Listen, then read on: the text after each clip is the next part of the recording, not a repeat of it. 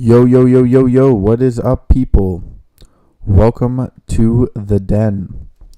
I got a nice little mic stand going so I don't have to hold it every single time. I can now use both of my hands. I can actually trade. I can get shit done.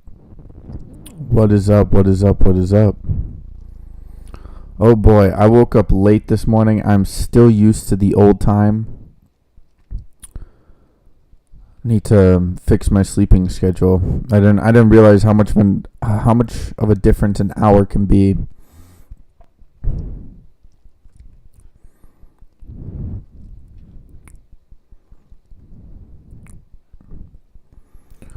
But I guess we'll figure it out at some point. Well, let's do live chat so I can see. Hey, what's up, Celsaire? How you doing, my guy? I've officially got a mic stand, as you can see, so I can use both my hands. I feel like I'm about to turn into Elvis Presley, bro. Michael Jackson, throw up my arms all over the place.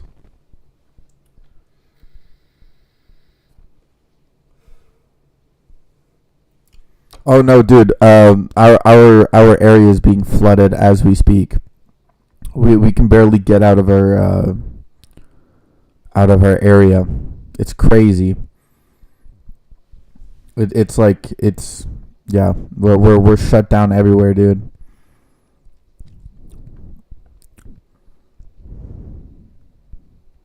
All right, so the question, so I'm at $88 right now.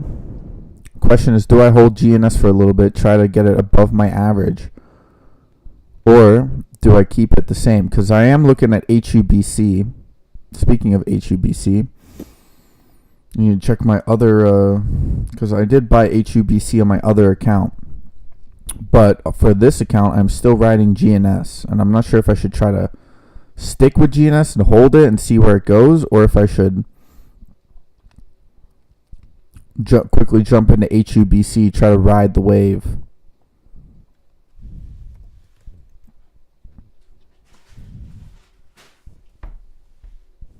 Oh, my plastic bag fell. You guys can all hear me right or good, right? It's no issue with the sound.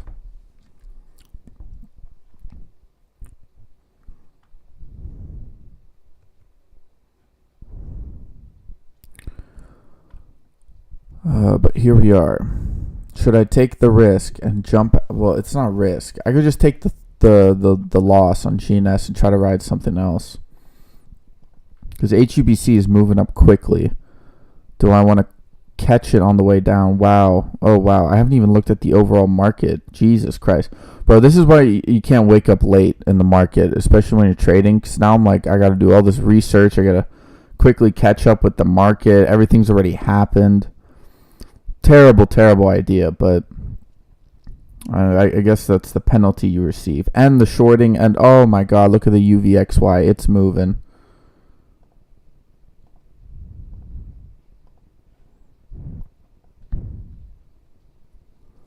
This will be interesting to watch. You know what? Screw it. I'm taking a loss on GNS. I'm selling GNS. I want to, because I see what. Let's look at my day trades here. See, I don't imagine there's important information here. I got 2 day trades, so I can jump in and out. I can always jump back into GNS. HUBC is falling back a little bit. I do still want to try the VIX, but the VIX is already ripping right now. I think the volatility. Hey, Barbara, how's it going?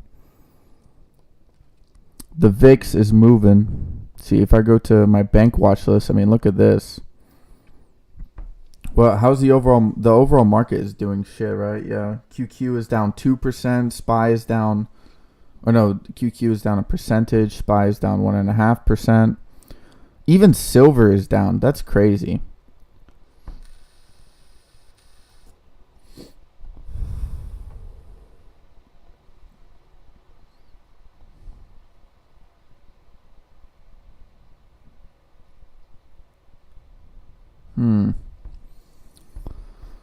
see. TRK is down 20 cents. That's crazy. Could I go shopping? That's the question. Should I try to ride the HUBC wave? I got 88, so I'm gonna try, but this time I'm gonna be better about my entering. So we're gonna buy 5 shares here. We're gonna buy 5 shares of HUBC. We're playing HUBC that it has the volume. We can always switcheroo. We can always average down all this crap if we need to.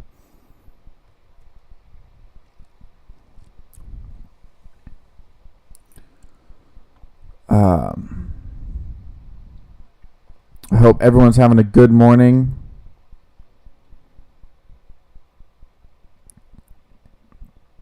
Always a struggle, dude. Always a struggle. Dude, but the rain is really intense here, dude. It really is. We're waiting for HUBC to maybe get a little further down. We do have a nice average at $2. It's probably going to try to hold $2 as support. Excuse me.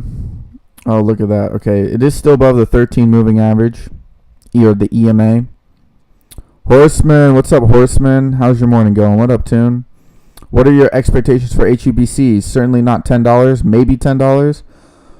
I don't know, but I'm gonna ride it for. I've been down on some of my positions, especially on this account, so I'm looking for some wins. I'm gonna enter in small. I only got 5 shares right now. Maybe I'm still kind of hoping for maybe a little drop back down to the 190s. I know there was some accumulation at the 190s right here. The volume did pick up, so I'm not super confident, and I learned from my GNS that I need to just be a little bit more relaxed in entering my positions. Take smaller positions. Don't be worried about larger positions. So, Dots, what's up? How's your morning going, Dots? Yeah, Horseman, I'm just gonna play it safe today. I'm not really looking for it. Like, see, okay, HUBC is coming down below my average. This is why I want to enter in small, so I can just pick up some shares on the way down. You know, I'm not sure if OA is in here yet, but OA is gonna definitely reminding me of how bad my strategy is sometimes.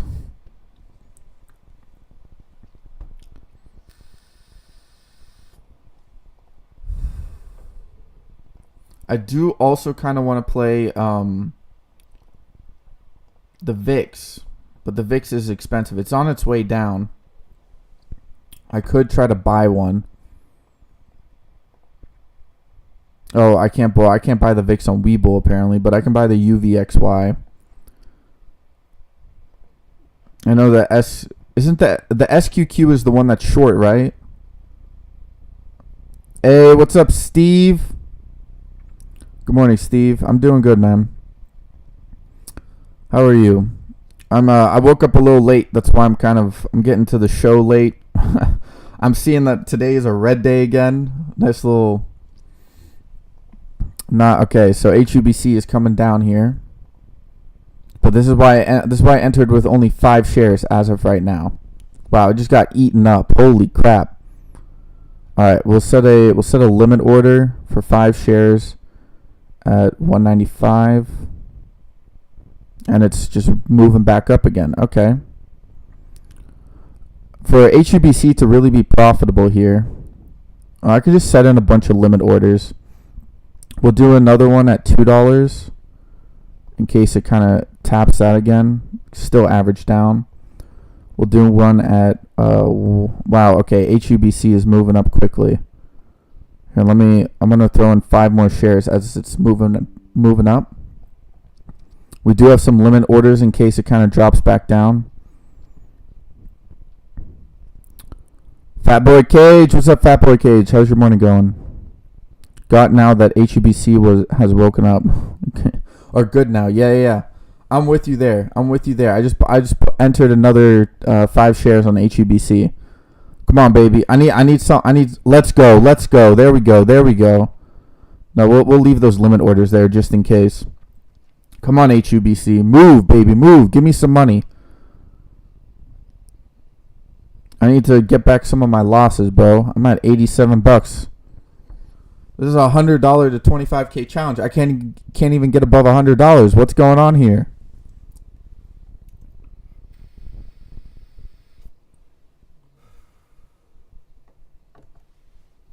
All right, we're moving up. We're moving up. Come on, baby. Come on. We're up 60 cents. It's not bad.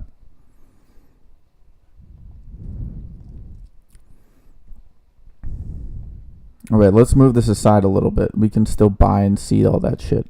We got some limit orders ready just in case it kind of drops down. I'll put in another limit order for 5 at 190.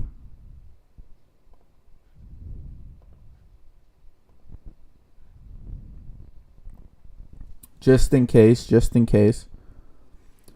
Average down a little bit. Oh, boom, boom, boom. There we go. Let's go, HUBC. There we're moving. 218, high a day. Wow, we are moving back down fast. This is going to be interesting. Maybe I'll even put a limit order at 205.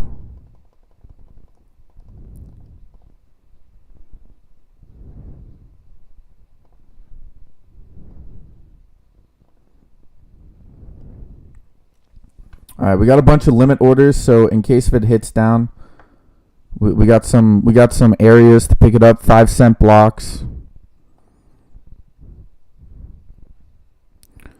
This is interesting. We are get a little bit of red there. Can we see it move up?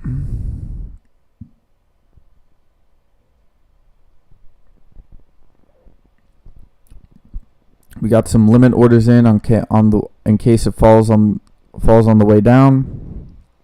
Go to the 10-minute here. 5-minute. We'll move to the 5-minute here.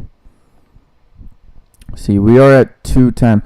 I'm kind of hoping we move up a full dollar here, to be honest. If we can move up a full dollar, get 10 bucks back to 100.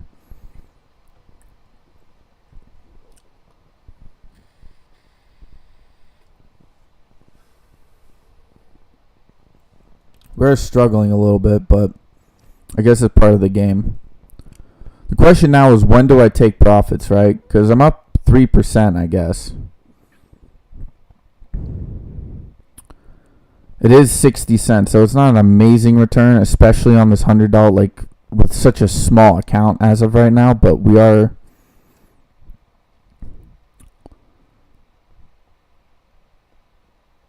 I guess we'll take profits. I think if it gets up to like the 230s or the 240s, I think we'll start taking profit. I think we kind of have to.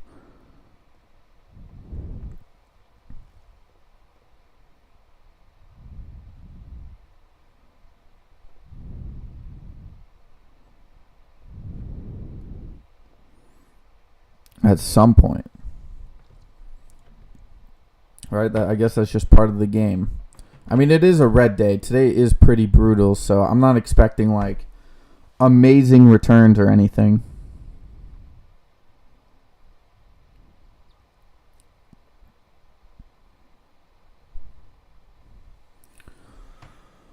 Oh, good old Germany.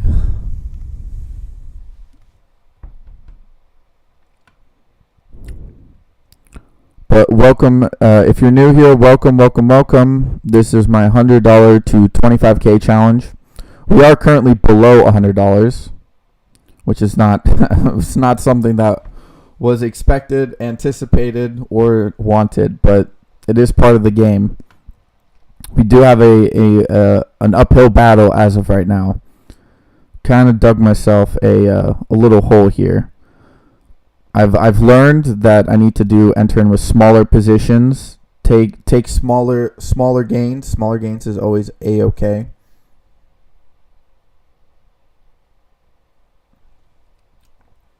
We are gonna remove a 205 limit order because it's not moving up as fast.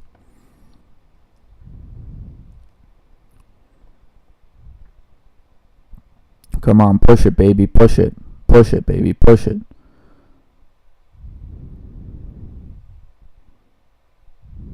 Yeah, the volume is still there. We still got some volume. There we go. We're trying to push that new high a day, baby. Come on. Come on. Push it real good. Oh, you have a suggestion for me? All right, I'll take it. Oh, whoops. That's not what I want to do.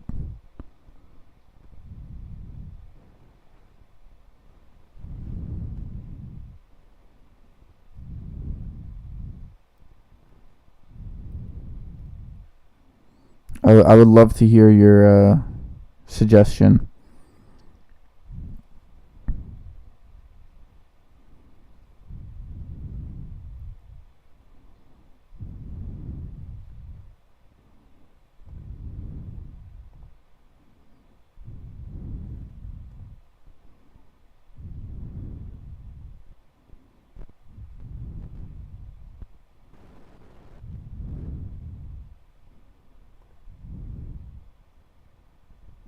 Oh, don't suck on the mic. Is a little too much? I haven't listened to it yet. Bobby Ray, what's up, Bobby? I did set it to subscriber mode, so people have to subscribe for 5 minutes in order to chat. Some people might not like that, but so I got a mic stand, Steve. So I actually haven't listened to it. It's probably a good idea if I do that.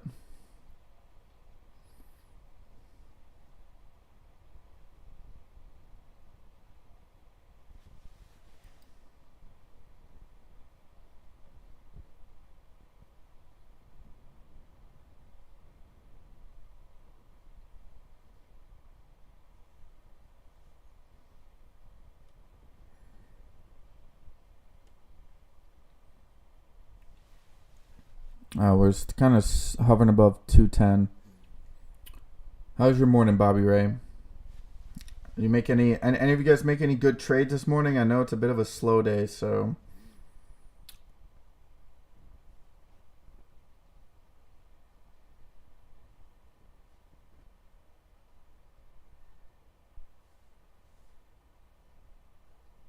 I'm just gonna quickly listen to it.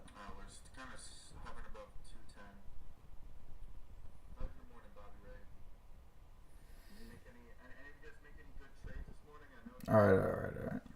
I know you guys can probably hear that a little bit in the background. I apologize. But thank you, Steve. Thank you. I can always... I can move it to the side a little bit, I think. Something like this.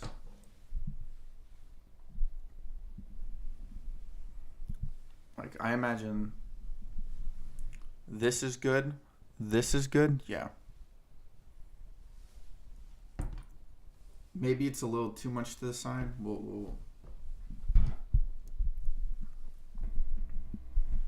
Yeah, maybe this way.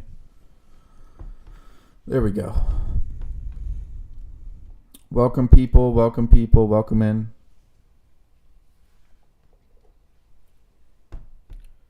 We are in HUBC right now. It is kind of trading sideways. If we go to the 1 minute, it did have a nice little leg up briefly. Volume did come in.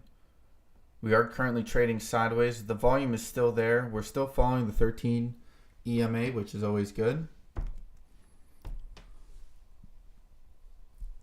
LYLT went up 100% today, sold at 75% profit. Nice, dude. Especially in this market. Jesus Christ. I mean, look at everything. Pretty much everything on my watch list is... God damn it, dude. Of course this thing would just start skyrocketing like that. Oh, the good old 666. How's the SPY doing?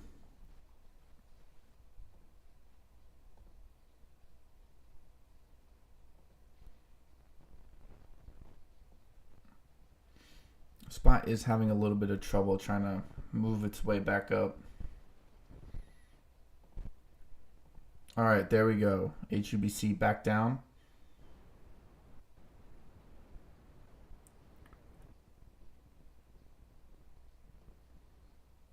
All right, this is where things get interesting. We put some limit orders in.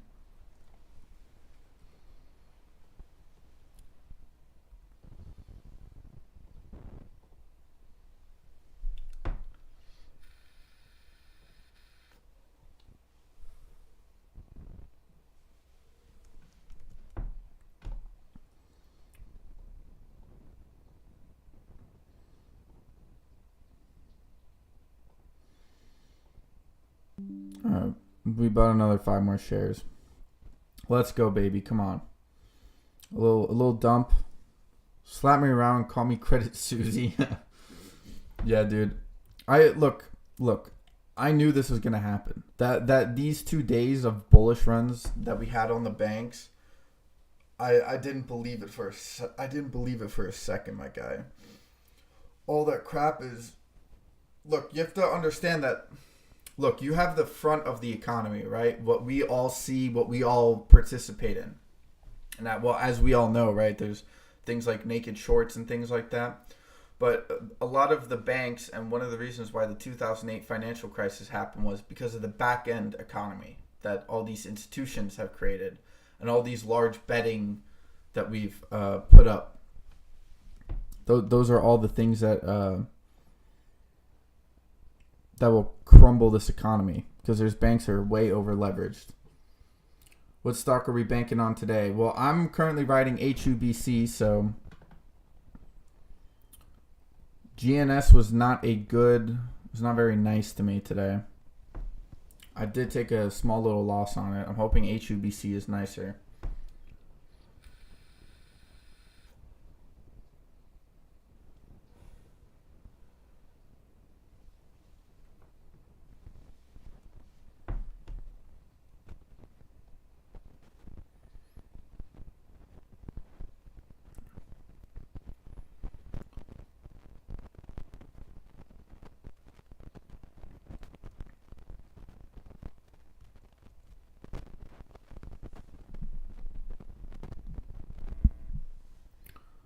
We are currently trying to bank on the fact that HUBC had a couple of legs up, especially yesterday.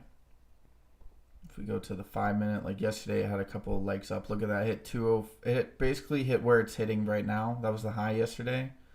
It kind of had the same thing yesterday where it had this sort of like consolidation happening. Well, what time was that around? Today was 10:55. Yesterday was 11:20. So it kind of happened actually around the same time, maybe a little bit earlier today. We could always see a more downward push by the market.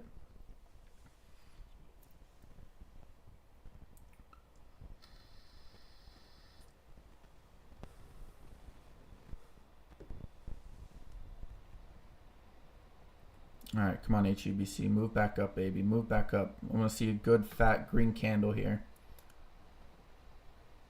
Jumped in with some more shares. I want to see $3 at some point, dude.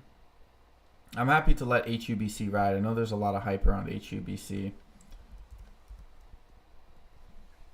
I know a lot of people are very, very bullish on this. So I know it's not really a squeeze, is it? It's just more of a play. Really, I didn't see anything in regards to him.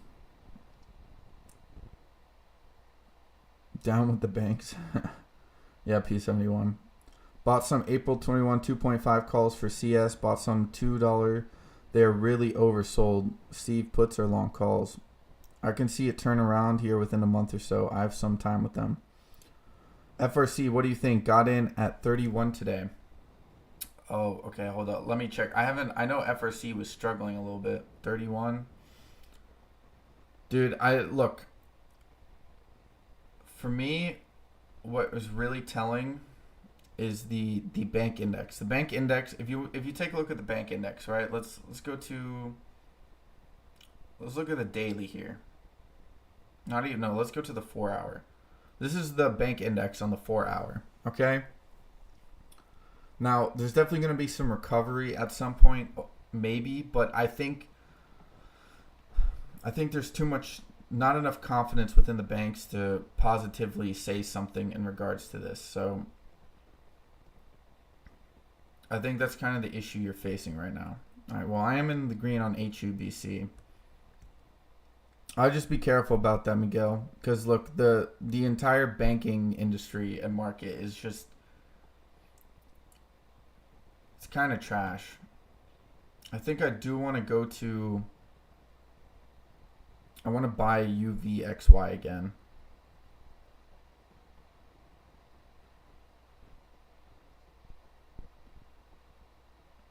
Could have actually been on the green on this. How much do I have? I have 28. You know what? I'm going to buy one UVXY for now. I know it's a bit high, but I can always average down. Here, we'll remove this middle 195 so we can have some more cash on the sidelines. Going in with UVXY as well. You know, let's pick up one more UVXY. I'm curious to see what happens here. See, because I kind of want to play both of these. So the UVXY, I'm already up 4 cents on 2 shares, so it's about 9 cents. HUBC, I wish it was a little nicer to me, but I think we're going to see maybe another little uptick on it.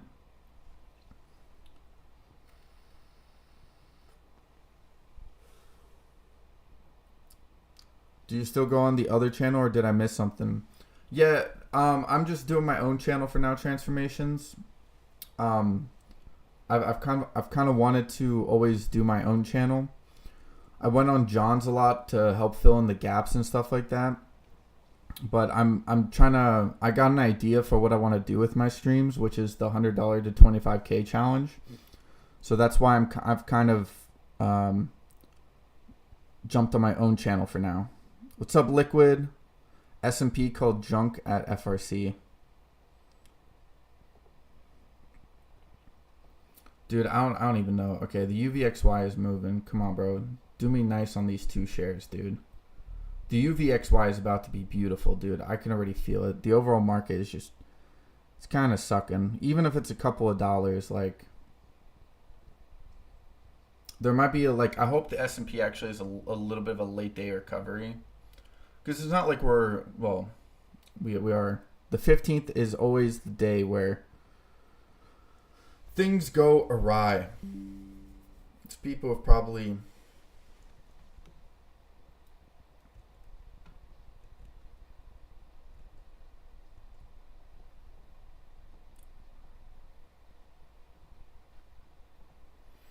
So we're trying to play HUBC, and then we're gonna also try to short the entire market with UVXY, hoping that the downward volatility is enough to bring me some cash, baby. See, because now hindsight's 20/20, and I could have just bought in more. But there's always gonna be some dips on the UVXY. I also want to do I want to look at some gold.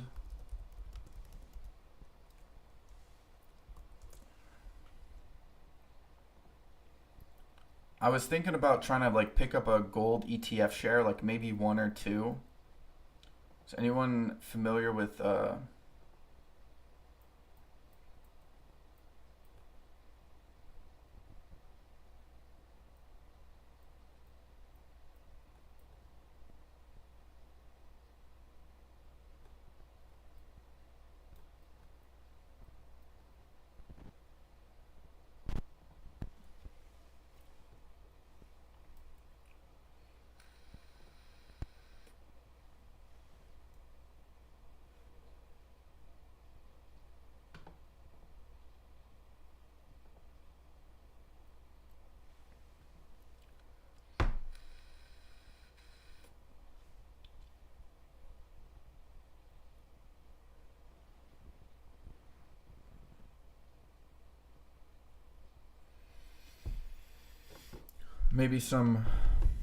maybe BART or something like that. I don't know. I definitely want to try something. I want to hedge my account a little bit. I don't really know. Come on, HUBC, move back up, bro. All right, UVXY is coming down. Let's take a look at BAR, the gold ETF. Wow, look at that. It's been on the rise recently. We did peak. When did this peak happen? This happened February 1st, and we had a high of 2054. This was back in 2022. Let's go to the weekly. Let's see what happened here. Oh, this is quite a new one. 2017, we hit a low in 2018. We had this like flash crash. It reached a high, so we have this nice little like.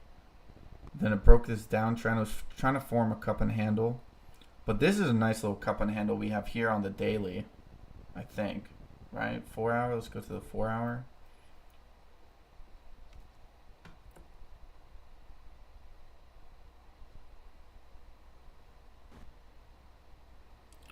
Not financial advice. Price prediction for HUBC for the end of the day. Also, are you holding it overnight? Thank you for your time. My friend, I do not necessarily have a price prediction for HUBC. I know there's a lot of speculation. Like if you look at this chart, it looks kind of nice actually, but as of right now, I'm just trying to like my account is so small. I might hold it. It depends on the price action for the rest of the day. I'm hoping we could see like the 230s, maybe the 240s, but that's not like based off of any real fundamentals or anything. That's just like based on the chart and stuff like that, right? And we're moving up right now, 212. I definitely think we have another test on the high of day. Not financial advice, obviously.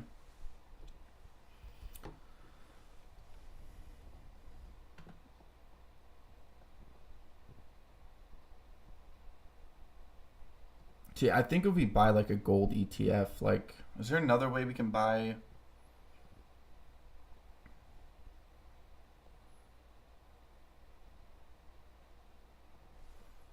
IAUM.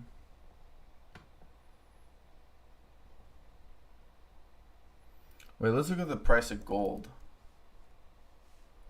That's probably better than just sitting there. Like, okay, so it's currently at 1900. If we go to max,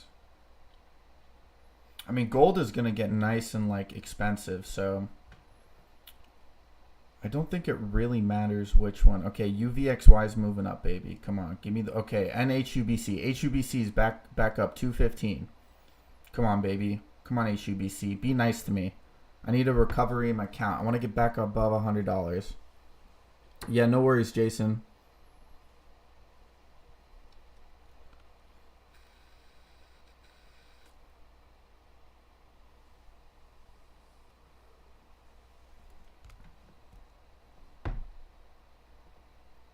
I'm not here to claim I'm a like a guru or anything like that. I'm just here to. Okay, I like the IAUM better. It's a bit more closely. It's more closely related to the price of gold. And I'm gonna buy one share of it. So I want to hedge my account a little bit, so in case anything goes wrong, you know, because I still want my money working for me, and I feel like if I put it in gold, especially within this market, it'll be a nice little hedge.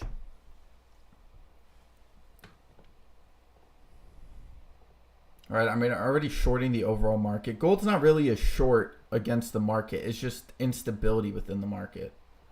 You know, when people don't feel comfortable putting their money into like banks or houses or stuff like that when the market's teetering, right? I mean, gold always has these massive rallies over periods of time. I know from the highs it generally has like a 50% retraction, and then once you get that 50% retraction, because people start selling gold when the market's good, and then people start accumulating gold when the market's bad, right? Because there's just more buying pressure on gold. I know a lot of banks have also been acquiring gold. That's one of the reasons why I know that doesn't mean much, but like, especially because I'm like, in general, I'm not a big trustee of the bank as of right now, but okay, we're up 21 cents. I mean, today, let's see. Come on, HUBC. I want to see a little nice 240 on the day.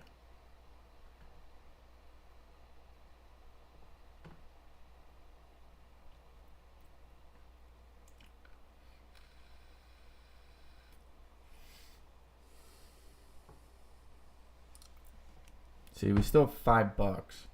I could always just exit on my limit orders here and try to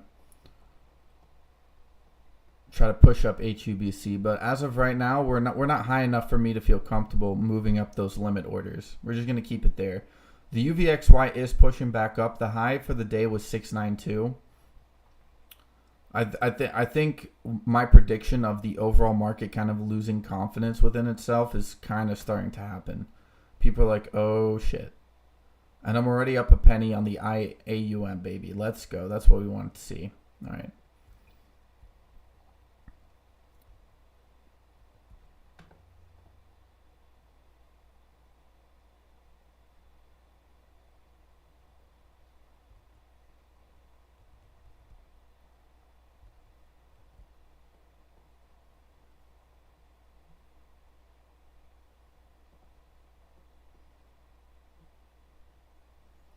Yeah, I might just hold the UVXY for a little bit, to be honest. I know that's not what they recommend, especially because it's a more short-term play, but I feel like a short-term play in this situation, like, we're kind of, it's more of a long-term thing as of right now, so.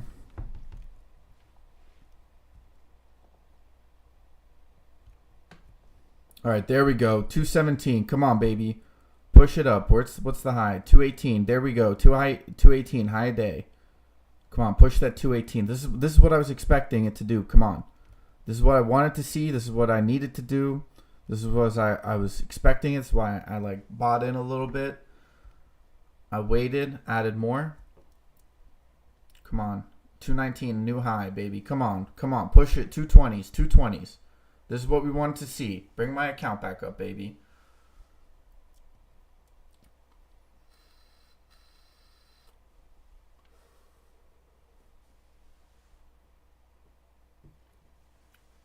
What, we got some sellers at 219, 220? Really? I guess there's just too many penny flippers. Hey, what's up, Bodie? Good morning, my friend. How are you?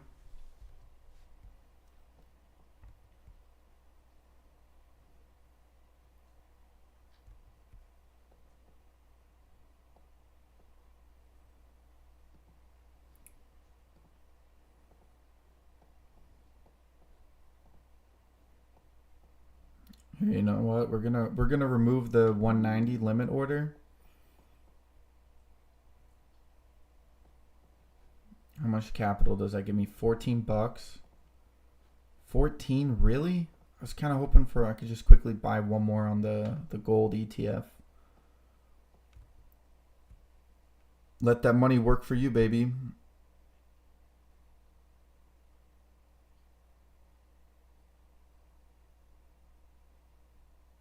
Listen to you in my truck. You're 220 yell. Make my sub hit. LOL.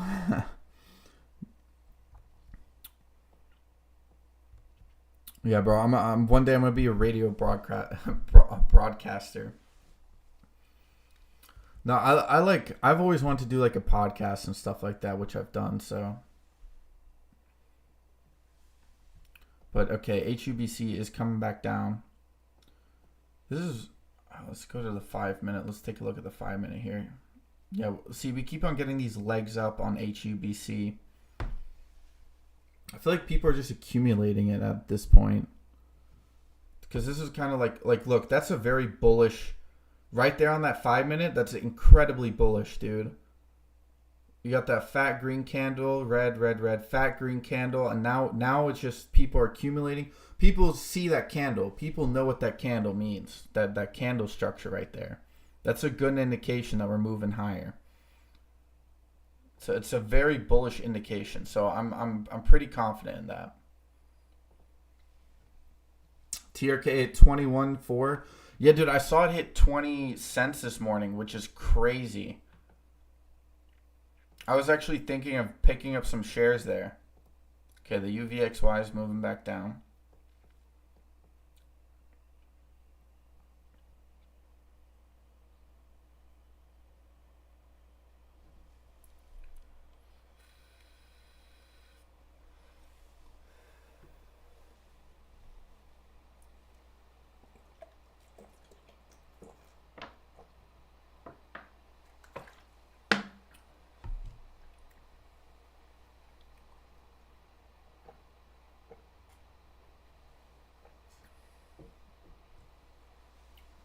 Okay, there we go. Come on, HUBC. The fact that we haven't hit another, like, we're not in the 220s yet after that candle is kind of blowing my mind right now. Like, we got to push the 220s. Tell me that resistance is not, like, it's that strong. I mean, we are, look, we're still tapping the high, near the highs. There we go, 219 once again. It's getting pushed back down. Look, it's incredible. It's an incredibly bullish thing right there. Like a very thing, action or pattern. I'm blows my mind. We haven't pushed into the 220s yet.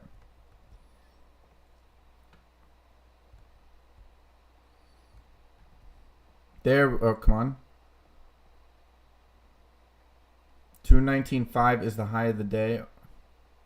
Oh, no, the 219.9. Wow, we actually, like, almost into the 20s. There we go, 2020. 2020, there we go, Bodie. 2020, woohoo. 2021, let's go. Or 221. not, we want to forget 2021. Sound the alarms, baby. Let's go. Let's get it. Come on, push. We want to see 30s. We want to see the 30s.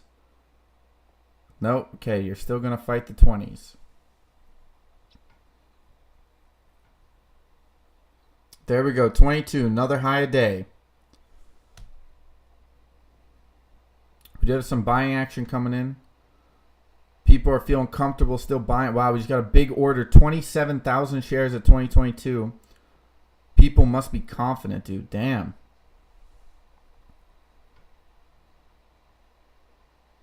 All right, now we just got a bunch of algorithms coming in. Source coding, letting the rest of the market makers know what's going on.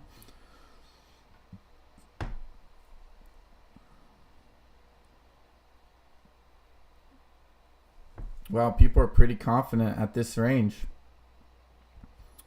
To Jason's point, maybe the hold is in the playbooks. We don't know yet. We'll see. Come on, baby. We're up $1. We're up $2.50. Let's get this account. Let's get this account up, baby. Come on. I could close out the buy limit at 5 or at 2. Keep try to move it into the IAUM again. I might try to go for something else though. Maybe I was looking for people seeing that $10 pipe fund in price and feeling toy.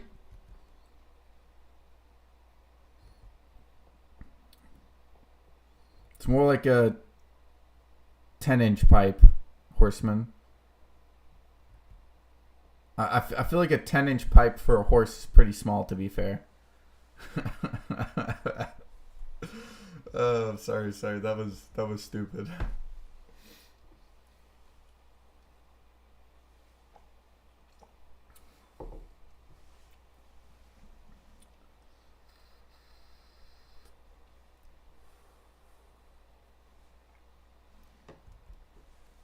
See, we're still hovering around 220 to 219.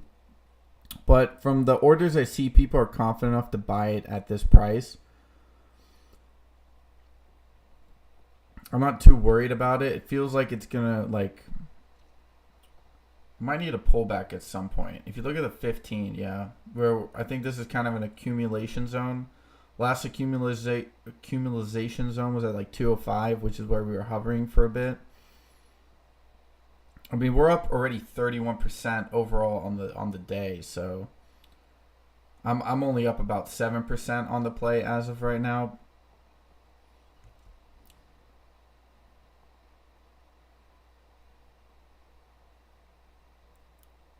Oh, okay, Horseman. Okay.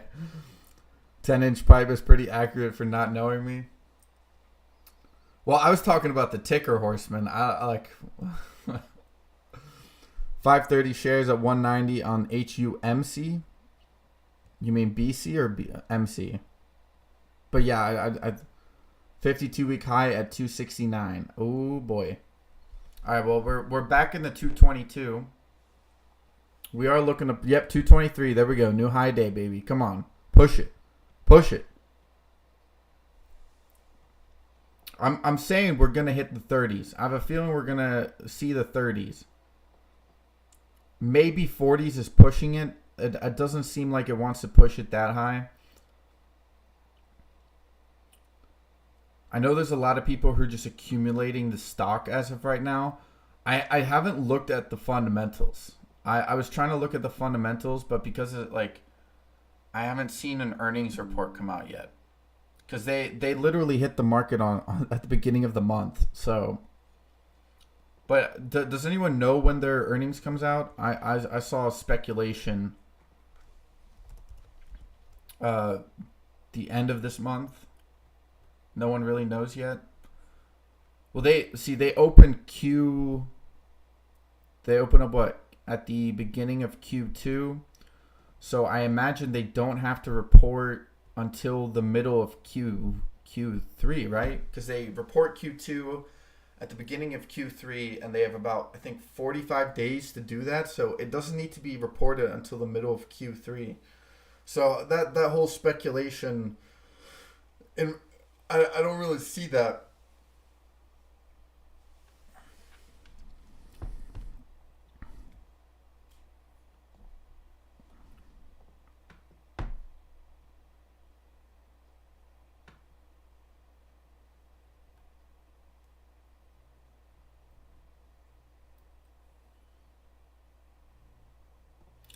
I see a bunch of people saying like $3 or $4, but I don't know where the hell they're getting that price action from, to be honest.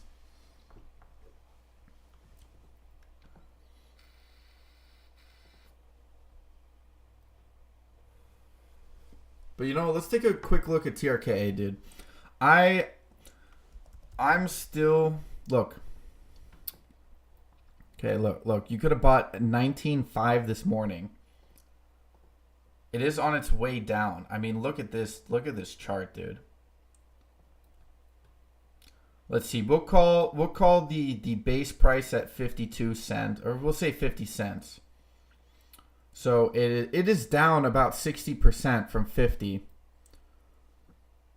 You could see what a 50% jump from here. So that's about 30 cents, maybe. Oh, my positions are moving up. Okay, HUBC is moving up. 227. All right. 227 high day. Holy crap. Look away for 1 second, and that boy's moving. All right, let's go back to the setup I had.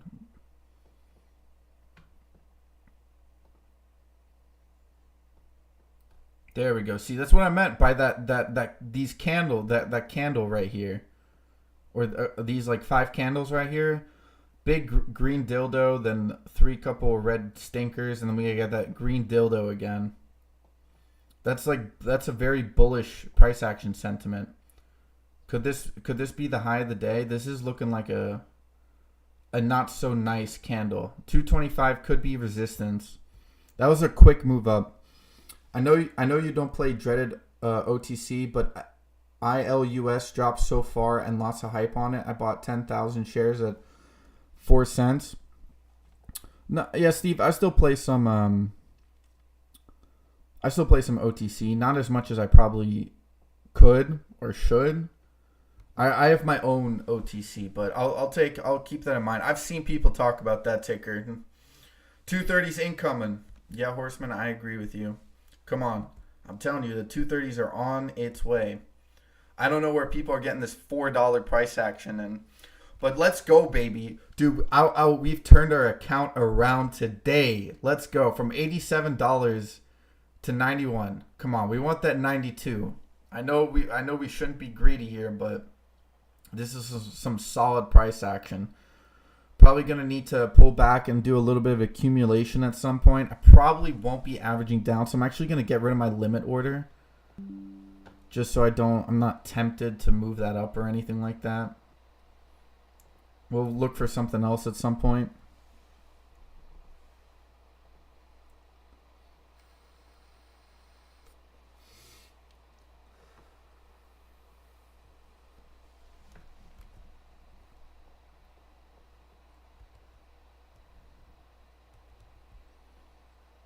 All right, 227.5. 228 is the high. There we go, 229. The 30s are inbound, baby.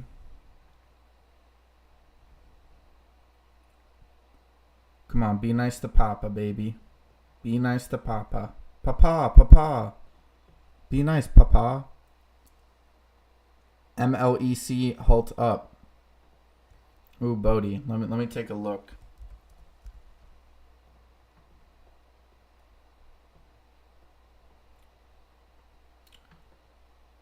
Oh, wow. Holy crap. Yeah, I was going to say, let's also look at an APE and AMC. Them boys be drowning. They be drowning by the VWAP. See, is there anything else that we've recently played that could look for a nice little reversal at some point?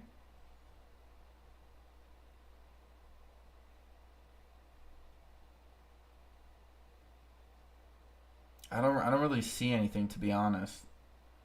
See a lot of tickers trading kind of at their, where we took a look at them. Zelb. Ooh, that came out of nowhere. All right, we're going back to my positions. All right, 229, 229. Do we see the 230s?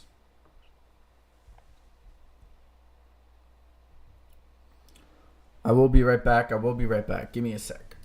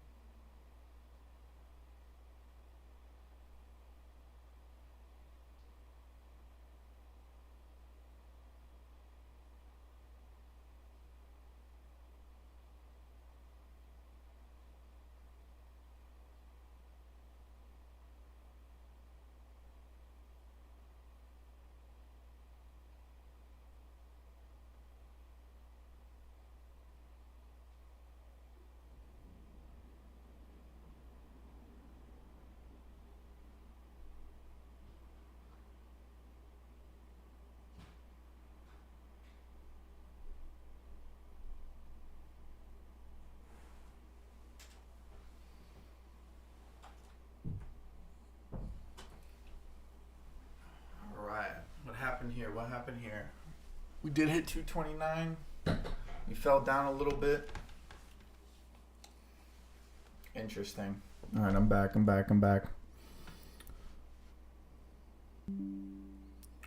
Where the volume? I can always eat the mic, Bodie. I know that probably annoys people, but There we go, baby.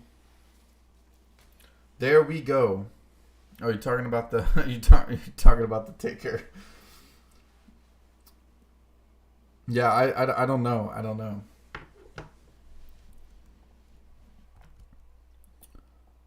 $226. That's not bad. Let's take a look at the 1 minute here. We did have that nice little dip again, dude. That looks like a nice.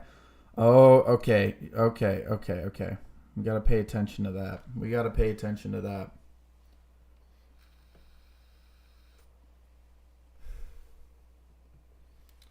All right, I'm all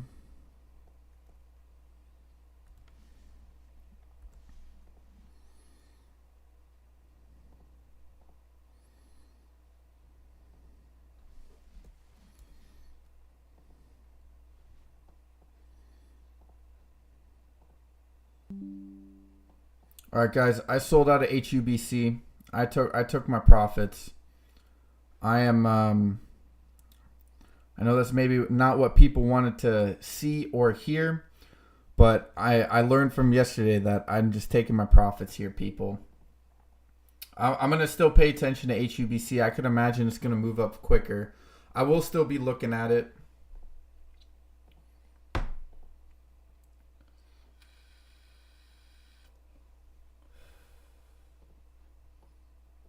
TRKA looked really nice on the 1 minute. TRKA is moving up. I actually maybe want to jump back in here.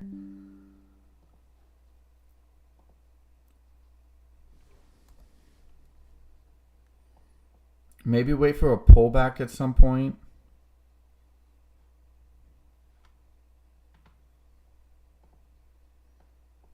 HUBC it does look like it wants to move up. I know people might not like oh, there it is. I know people might not like that I sold out of it, but dude, I'm here to build an account, not to marry a stock.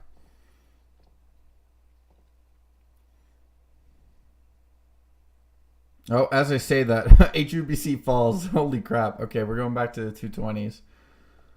Hey, I could always just pick this back up again, you know? We do have a day trade left. If it falls back like to the 210s, like I have a feeling we're gonna test the VWAP again. That's like 205. We'll take a look at that. I mean, it could always continue moving up. I to be honest, I don't really know. I mean, does anyone really know? Is that like that's self-explanatory, right? All right, let's look. Let's go for another ticker here. Let's see if we can make another trade. If not, we might hold off for the day. We did. Our account did go up a little bit today. We went from 87 to 91, so we did go up $4 on the account. So I'm not saying we need to make a trade, but what I am saying is, okay, HUBC falling. Okay, there we go. It hit a low of 212. It's currently at 215. Wow, I timed the sell off so well. Let's go, dude. Yes. Let's go, dude. Let's go. Not getting caught in that BS, bro. That's why you take profits. God damn it. Let's get it. That was a W. That was a W. Fat W, dude. Let's go.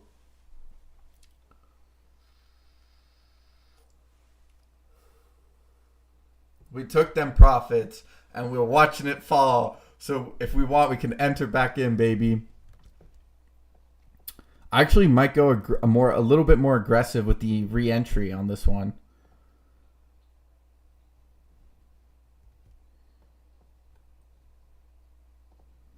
See how many? If I do a limit, I can buy 25 shares. 26. I could buy 26 shares.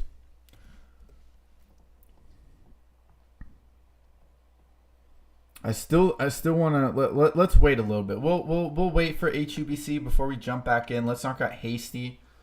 We just got a W. Let's keep our emotions in check, right? Let's slow down. Let's not get ahead of ourselves. We got a $4 win. We're gonna take the $4 for now. We don't need to start squirming about trying to do some. Where the volume TRK moving. TTO had good earnings this week. 52-week low. Hey, what's up, OA? How are you doing, bro? That was nice. I'm watching on TV. Perfect timing. I know, dude. That was beautiful.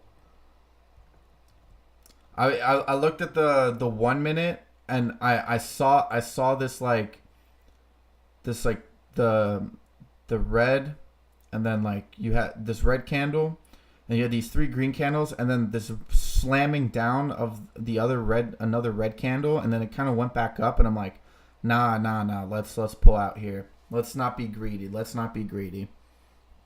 That was a candle play. I did it based off of candles, guys. If you don't know, if you haven't looked into candle action, I would highly recommend it. There's a bunch of these candle patterns that exist that people use to kind of like follow and like understand the general sentiment of how people behave. I've done some research into it.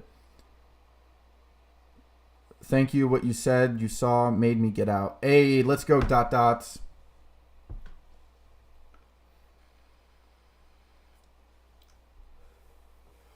I like to hear that, bro. I like to hear that. Thank you, man. Thank you.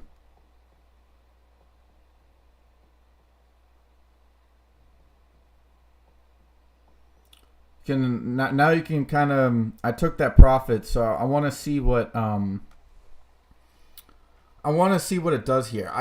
I like when tickers test the VWAP, right? I mean, because generally, especially on these like long runners, you're gonna see a retest of the VWAP, and the fact that it was kind of like it was hovering over it so highly, it was kind of like an issue. Like it is testing the 13 EMA right now, which is always, it's one of those things that like is a good indication of momentum for intraday. So I mean, there's still it's still hitting some good resistance right now, but I'm gonna let HUBC settle itself for a little bit, see what happens there.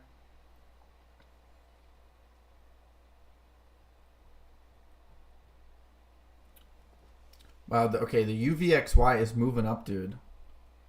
We're up a good 33 cents on the UVXY with 2 shares. Let's go, dude. Let's go. Today's a good day. Oh wait, I'm not sure if you heard my you made me money today. Hey, let's go. I like to hear that, dude. But yeah, OA. So I was thinking of some strategies, right? Cuz I know you're also working on that smaller account for your son, right? So what I've been thinking about, right, is how to, because I don't want to use all my capital all the time, right? So I've been thinking about how to use the capital that I'm not using into something that like will still make you some money. And I think the way to do that is buying gold ETFs, especially because if you look at the how much banks have invested into gold, and you also have this big push by Republicans trying to get us back on the gold standard. I feel like you could like there's a lot of bullish sentiment on gold right now, so I feel like you could use that to like kind of let your money that you're not currently using, you can let that work for you. But that's just what I've been thinking about. So I bought one gold ETF. All right, MLEC, it's halted again. When did it halt last time? It halted. Oh wow, you could have made full $2 on this bad boy. What's the free float 15 mil? Yo, why is it moving up? Yeah, any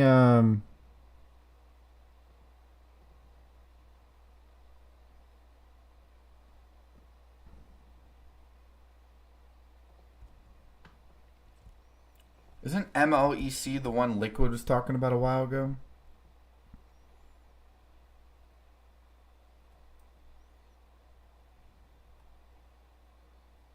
Or is this also another one of those SPAC plays? MLC 220-ish algo. Okay. I don't know. Okay, HUBC is going. See, this is why I was waiting on HUBC, bro. 209.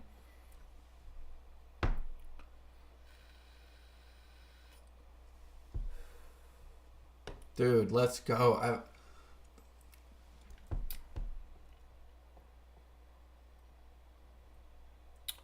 Could we look for a re-entry at some point? I'm waiting for the test on the VWAP. It's probably going to test that VWAP, go a little bit below it. See, we had some resistance at 203, 204, something like that. We'll keep an eye on it. We don't want to get, again, let's not get ahead of ourselves. We made some money today.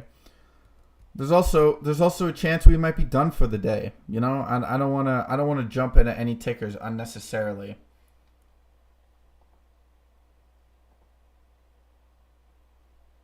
We got Stone Co. Limited. It's up 4% today. It's 12,000 watchers on StockTwits. Okay, not many people are very bullish sentiment there, so might move on to something else. Oh, let's take a look at GNS. How's GNS doing? I just sold out of GNS this morning.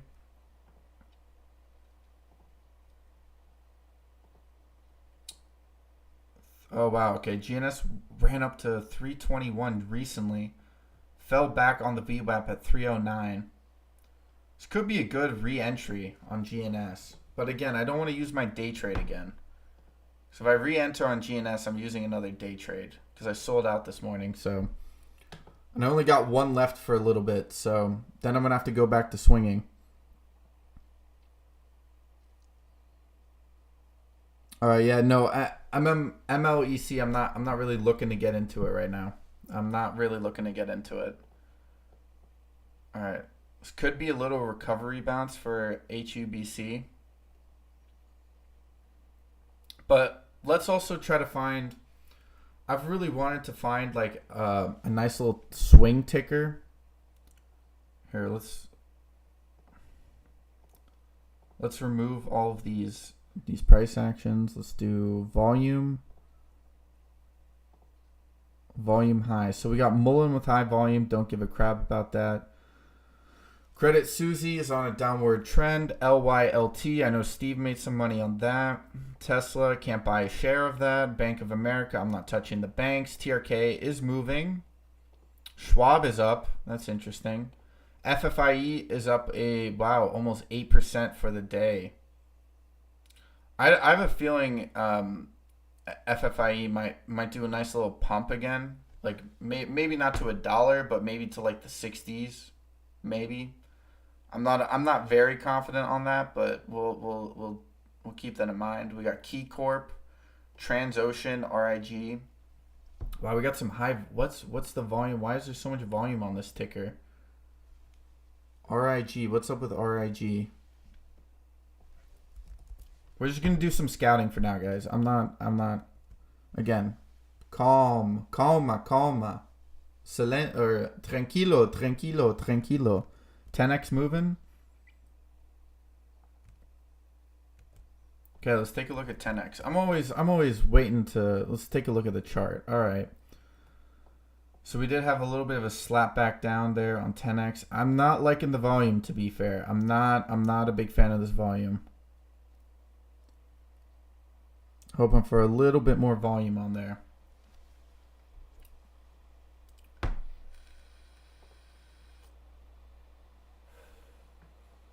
See, bro, I'm already up 3 cents on the gold ETF, dude.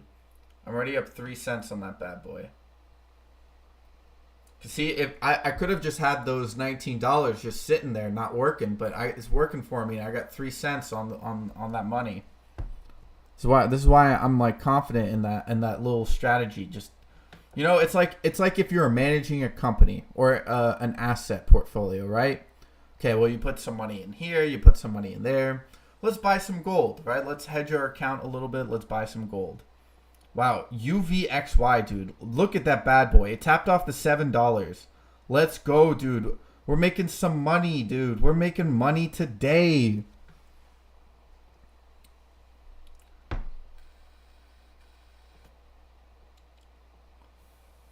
Okay, so, okay. Actually, let's take a look because it's unhalted. Oh, wait, I like your little... It bounces off the 12.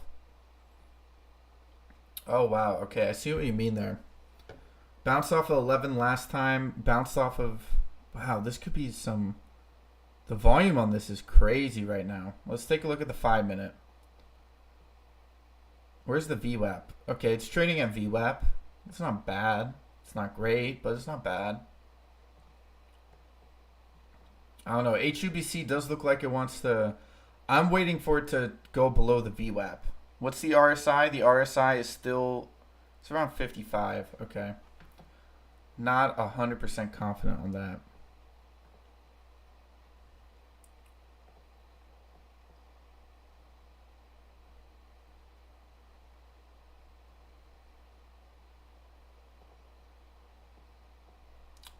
I love how Silvergate is still trying to move up. Dude, I wish I had $2,000. Oh, let's look at FRGT. That's what I wanted to take a look at today. FRGT. Wow, look at that drop on FRGT down to 18 cents. Isn't FRGT doing a reverse split at some point? Wasn't that the news? I know there's people talking about that. Okay, yeah. FRGT is splitting 1 to 10 effective March 24, 2023. Usually will come down after stock split. All right, so we'll keep that in mind. FRGT, it's a good fundamental company. I think they just need to get back to NASDAQ compliance. I think it's one of the issues they have. So let's see, a 10 to 1 reverse split. So that means from this price action, there would be 18. Move over a decimal, so it's $1.80, $1.86 right now on the reverse split. So okay, HUBC is moving back up at 212. UVXY is trying to push over the $7. It's still testing that 701 for the new high a day. It's kind of having some little struggle there.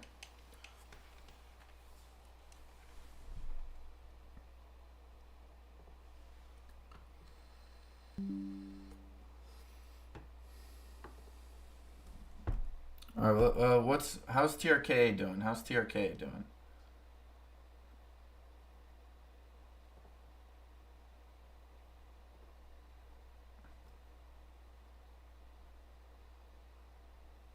Okay, TRK is back down to 21. Do you think this could be a nice little swing? What's the RSI? It's below 50. It reached a low of 30 this morning. It's definitely overbought. It reached 76, oversold. This looks like it's just kind of in this middle channel. We'll wait for. I don't know. Let's look at the 1 minute candles here. Wow. The only issue I have with FRGT is Webull requires me to buy 100 shares. It's not like I can buy 50 or like buy 20 shares. Like I have to buy 100, which is like half of the cash I have in my portfolio as of right now. So I'm not very confident on that. GNS is very close to where I sold out this morning. So I did miss the run up, but it still wouldn't have been above my average. So I would have still been struggling a little bit. I'm just not a fan of the volume. I was expecting a little bit more volume for the day.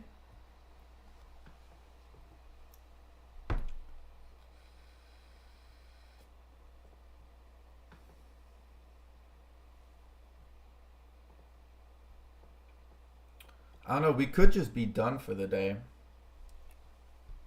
See, let's take a look at my. Yeah, I don't get a second day trade until next Tuesday. Damn, bro. And then next Wednesday I get. Yeah, no, it doesn't seem like there's any real.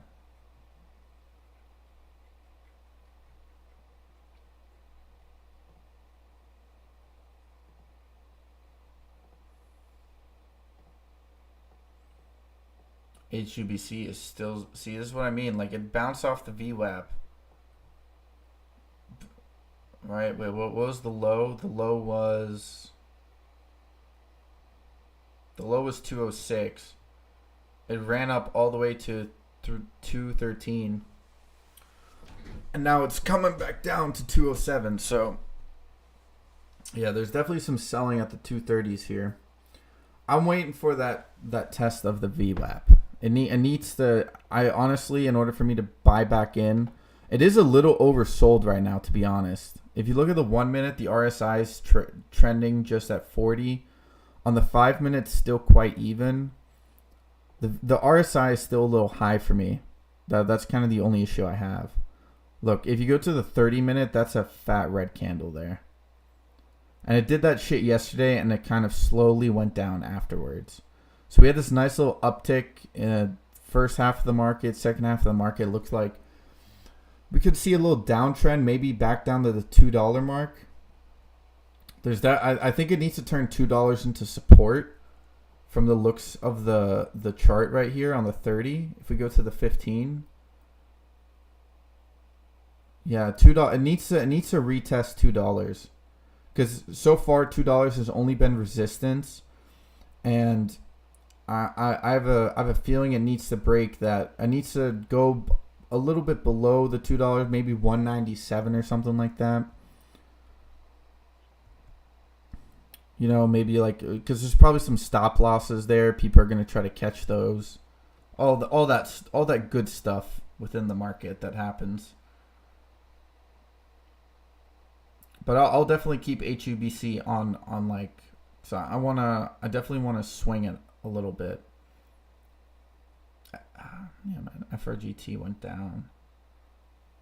See, is there no other ticker that's like popping up today? Anybody got any like tickers that they've been looking at that they're not 100% sure? They see some rise in volume.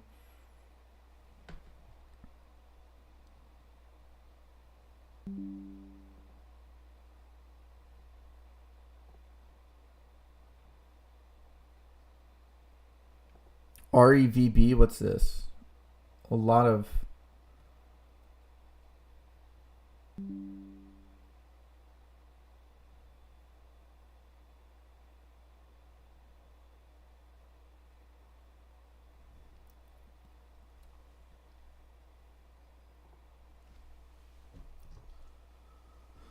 all right.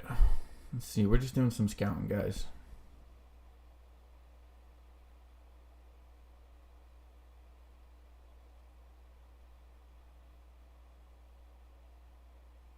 Oh, okay. Did a REVB did a public offering and it closed it?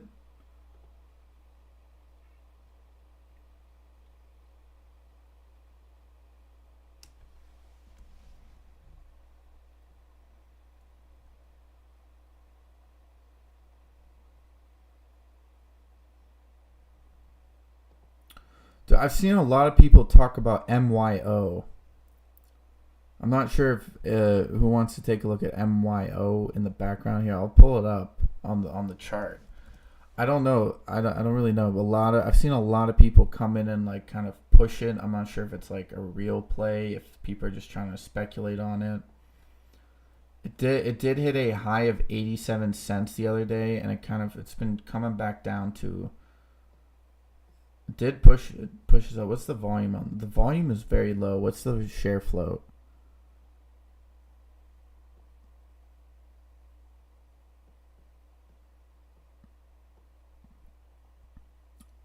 Outstanding shares 20 mil.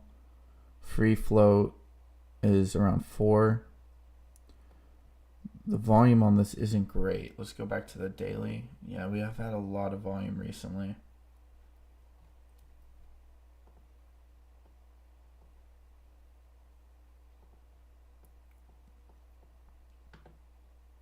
Oh, the UVXY tapped 705. Come on, dude. You want to be beautiful. You want to be sexy.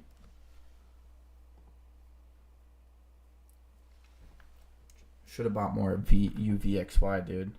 I had a feeling it was going to do good. IAUM, I'm up what? How much am I up now? 5 cents on one share. That's not bad.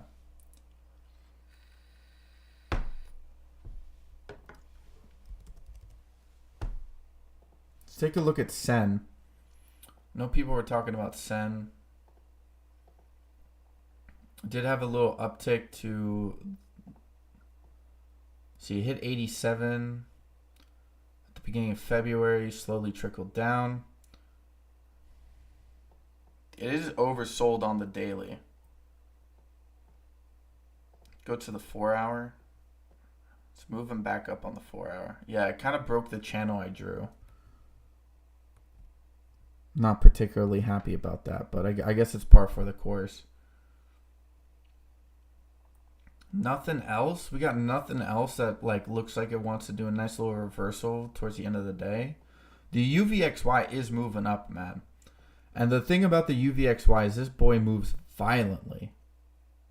It's been climbing up steadily throughout the day. Here, let's go to the bank watch list. See, wow. Yeah, FRC is moving down. Yeah, you got JP Morgan, Wells Fargo, all moving down. Berkshire moving down. SPY. It hit 383 this morning. Here, let's look at that. Look at this. We could just short we could do SQQ. Right? SQQ is shorting the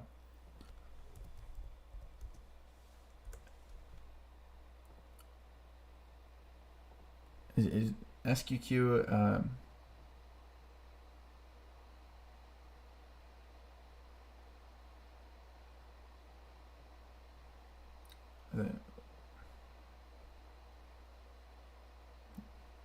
an inverse leverage exchange. Yeah, so the SQQ is essentially shorting the market. Do we have the SSPY? No, that's not a thing, I guess. UVXY, wow, moving up to wow, dude, wow. The UVXY is moving, dude. I should have bought one more share, bro. Could have turned that into $1, but again, let's not be greedy.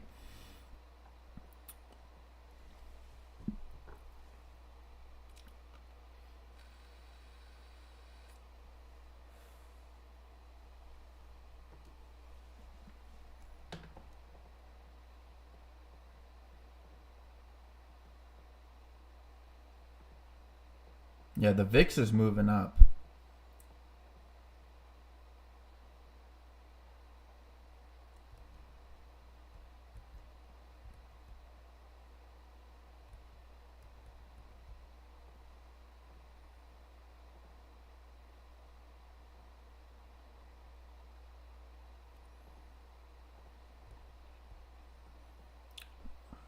See, UVXY. What's HUBC doing?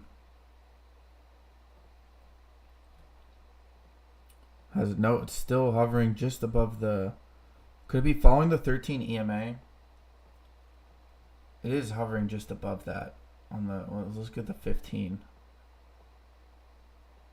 Reject. What did it do? Didn't it do something like this the other day? I think it did on the 30, where it kind of just rejected itself. No, we could wait a little bit. We can still wait.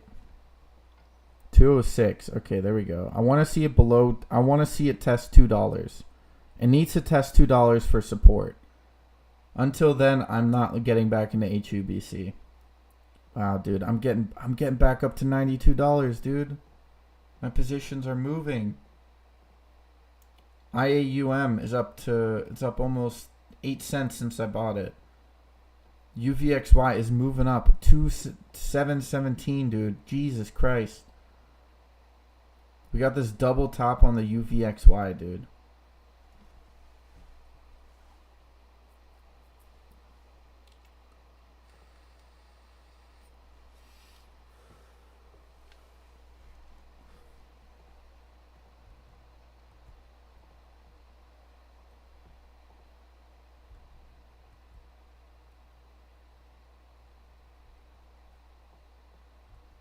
We'll leave the VUXY up.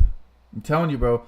These like the fact that you don't even have to like short, like actually short in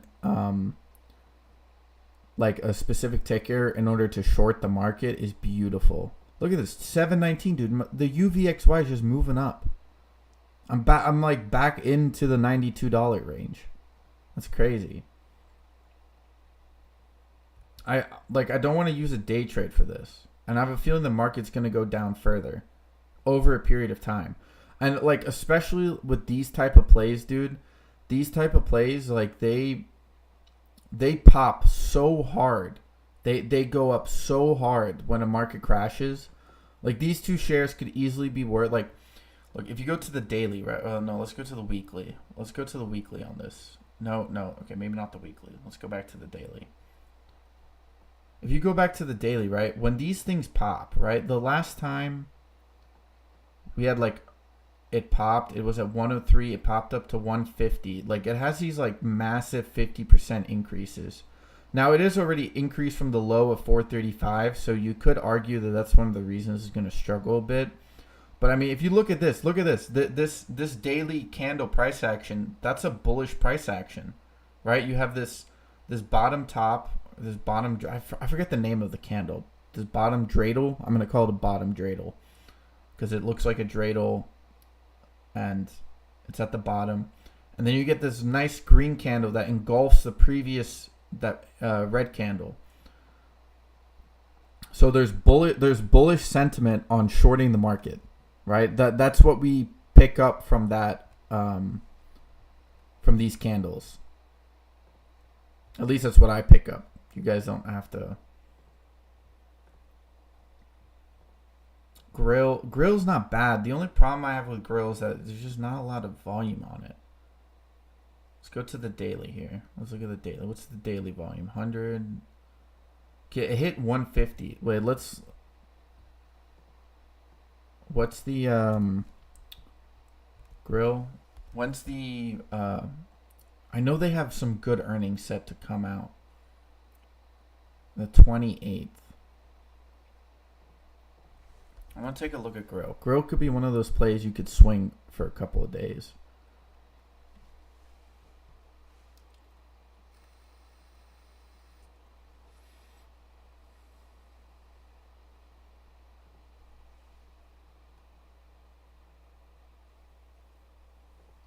OTLY. Oatly Group.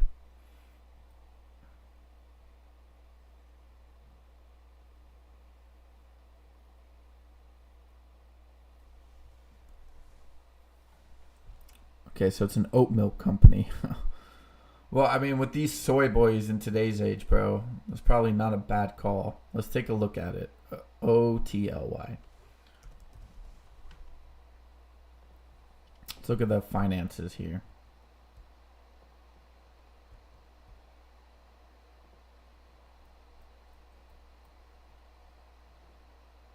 It's already a $1 billion company. Oh, dude, they have no revenue. Let's look at their. Oh, they have revenue, but they don't have any earnings.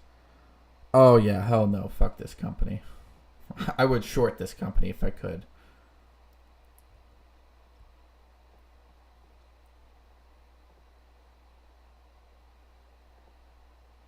GNS again. I'm looking for that. It might have to rebound to the $2 range. If it goes back into the $2 range, I'll pick up some. HUBC moving back up, 214.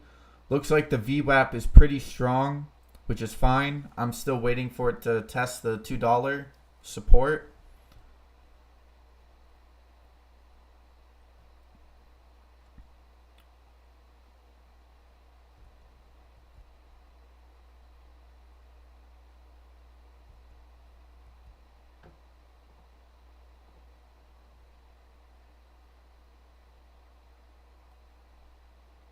ATXY, or ATXI. What about this? I know they had some FDA news that's supposed to come out soon.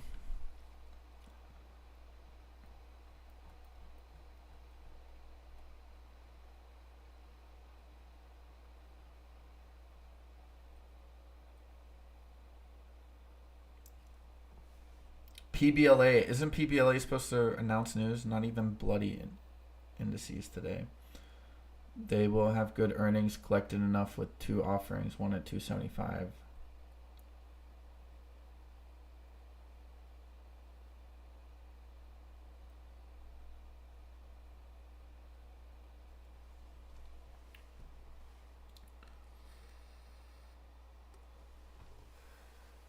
I'm going to be honest, I don't even think I have enough capital to get into PBLA right now.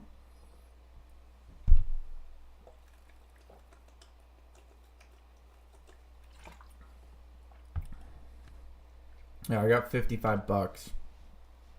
I need to buy 100 shares of that company.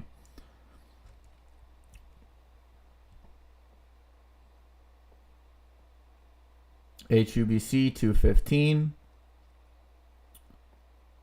Well, maybe the VWAP was a good call. Could have day traded that boy again. We're gone with 25. See, 25 shares times that by 10 cents is $2.5.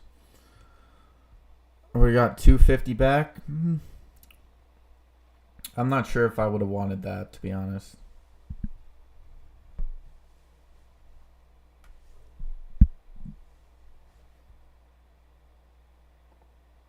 Take a look at TRK again. What's the market cap? 71 million. That's pretty high. I don't think you're gonna see an inflow of. I'm in GNS trying to break even after average down. My only play for now until SPY picks a direction. Yeah. Oh wait, I was thinking about getting back into. I was thinking about getting back into it on GNS. I took the loss this morning, so I'm like, I don't want to sit here and wait. Like I wanna try to play a ticker. So luckily I did on the HUBC again. But the problem is I have to wait till tomorrow to buy back in because I don't want to use another day trade for just buying back into GNS. Bobby Ray, what's up with FRGT? Is it a good play? I think it's a good play. I think the only issue with FRGT is that they're about to do a reverse split. I'm pretty sure the cash flow. No, they're getting closer to cash flow positive. They do have some good revenue. Their cash on hand is a little weak for my liking, to be honest. But I would just wait because they're gonna do a reverse split, and then you can always just buy back in.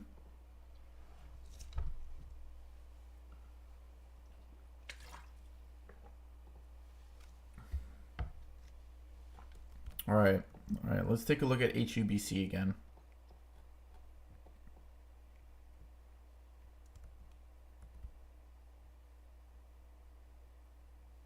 But OA, I did take your advice. Like I was like, okay, what would OA do here? Buy in small. Wait to average down, which is what I averaged up on HUBC. I did average down again on another 5 shares. But I think trying to go in a little bit easier in the plays is probably the best solution at this point. Hold on one second.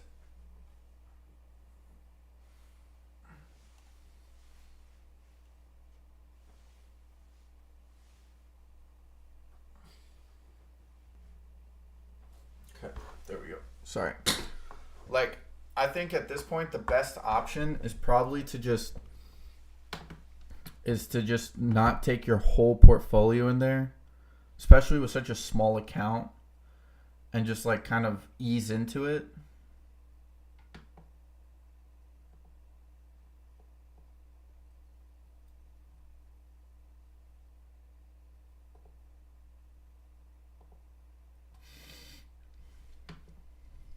Swag, wow. I've kind of wanted to play swag for a little bit. We're still gonna wait off on that. Oh, they have earnings today. Grill has earnings today, according to Webull. Hold on, let me go back to this.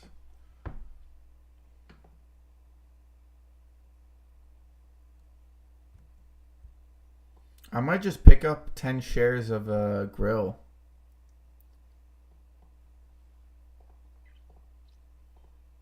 I mean, it did run up, and they have earnings today. I mean, people might sell the earnings. That's the only issue. But I mean, look at that uptrend on Grill, dude. From 30 cents to $1.52. It also got NASDAQ compliance as well. Market cap is 34 mil. That's pretty.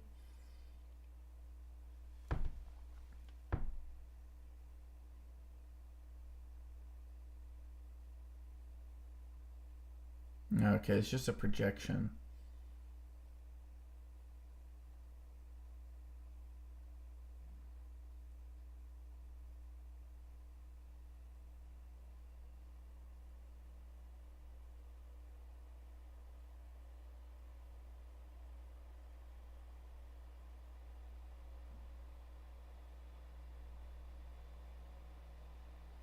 I might just accumulate. I might just buy like, just buy 5 shares of grill and let it ride for a couple of days. What, five shares? We get 23 cents. That's $1. That's pretty. It's a pretty small gain though. Oh, one sec.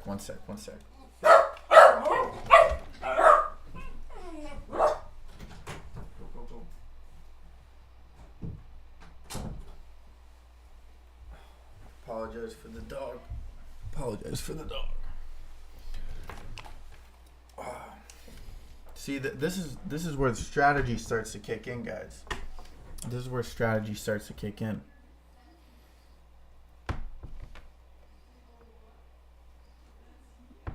See, took some profits on HUBC. I'm up over $300 for the day. Still have over 450 shares in at 190. Nice, Jason. Yeah, I sold out at HUBC. I took like a $3 or $4 gain on that. Toon, you did the right thing. I'm spending too much time averaging in for these pennies. Yeah, dude. Like, I still like playing pennies every once in a while, but I think these, like, we gotta reprogram our mind. Bro, especially OA, bro. If you guys don't know, OA, YouTube hates OA. They don't like the fact he's broken the matrix.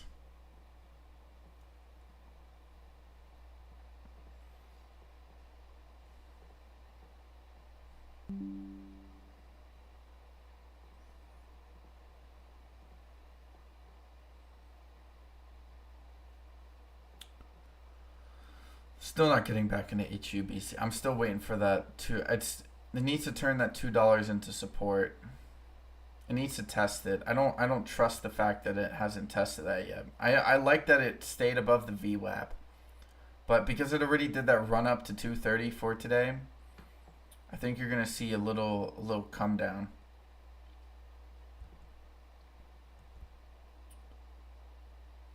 See, we need to do some more scouting on some of these plays.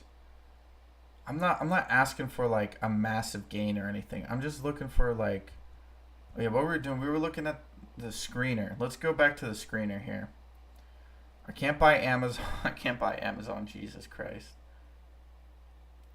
Open Technology, no.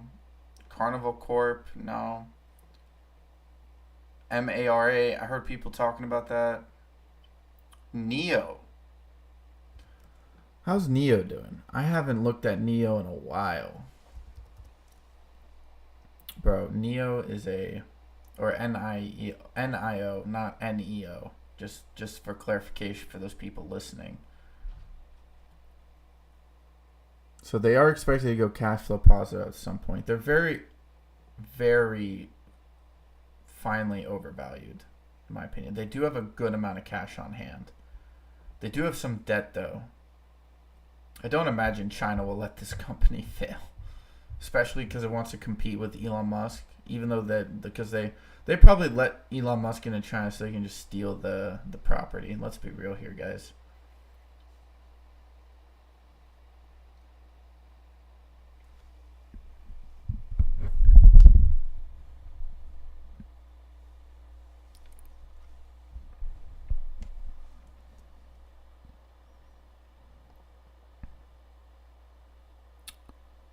Rivian wouldn't be a terrible play.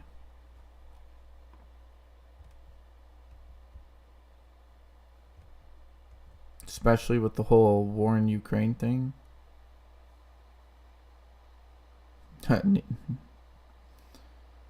Energy transfer LP, no.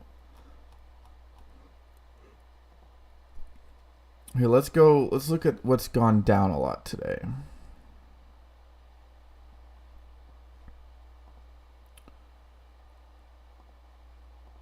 No, we'll do tickers from $3 to $9. Maybe we can catch one of these on the reversal. 9 is down 20%. I know people have been talking a lot about that. Infu Next, I know people have been talking about that. CNX, I know people have been talking about that. Kins Technology. What happened when, why is Kins Technology down 50%? Let's take a look. Maybe we can catch it on the reversal.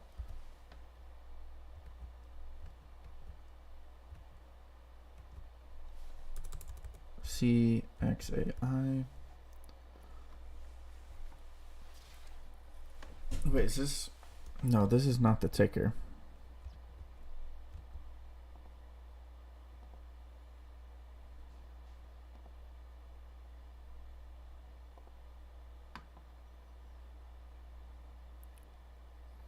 No, let's try to go to like a $20 stock.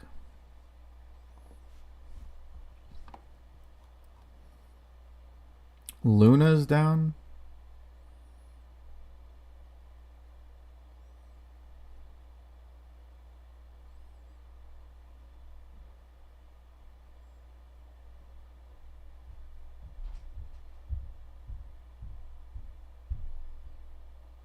Obsidian Energy down 12% today.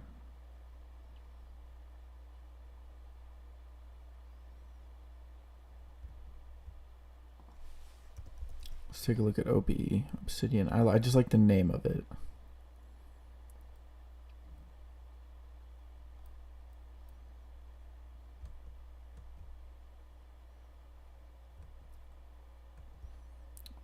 Wait, is HUBC moving back up? No, 210. It's still there. We're looking for a way to kind of Mammoth Energy. No, not enough volume. Come on, guys. Wait, let's do I can add some. Let's do how can I do the volume? Turnover rate.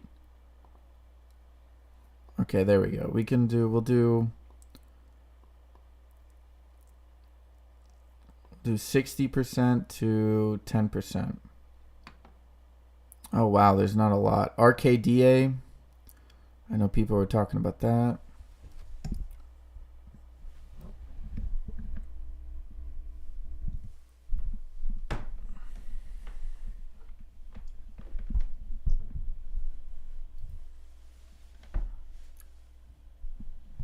I moved my mic a little bit. I apologize if it doesn't sound the same.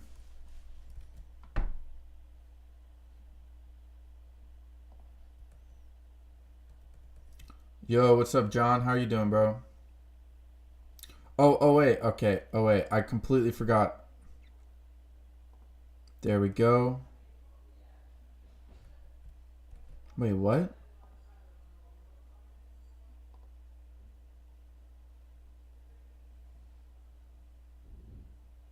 What is this?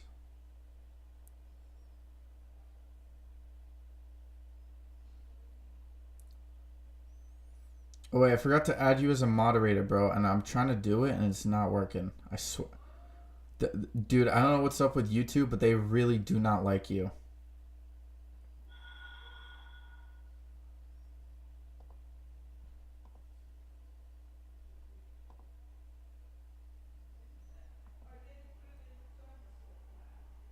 Hey, what's up? That's why everyone's coming up. Like, why are there so many viewers coming in? Show us the way, Ginge. You're attacking my channel? Just raid up, homie. What's up? Hey, what's up, Zim? How you guys all doing? How I was like, there's so many people coming in. Is HUBC ripping or something? What's going on?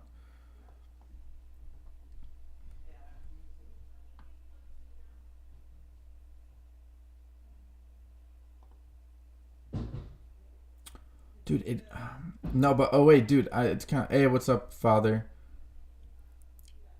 Steve. Oh yes, I forgot to. Yeah, guys. By the way, for some reason, YouTube really hates OA, so make sure you switch the chat from live or top chat to live chat. Hey, what's up, Pyro?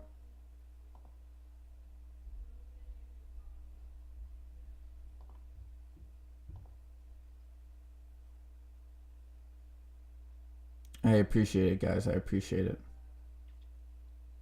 SRJ channel squeezing.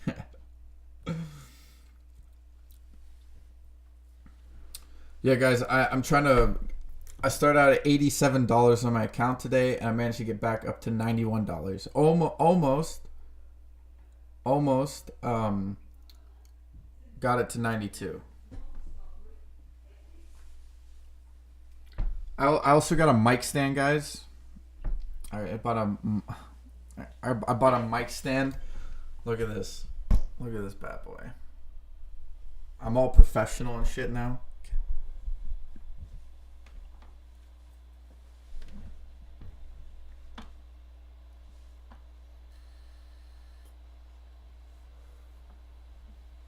Yeah, Father Sponge got that. He got that motivation after seeing what happened with TRK. I got the. I got the same mentality. How is TRK doing? It's below. Oh, okay, below the VWAP. This is what I was kind of waiting for on TRK.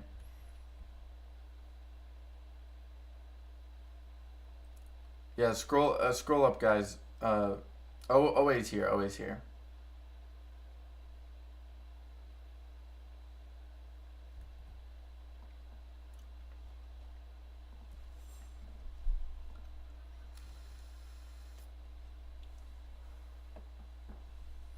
Yeah, John. By the way, I came into the stream today, but all I saw were your chairs. So.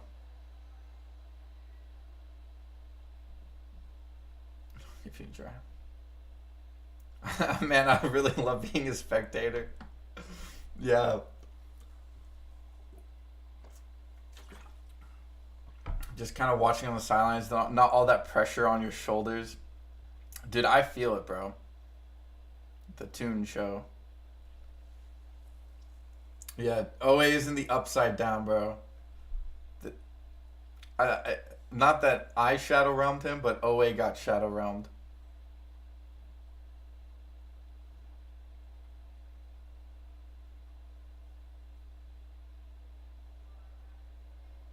Well, not sick, but definitely not in a good mood.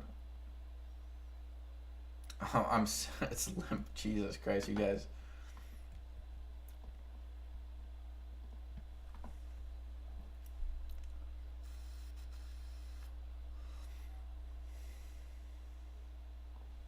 Hold up. Oh, wait, let me do some editing in the background. Let me try to...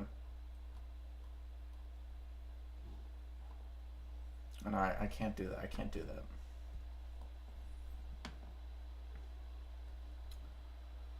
Trying to look for some more plays today, but for the most part...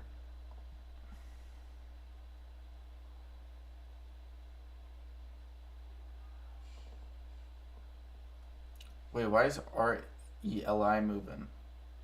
Let's take a look at RELI.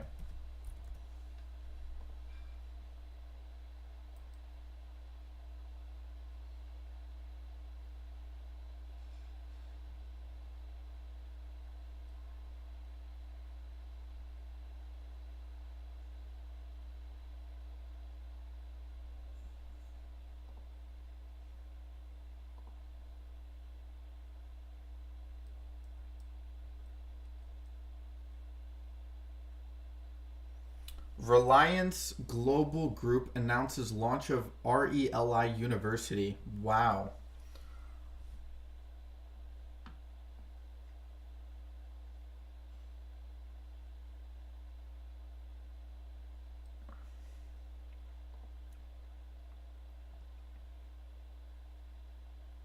See, Reliance Global Group announces RELI exchange surpasses 200 agency partners, representing over 200% growth in agency partners since July 2022. Wow. Hold up, let's take a look at the fundamentals on this ticker. We could have found a nice little ticker that became profitable last year. No way. No, oh, what? Holy crap, bro. This ticker became profitable? Oh, what's the debt, bro? What's the debt? Oh, crap. The debt is a little high. but I mean, it became profitable.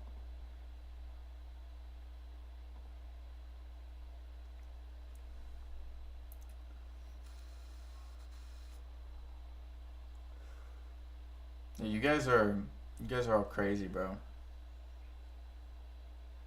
But thank you guys for coming, by the way. I really do appreciate it.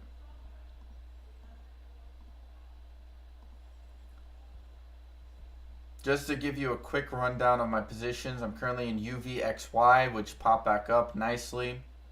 I also bought one share of a gold ETF that follows the gold market. The reason I did that is because I want my money working for me in the background when I'm not using it. So on all my profits, my plan is to slowly build up a position in gold, especially with the way it's moving. Okay, did my 5 minutes. New subscriber, hold. I'm here now. Thank you, Brian. I appreciate it, bro. Yeah, I did that because I want to get the sub count up a little bit. Plus, like, it's not, this isn't Ants Trades or whatever the hell that guy's name is, where you have to wait a full half an hour just to get in the chat. I was like, if you like the channel, you'll sub and wait 5 minutes. That's not a big ask.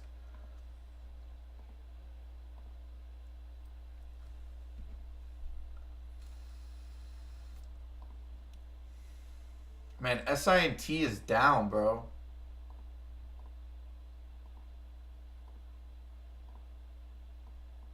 Look at that. Look at that 4 hour. Let's look at the daily. The daily RSI is way oversold. Let's go to the 4 hour. It's not bad. 30 minute, 15 minute. Let's go to the 5 minute. 5 minutes, 40, 1 minute, 47. People are picking it back up. Could try for SINT for a nice little swing right there. HUBC got some news. Did it just now get some news, or is today the news? Okay, this is the news. Brief Hub Cybersecurity A Labs Advisory and Finance reaffirmed irrevocable commitment to invest $20 million in Co. as. Oh yeah, I saw this. At $10 a share. Yeah. I saw this news already.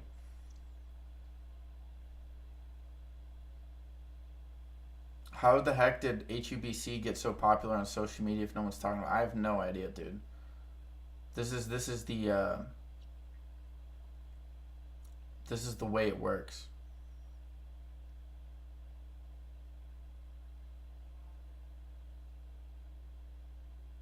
I used to do 1 minute. Yeah.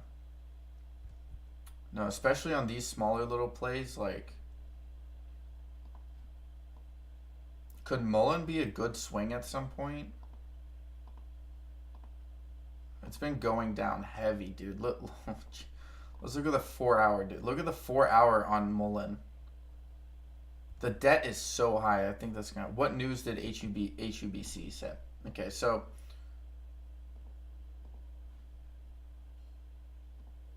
Oh, dude, how do you?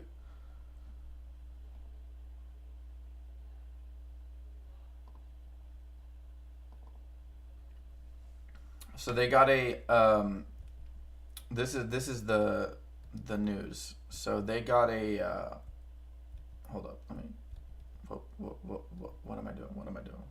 There I am and there I am. So they got a brief hub security Brief Hub Cybersecurity A Labs Advisory and Finance reaffirmed irrevocable commitment to invest $20 million in Co. as equity pipe investment at $10 a share.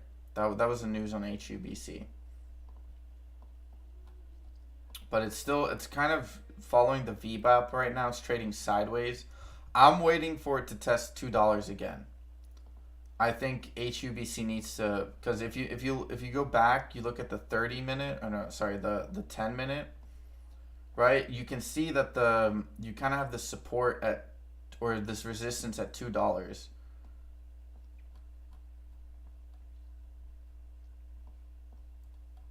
Well, I mean, look at that nice little cup and handle there. That is very nice.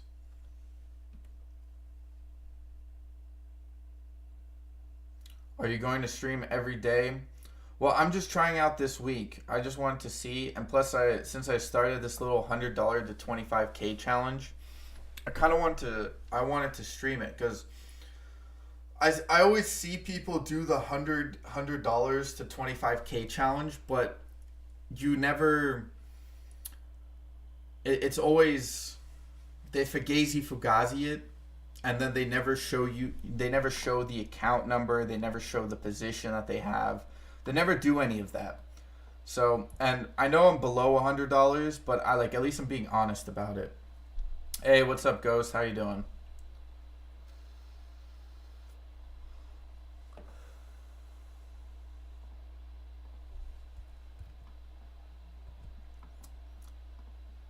So, but yeah, with the $100 account challenge, it's actually kind of fun, because you first off you have a motive, right? So you want to try to get to 25K, right? It's a journey because well you start off with $100, so it's gonna take a while. It's not like you're gonna go from $100 to 25K in a couple of weeks. It's gonna take a couple of months, and then um, yeah, it's relatable. People like not everybody has thousands of dollars to trade with. Some people trade with $100. Some people trade with $500. Some people trade with $1,000. Right? Not everyone trades with 100K bankroll. Like a lot of these YouTubers who, well, they just throw in their earnings and then like say, well, I bought 10,000 shares of this. It's like, homie, you bought $10,000 of a $50 stock. There's no way for me to relate to you at all. It moves up $1 and you've made 10 grand. That's like more than my entire portfolio. Damn, a couple of months. Steve, I'm not saying it's gonna take. I'm hoping it goes faster, but it's not gonna take 3 days.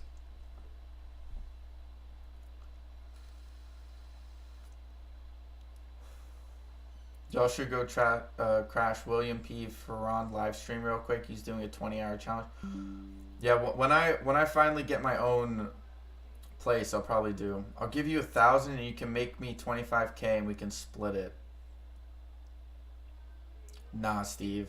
This is the grind. This is part of the grind that occurs. But I appreciate you think I can actually do it.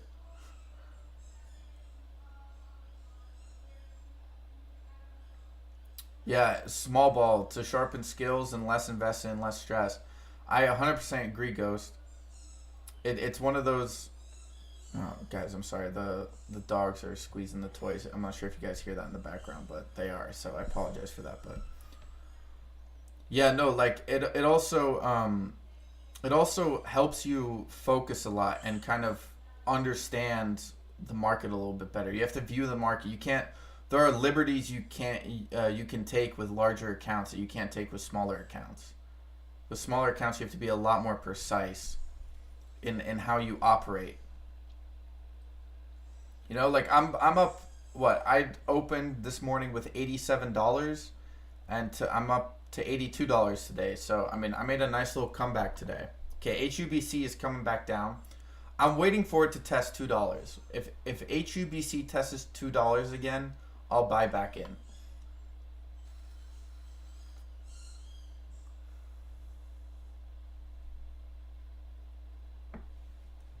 Okay, 206 here. We're about to break the VWAP. You like that, P71. Tune, take me to 25K, please. should start an SRJ investment firm. I pull together people's money, everyone puts in $1,000. I trade, and we see how we do. I think that's actually illegal, though. I don't think you can do that.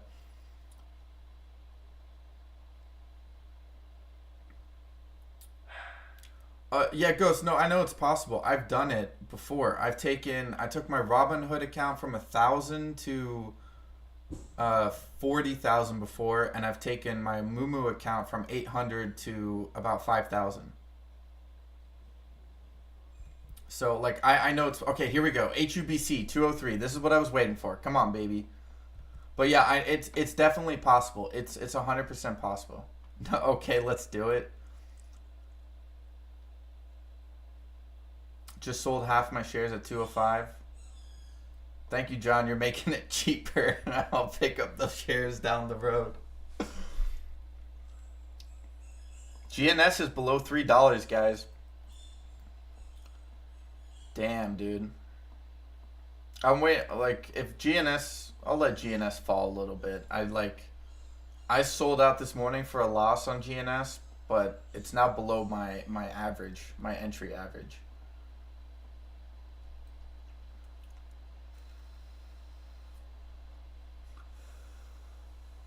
Look, HUB. I have a feeling HUBC is gonna go lower because it needs to. Yeah, look, see, $2. Okay, wow, holy crap! Boom. Okay, wait. Relax. Okay. I picked up 10 shares. I picked up 10 shares of HUBC. Let's go. I could start my own hedge fund. Yeah, dude. No, one day I'd do that, honestly. It'd take a while. Okay, HUBC 192, dude. I picked up 10 shares at 193. It's still going down, dude. This is crazy. What is this volume? Where did this come from? Holy crap. In one candle?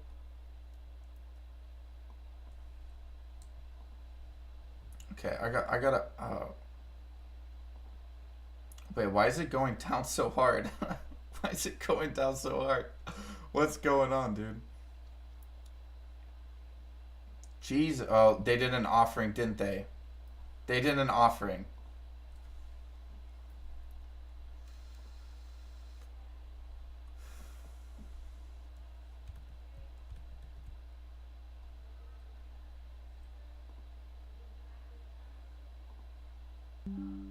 Alright, I bought 5 more shares. Screw it.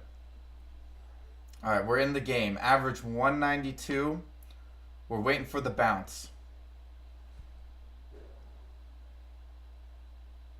FOMO Friday and grow a small count challenge crew. Yeah, dude. TBLT moving earnings today. Yo, but what happened with HUBC? Why did it just fall off a cliff? Bounce off the 200. Okay, well, it's moving back up. Thanks for the pocket drop. I mean, I'm about to make some more money. Thank you. I'm going to use my day trade, though, so I guess that's...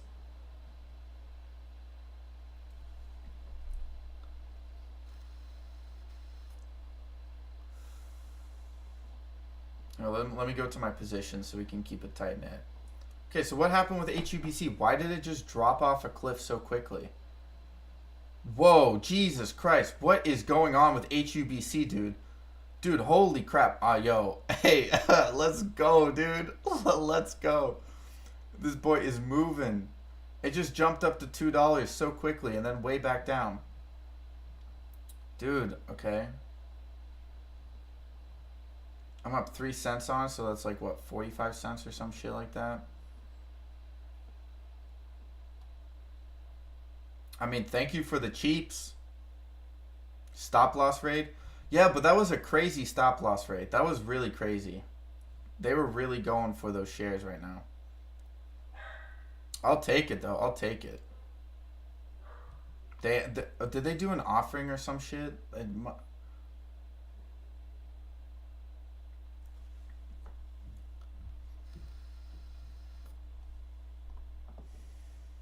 I mean, thank you guys for the cheap shares. Thank you for the cheap shares. Waiting to rebuild now. I still got my shares at 168. Nice, bro.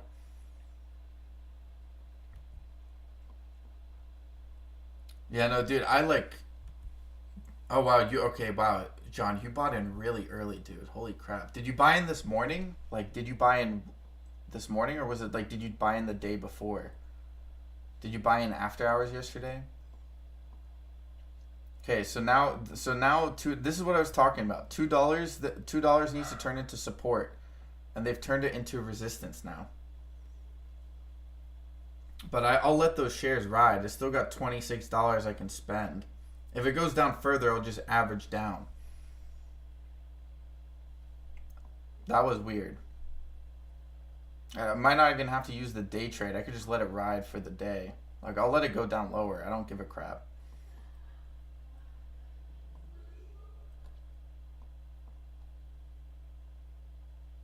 The volume on that was crazy, dude. Okay, they pushed it below the 500 moving average. So it's gonna have to retest the 195. It's turned into resistance. On my live as soon as it was alerted. Nice.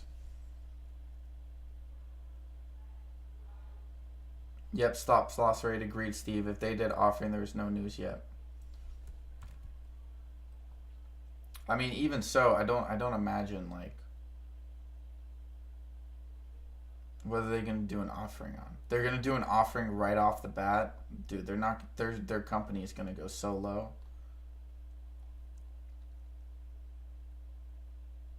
$195. Can we break 195?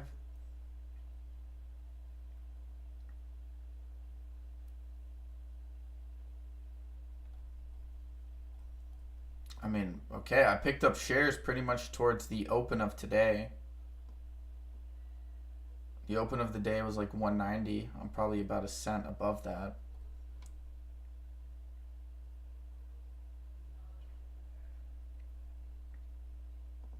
I'm tempted to buy more, but again, I'm going to play it safe. I don't know where this is going.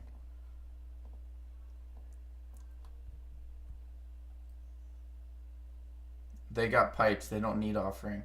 Well, yeah, that's what I was thinking. I'm like, why is it like that was a crazy stop loss rate.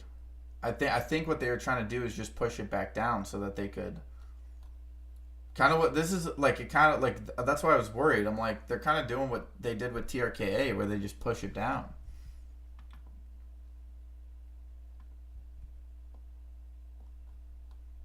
But okay, now I'm back into HUBC. I mean, I got 15 shares at 192. I'm happy with that. If it drops down again, sure, I'll pick up some more shares. The cheaper it gets, the more shares I can pick up.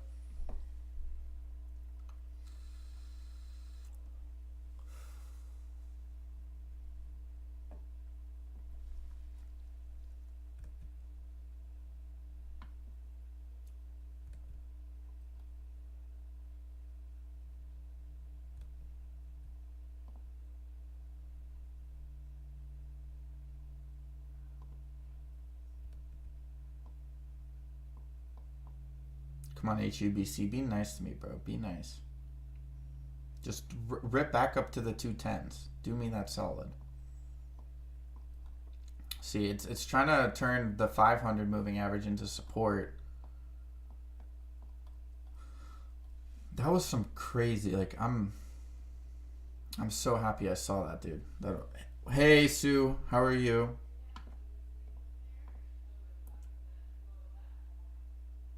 How's the England going? I know there's some weird stuff going on there. I hope it's not too crazy.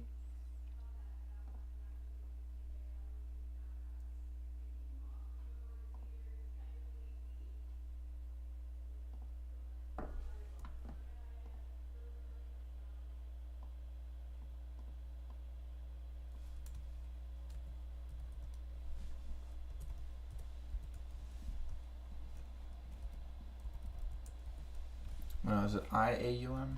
That's IAUM. And UVXY.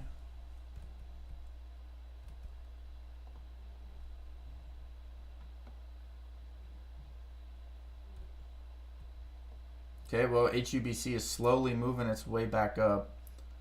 The volume isn't as strong on the way up, but hey. I was kind of hoping it would just kind of pop back up.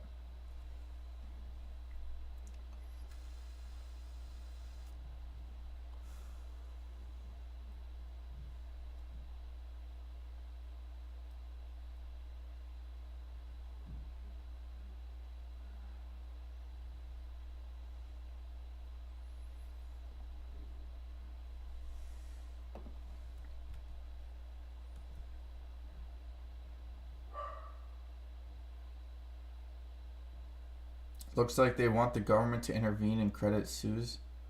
It's down 24%, dude. Screw the government. I don't. Oh, maybe that's not good to say on the live stream, but I'd like stop billing out these companies, bro. I'm getting really sick and tired of it. It doesn't. What is it gonna do? We already know the dominoes have been pushed. All of these collapses, like if you really wanted to save the market, you wouldn't have printed so much goddamn money, and you wouldn't have gone into locking keys. LOL, so much easier to trade while no streaming. LOL. John, dude, like that's why I got a mic stand, because I was holding the mic, like I had to hold my mic in order for the audio to be decent. But now that I got a stand, I can actually use both my hands. Like before, I was clicking back and forth with my mouse, which was like impossible.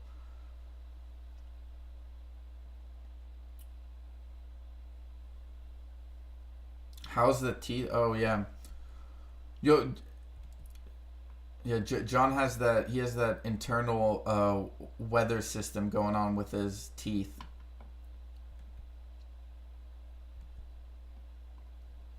Imagine if John was in Ohio with his teeth, bro. That would be crazy. HUBC is having troubles getting past 197. Yeah, Jason, I'm taking a look at that right now, dude. I mean, I'll let it drop a little lower. Like again, that's why I didn't jump in fully with my capital right there. What I could do is I could also sell UVXY, try to jump back into HUBC. I did take a I think the SPY is reversing, right? Let's see, let's go to the bank list. Nope, that's the wrong one. Did the SPY reverse?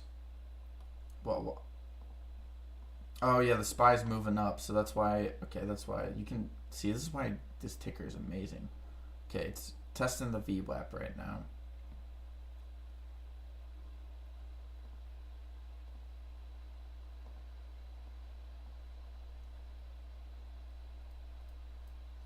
See, but I didn't it do something like this yesterday.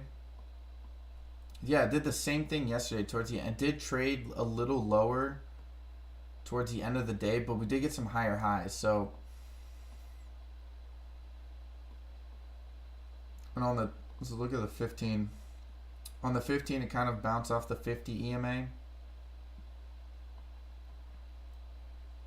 Tomorrow might be brutal for HUBC. Generally, well, they did have a red day. They had 2 green days, a red day, a green day, and another green day. So we could see another pullback at some point.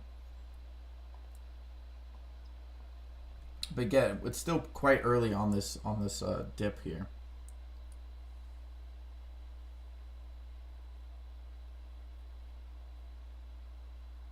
SVIX inverse VIX. So we have the inverse of an inverse of an inverse. Jesus Christ, dude. Honestly, I'm looking for a decent dip on HUBC. I covered with shares at 168 if it runs back. Powder ready and moo for the dip. Nice, nice.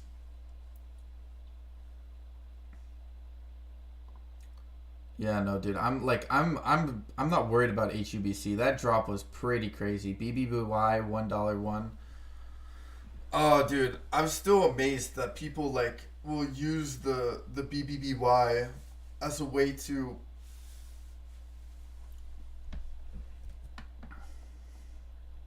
I'm so done with these hanging on a thread type plays.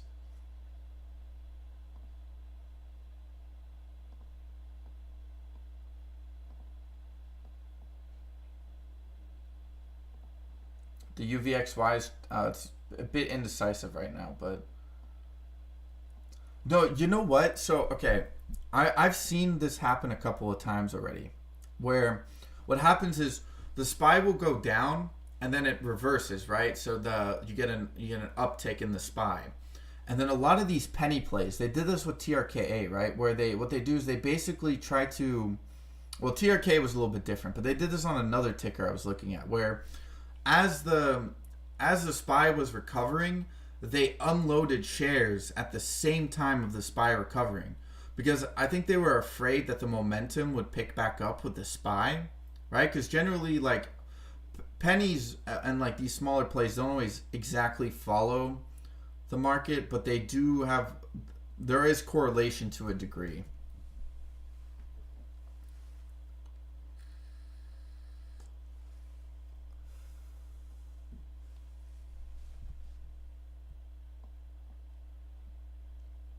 See, we'll let HUBC sit there for a little bit. I got some more if it goes down. Actually, let me put an alert for this ticker so that if it goes below, let's say a dollar.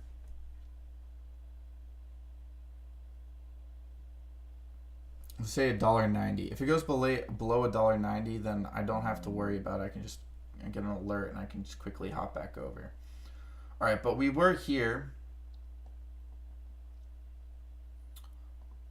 MLEC is still moving up, $8. Yeah, I did hit $9. Let's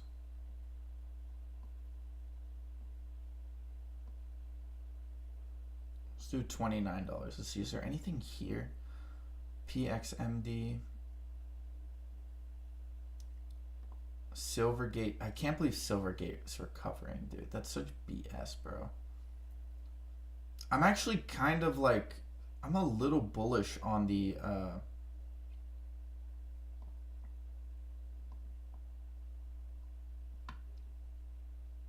like SINT, bro. I'm like considering it. Well, let's push this back up a little bit. Let's do $4.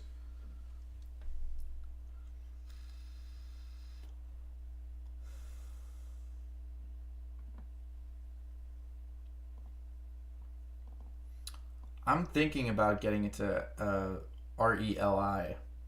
Maybe for a swing. I mean, Jesus Christ. Wait. 4 hour? That was a massive gap up. It gapped up to, oh, it probably did a reverse split, I'm assuming, right? That's what the RELI was. Here, let's go to Yahoo Finance. Let's take a look.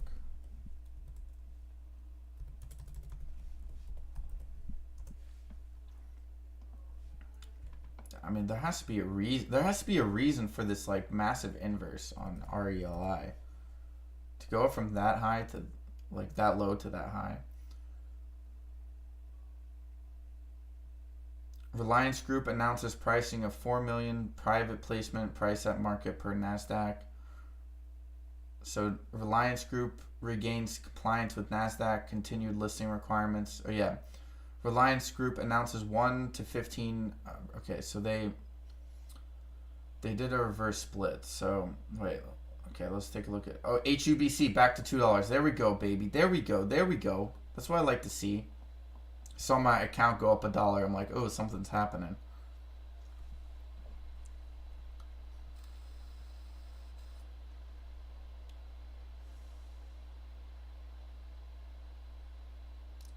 RELI's Toxic Tune. Yeah, they did a reverse split and an offering, dude. That already pushed me away.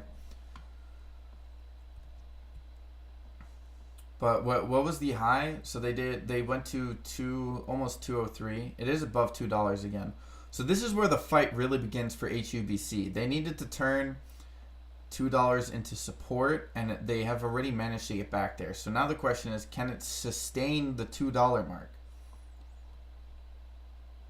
Bro, I am so happy. Like, sometimes I'm really happy shorts exist. I'm not sure about you guys. Like, I know that's not always the case, but I am. Oh, BuzzFeed. I refuse to invest in BuzzFeed, dude. I actually, on a moral ground, I refuse to invest in BuzzFeed. I don't care if it turns into $100 billion company. Morally, I refuse to. 10x up 1 pence to the moon. Up 1 penny.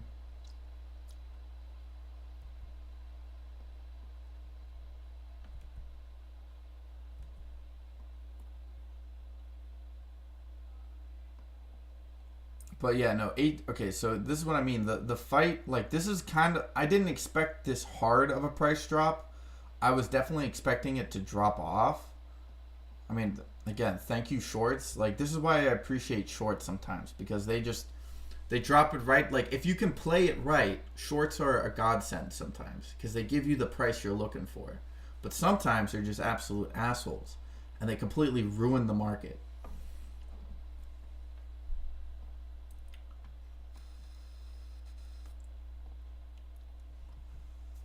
And in this case, they did they niced me. They niced me very hard.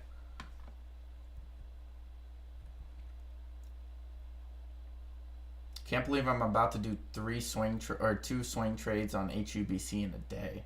I timed it perfectly. Hey, what's up, Henry? Got out of HUBC at 226. Yeah, I was gonna say I literally hit the top on the, well, not the top, but I did get very close to the top on HUBC. Like I sold out, and then I think it dropped like a couple of minutes later. Yeah, but no problem. Dots. I also picked it up kind of right at the bottom here. I'm back in with 15 shares of 192. Kind of hoping it's probably not gonna get over $2 today. Well, maybe. I mean, there's still like, you almost have half the market today. But if it drops lower, I'll pick up some more. I don't give a shit.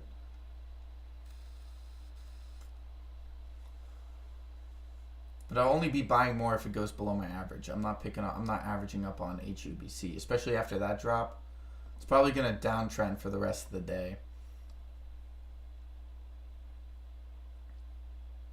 Wait, let's do some charting here. I'm not claiming my charting is wonderful, but let's do we'll do a trend. I don't know how this works exactly.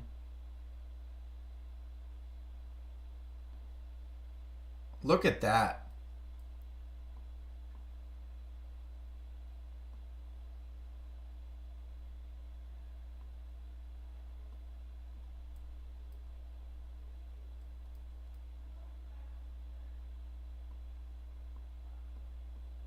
Wait,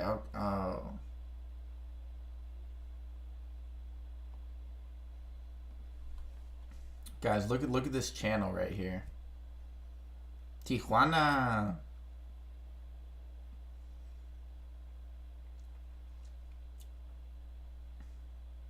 Yes, guys, thank you very much for the likes. 35 likes, very much appreciated. Thank you. Yeah, Tijuana is right next to me, so it's not very far away. But look at this channel, dude.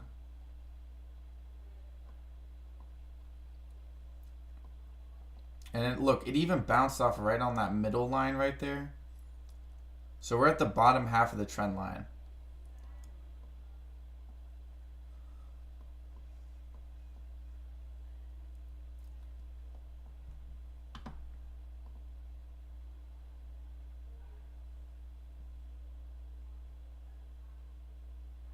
Steve Gailey, what's up, Steve Gailey? How you doing, bro? How's your morning or afternoon going? Let me get some bets on which bank goes bust next. I don't know, but it's probably going to be one of the regional banks.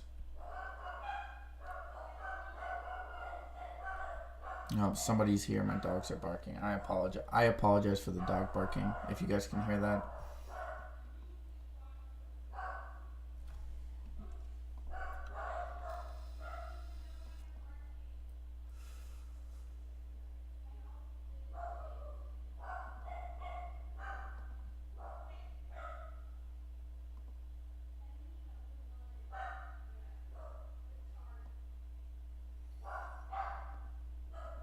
Dude, I really like this Webull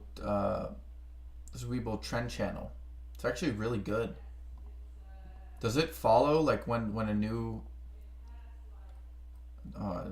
wait, still on the 5 minute? Can I do it on the 1 minute? It's still following the 500 moving average on the 1 minute. It's currently following the 125 on the 5 minute. Let's see. Let's go to the 10 minute. Oh, there we go. It might, yeah. It might break out of that trend line at some point. It did try to retest it. Let's do the 30 minute. Yeah, wow, look at that. Dargo's going crazy. Yeah, dude, I think someone popped in here. Hey, but I appreciate when they bark, you know? It's better to have an alarm system working than one that doesn't.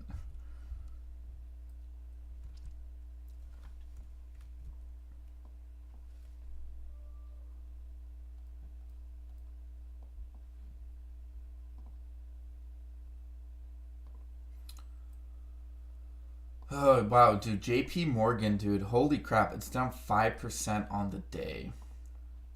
The bank index is down about 2%. You got Bank of America down 2%. You got Bank 7 down 3%. You got Berkshire down 3%.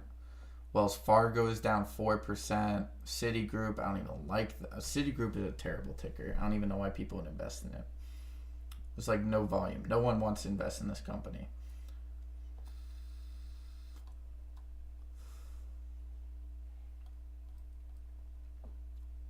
Charles Schwab is up 4% though.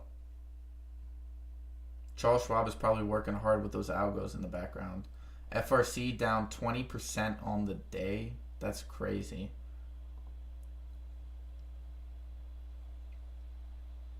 Wow, TQQ is still, well, the QQQ is still red. But I was expecting a little bit more uptrend on the SQQ is a good ticker that I don't think I have enough. Yeah, I don't have enough capital to invest in it.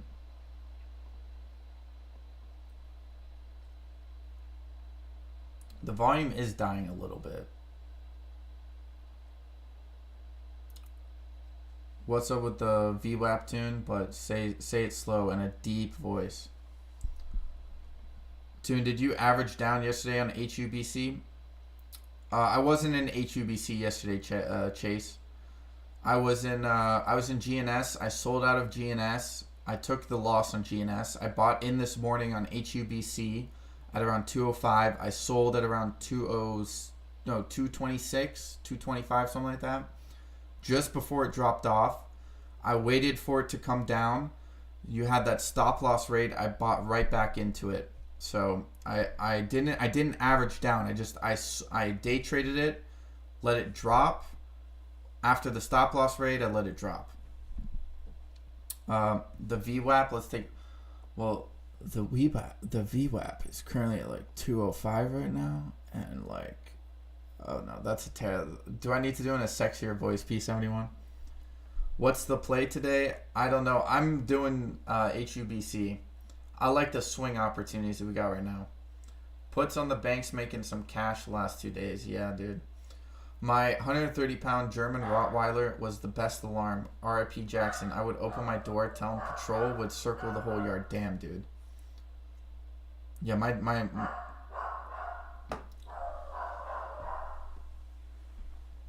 oh, yeah, no. The problem is my dogs. They all have mixtures of Chihuahua, which I'm not sure if you guys know, but Chihuahuas are like just terrible little barkers.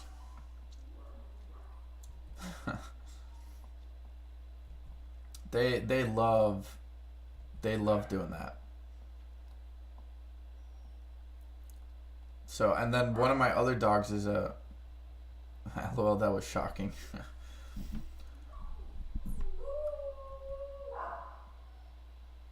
They also one of my dogs is a mix of a Russell Terrier, which, by the way, you guys should look at the history of the Russell Terrier.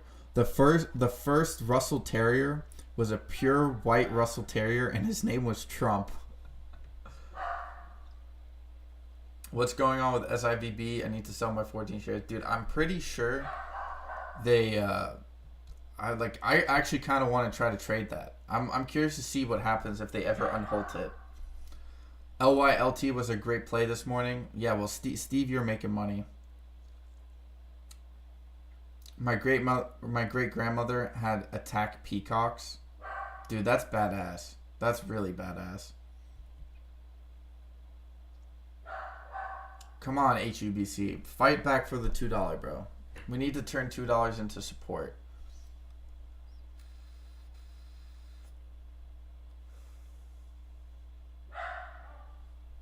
I could just use the day trade on HUBC right now. Just try to pull out. It'd only be like 72 cents, but I mean, I lost my Jack Russell in September. Oh no.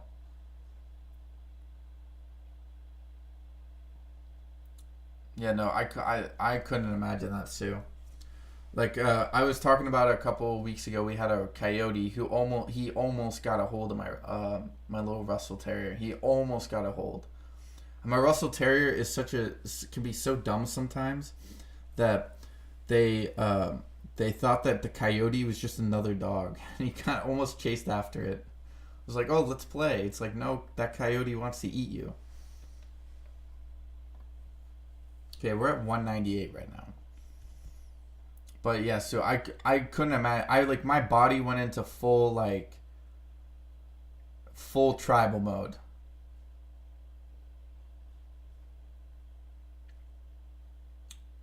Thanks, guys. RP Dij. Oh, I'm sorry if I mispronounced that name. He was 15.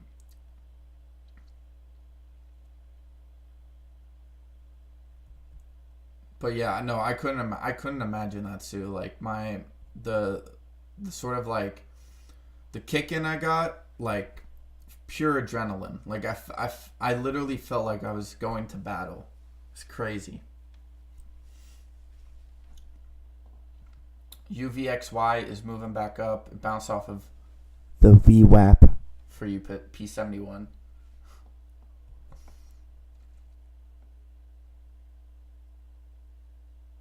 My Saluki was depressed for months.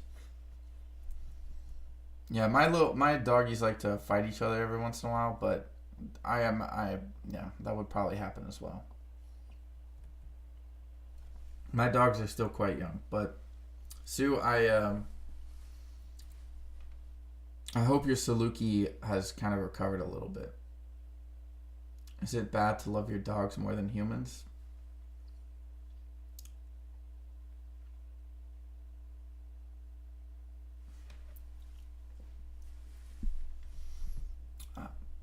I don't think it's bad, but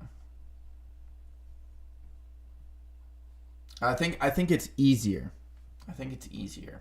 That's what I would say. It's easier.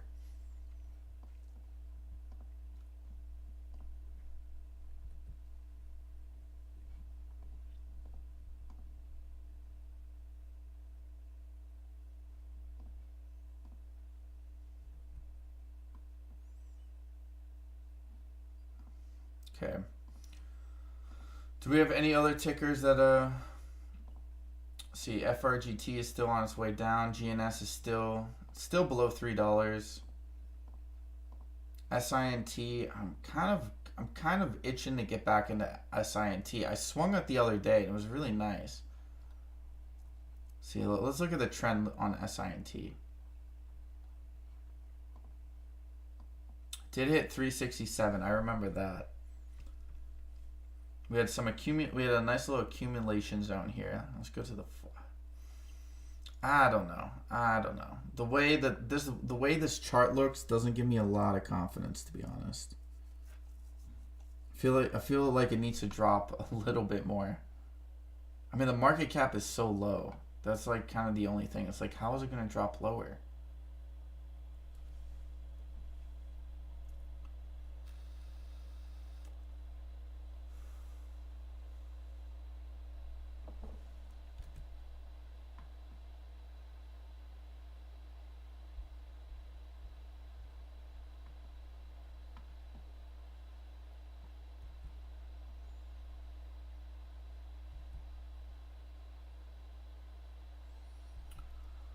Yeah, man. This market is slow, especially with. I mean, this is not really slow. It kind of depends where you're kind of picking and choosing to enter into on the market, right?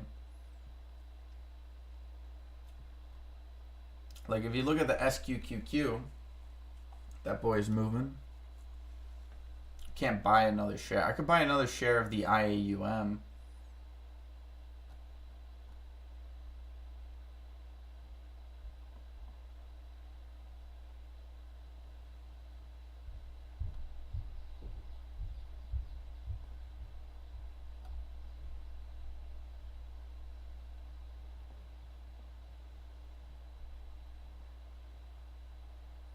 Oh, we did have a lot of volume here. We've got a lot of transfer of gold right now, guys. Keep that in mind. Oh, okay. Well, we have a gap here, but it's going to follow gold, so I don't really see how that's much of an issue. I've been playing E-Man today. E-Man. Let's take a look at E-Man. Amogen. Oh, wow. Oh, what a steady rise today, dude. That's nice.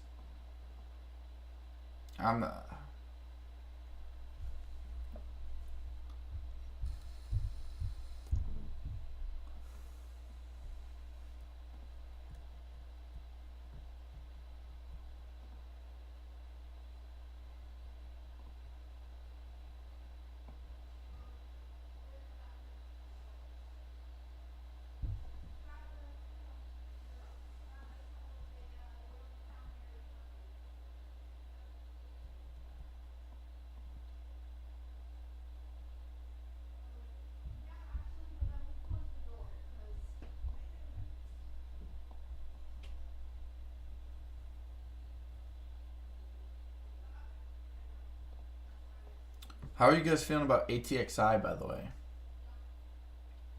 I know some of you guys were in ATXI. I know they have some news coming out. Oh, Stevie boy. MOBQ at 1966.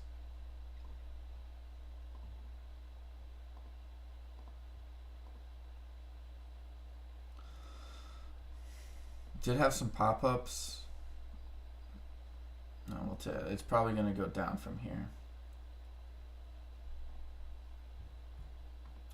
Let's take a look at Lace. I remember we looked at Lace was on one of the watch lists that I made.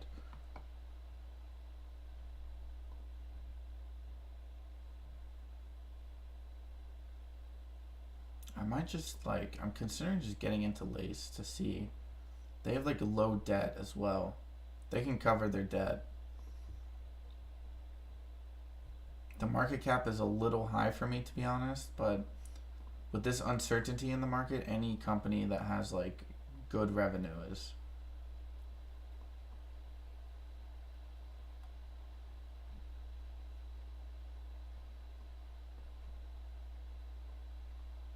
How's Peggy doing? Let's take a look at Peggy. Peggy 150. So, oh yeah, it kind of broke out of that channel that we were looking at.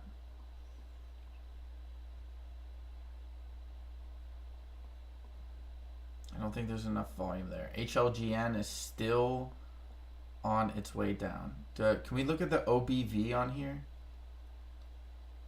Indicators.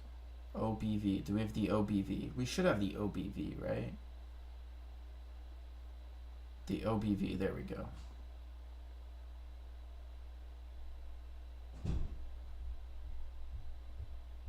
Shares outstanding. Free float is 141 million.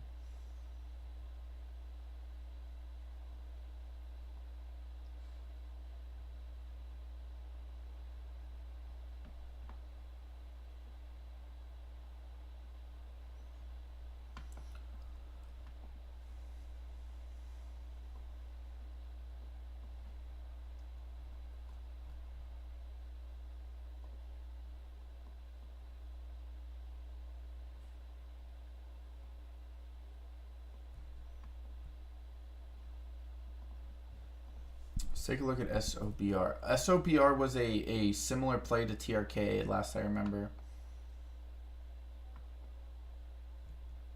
I mean, dude, look at that chart, dude. Look at that daily chart. Wow.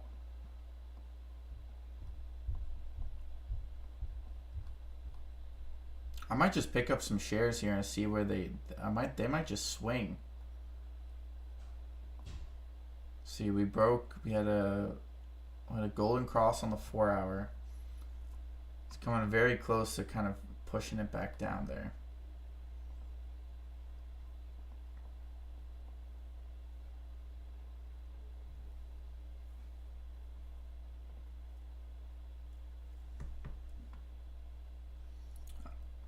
Republicans slamming Biden for bailing out 3 banks.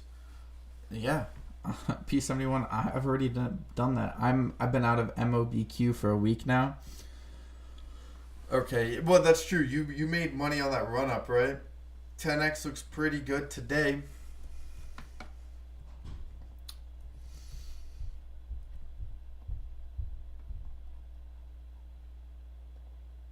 Isn't 10x a CBT play?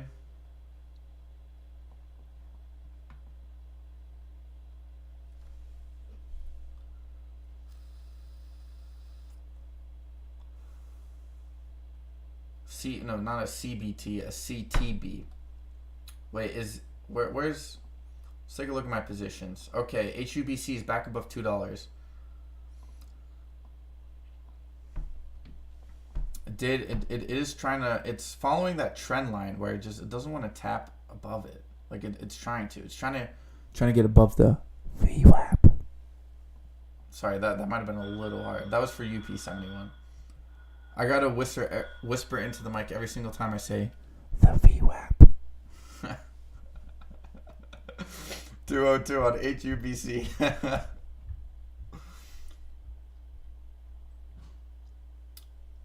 Yeah, the RSI is correcting itself there.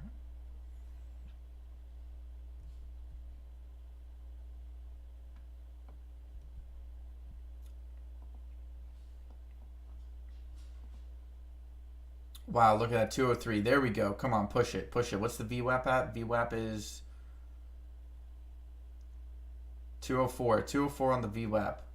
Come on, we can get above the VWAP. Wow, dude. That means Sue. Oh, Sue also likes it.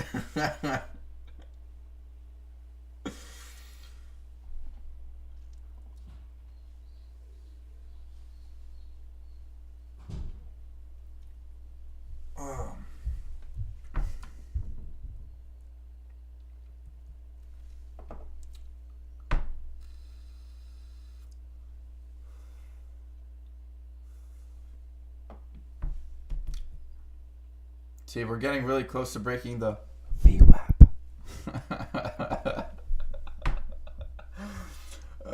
Dude, I don't think I could do it every single time. But it is something that we'll incorporate. All right. Let's look at the 1 minute here, because we don't have the trend line on the 1 minute, but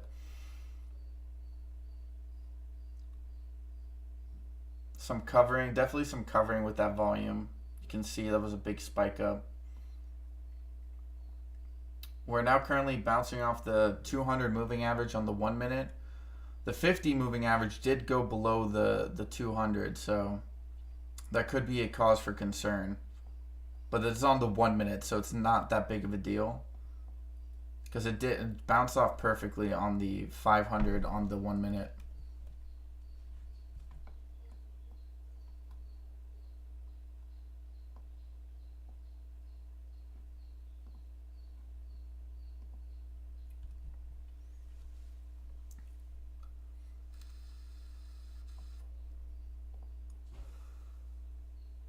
There we go. This is what I was talking about.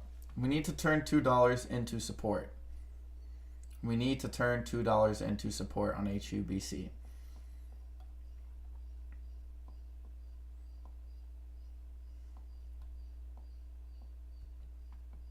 I need to, let's see, candle,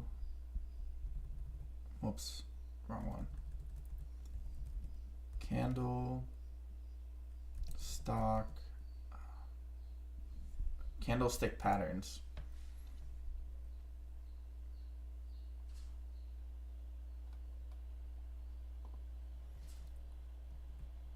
See, I haven't shifted it over yet, but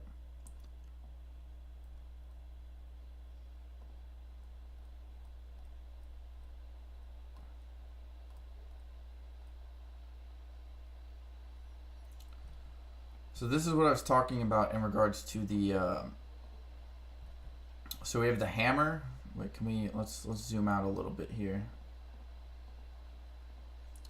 So we have the hammer pattern, so it's red, and then we get a real body, long lower shadow, which is like I think that's like an accumulation type indication. So there we go. We can see it right here.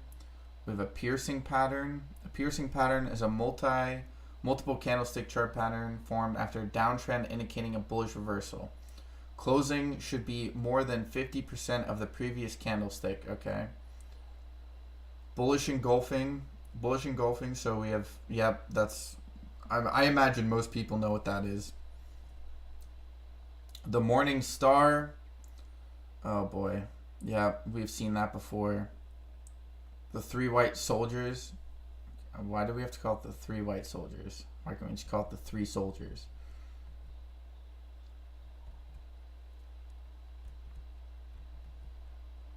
We have the Maribozo candle pattern. Is a candlestick, so like they don't have an example of it. 3 inside up. Okay. The bullish Harami candlestick pattern. The tweezer bottom. Inverted hammer candlestick. Bullish outside up. Damn, bro, there's so many of these. Okay, and then this is the hanging man. So these are all bearish. All right, but let's go back to the HUBC. HUBC still trying to turn $2 into support as of right now. See, okay, but so this is why I want to look it up, because so we have the dark cloud cover, which is kind of what we have right now. The close must be 50% more than the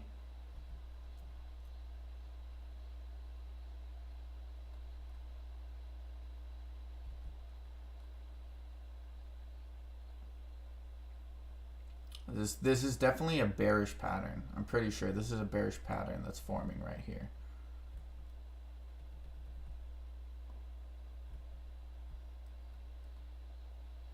All right, but is it more than 50%? It looks like it. So what? Okay, let's test this out. So, yep, and then it's gonna go down a little bit. It's gonna go back into the upper 90s. But again, based off of the candle, I'm not saying that this is guaranteed. I'm just saying that this is a indicator that we can use. Do we have any like bullish candles that we like are similar to this?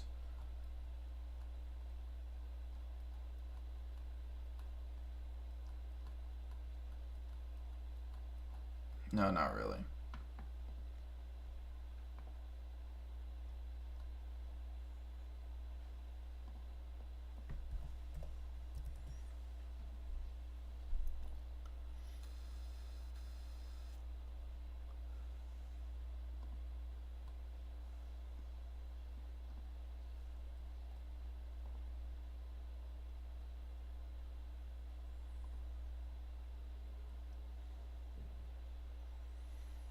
Oh no, this is not the ticker I was thinking about. All right.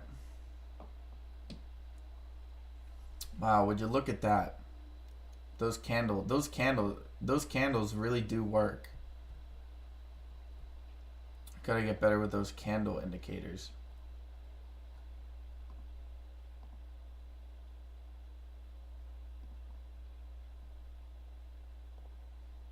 Those candle indicators work well for me because I called it. I said like it's gonna go up to the upper 90s. Is it gonna drop off again? The trend line drops off at 185. All right, I'll put a limit order in for 185 just in case. Yeah, I'll do 10 shares. Actually, wait, hold up. Because we're gonna see some after-hour movement, so let's not do that. Damn, bro, I called it and I didn't act on it. I should have just done it.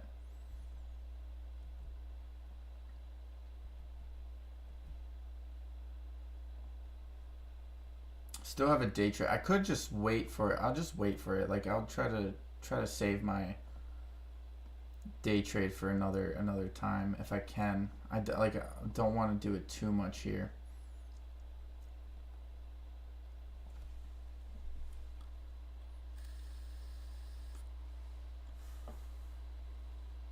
See, we do have the 200 moving average on the 5-minute is at 187. We might fall just below that. I imagine there's people with stop losses right there.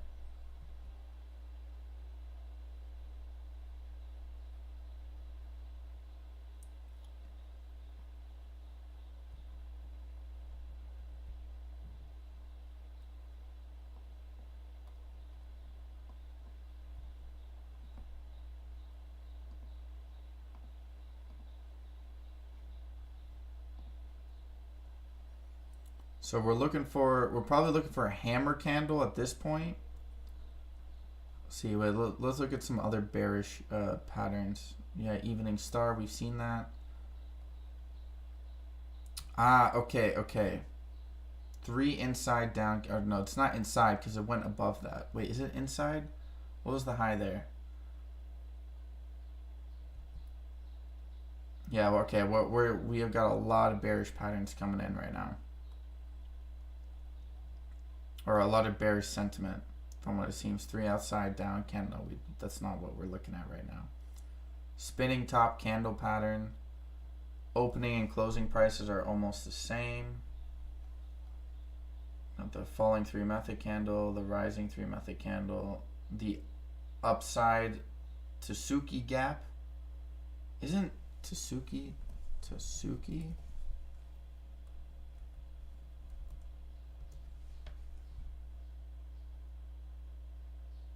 Isn't Tsuki that Japanese guy?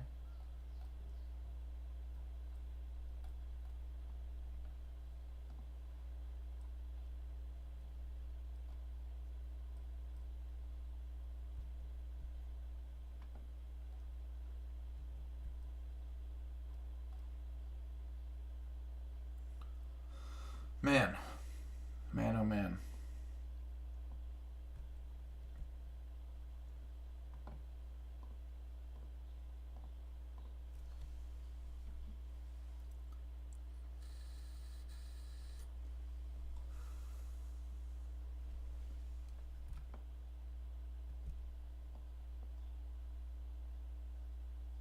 Okay, this is the candle that we wanted to see. This is the candle we wanted to see.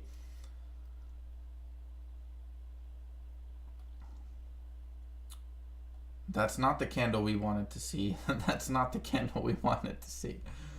Oh boy. Right? Wait, what? Right? Am I reading that right?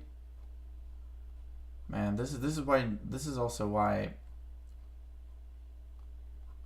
No, that's bearish because it's at the bottom or at the top. Evening star is not what we're looking at. Hanging man, that's the opposite. Inverted hammer, no, okay, we don't have that. We do. Isn't there a red one?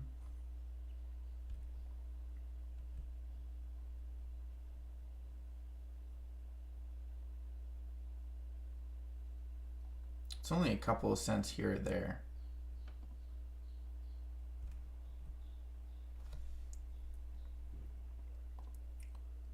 What I might, let's see, the question I now have to ask myself is, do I want to hold this into tomorrow?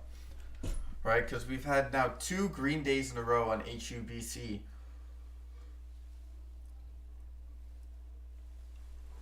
What I could do is I could just average down on the red day and then hope for the Friday to kind of push it up in the early morning. Try to trade it there. I could also just sell out right now because I'm up almost 4.5 cents on 15 shares. It's not much, but it's still up. It's still in the green. But I don't know if I want to use a full day trade for that like specific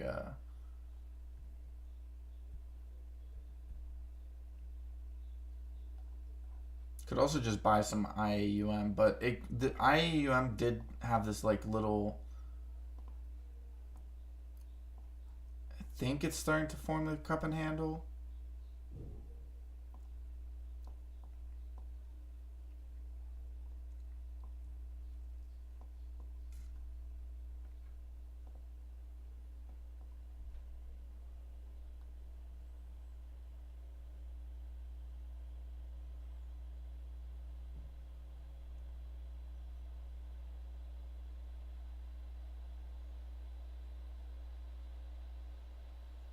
You know, UVXY is probably going to go down. We can always average. Again, we can always average.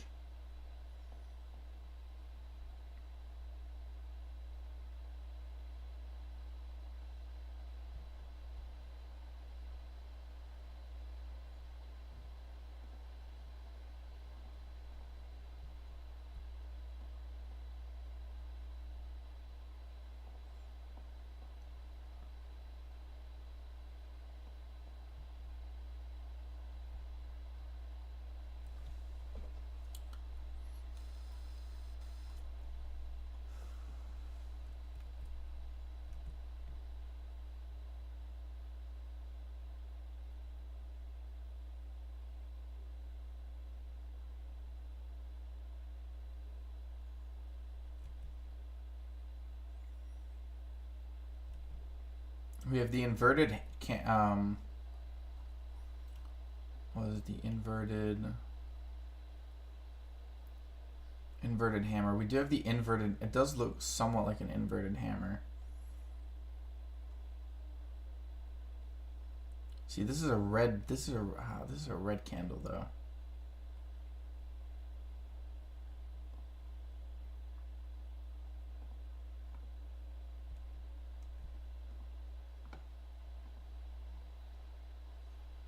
Do we have another like $20 stock I could invest in that like we could see some good returns in a couple of days? Any oil stocks or something like that? The petrodollar, no, the petrodollar's a bit weak. Wow, the UVXY is trending, dude. Damn.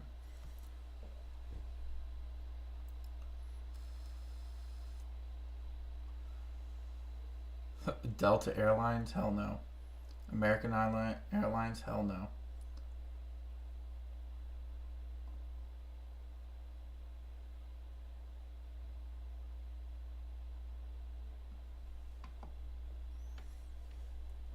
Isn't there a Bitcoin ETF?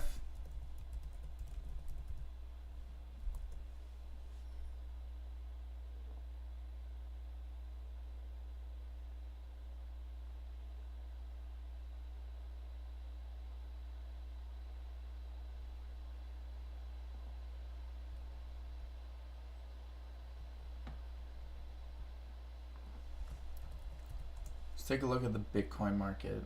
Bitcoin is below 25.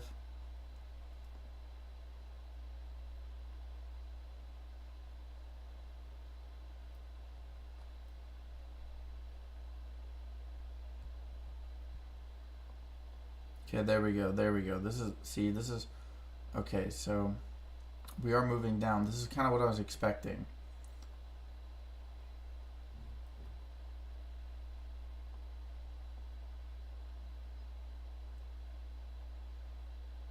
This is why we be patient with our plays, people.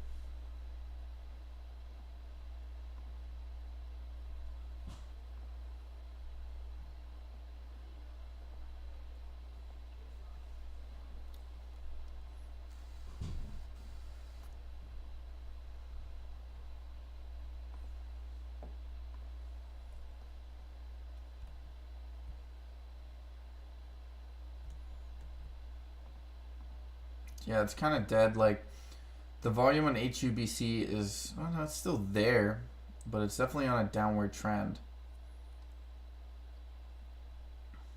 Let's see, what's the trend line?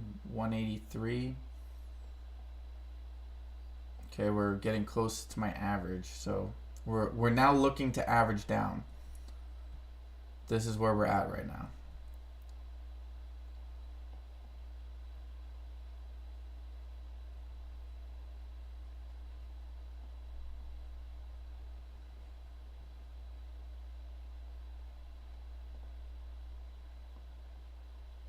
The UVXY, wow, dude.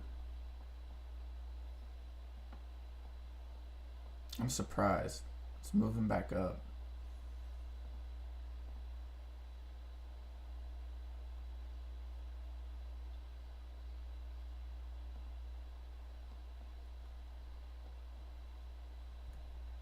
Come on, HUBC. I need some good movement from you.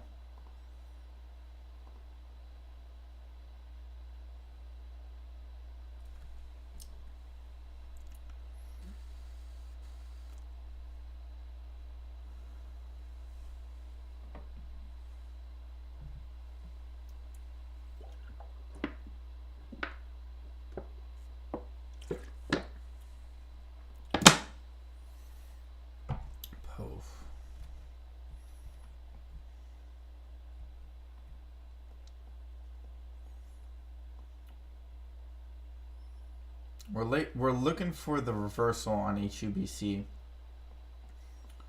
I think we're probably we might follow the uptrend throughout after hours. Kind of looks like we did that the day before. I do think we're gonna expect a downward push at some point, like a real like a big one. I know there was a stop loss raid.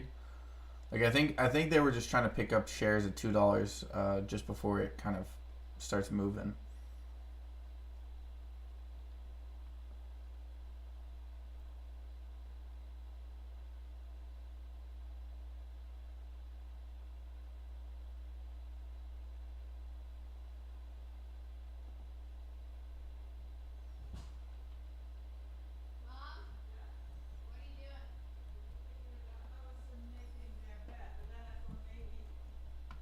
Hmm.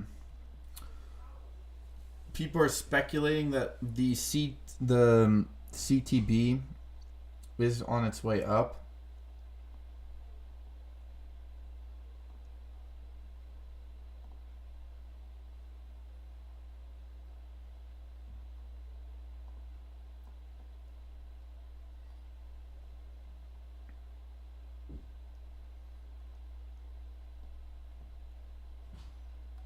$194. Okay, we're starting to see a little bit of a. Let's go to the 1 minute here. Oh yeah, fell below the 500 moving average on the 1 minute. It's gonna have a tough time getting back up there. But we could also just see another rise like a phoenix. That was an insane push down. 185, dude. Do you think? I don't think we're gonna see that shit again. Hopefully not.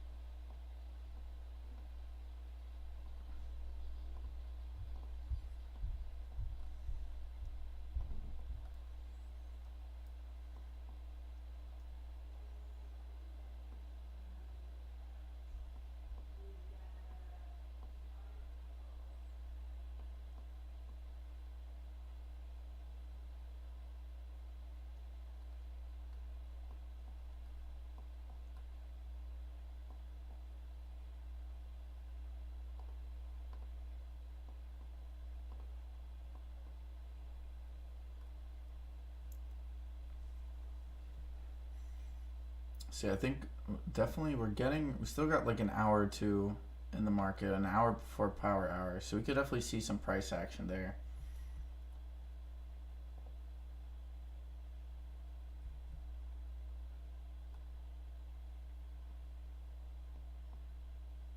The volume isn't insanely strong, but it's there.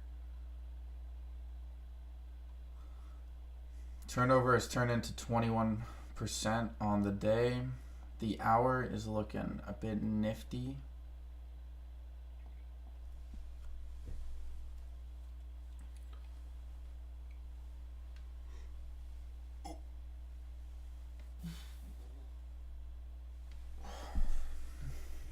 Need to hit the weights after the stream, dude. Do a couple of stretches.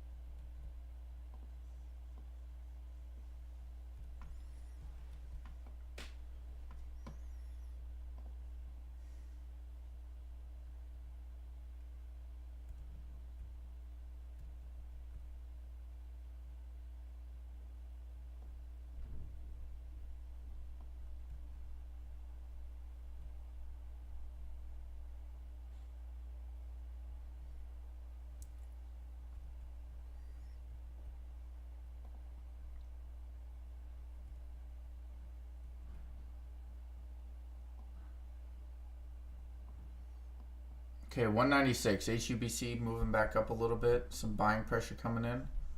Well, maybe not buying pressure, just people trying to push the stock up a little bit. It is looking like it wants to start a nice little reversal here.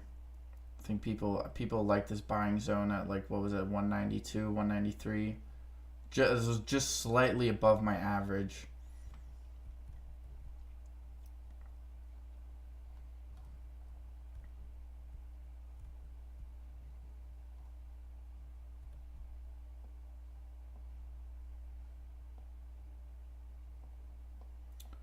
$195 or 196.5. 197. Okay, there we go. We got some action back in the stock. This is what we like to see.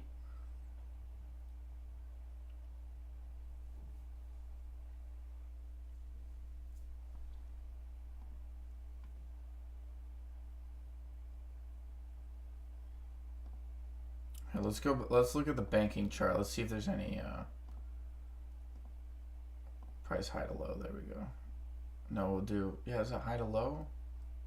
No. Percentage change high to low. So UVXY is the highest up, almost 20% today. We got the VIX up close to 19% today. Western Alliance did go up 10% today.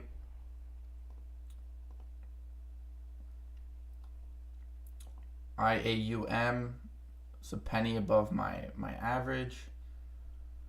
We're gonna be collecting IAUM throughout this challenge because I wanna still use some of the capital I have in the background. A little bit, just a little bit.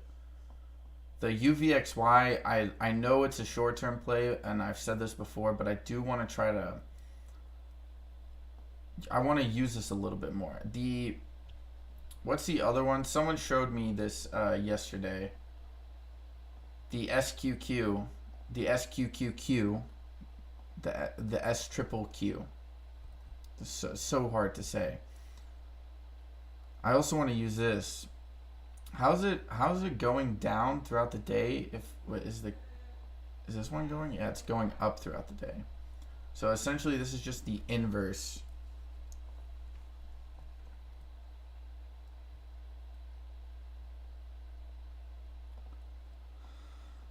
The UVXY is, yeah, it's struggling to get above the $7. I think the momentum for the UVXY is kind of played out for today. See, now you got this sideways trading on HUBC, which is kind of what happened when it dipped below the 500 moving average on the 1 minute beforehand.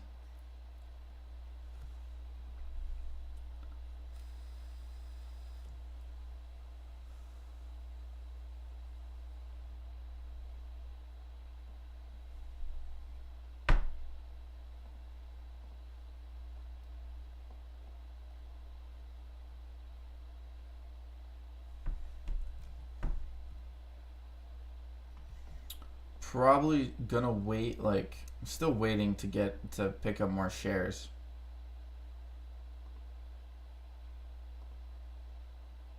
Oh, the trend line is there. It's a bit hard to see because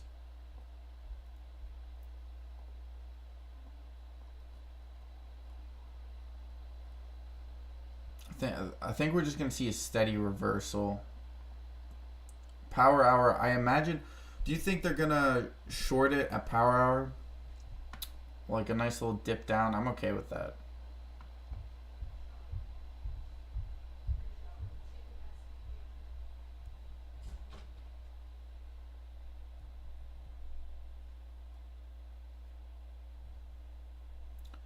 See, today I'm going to push my stream to the close. I want to see what HUBC is up to. I want to follow it today.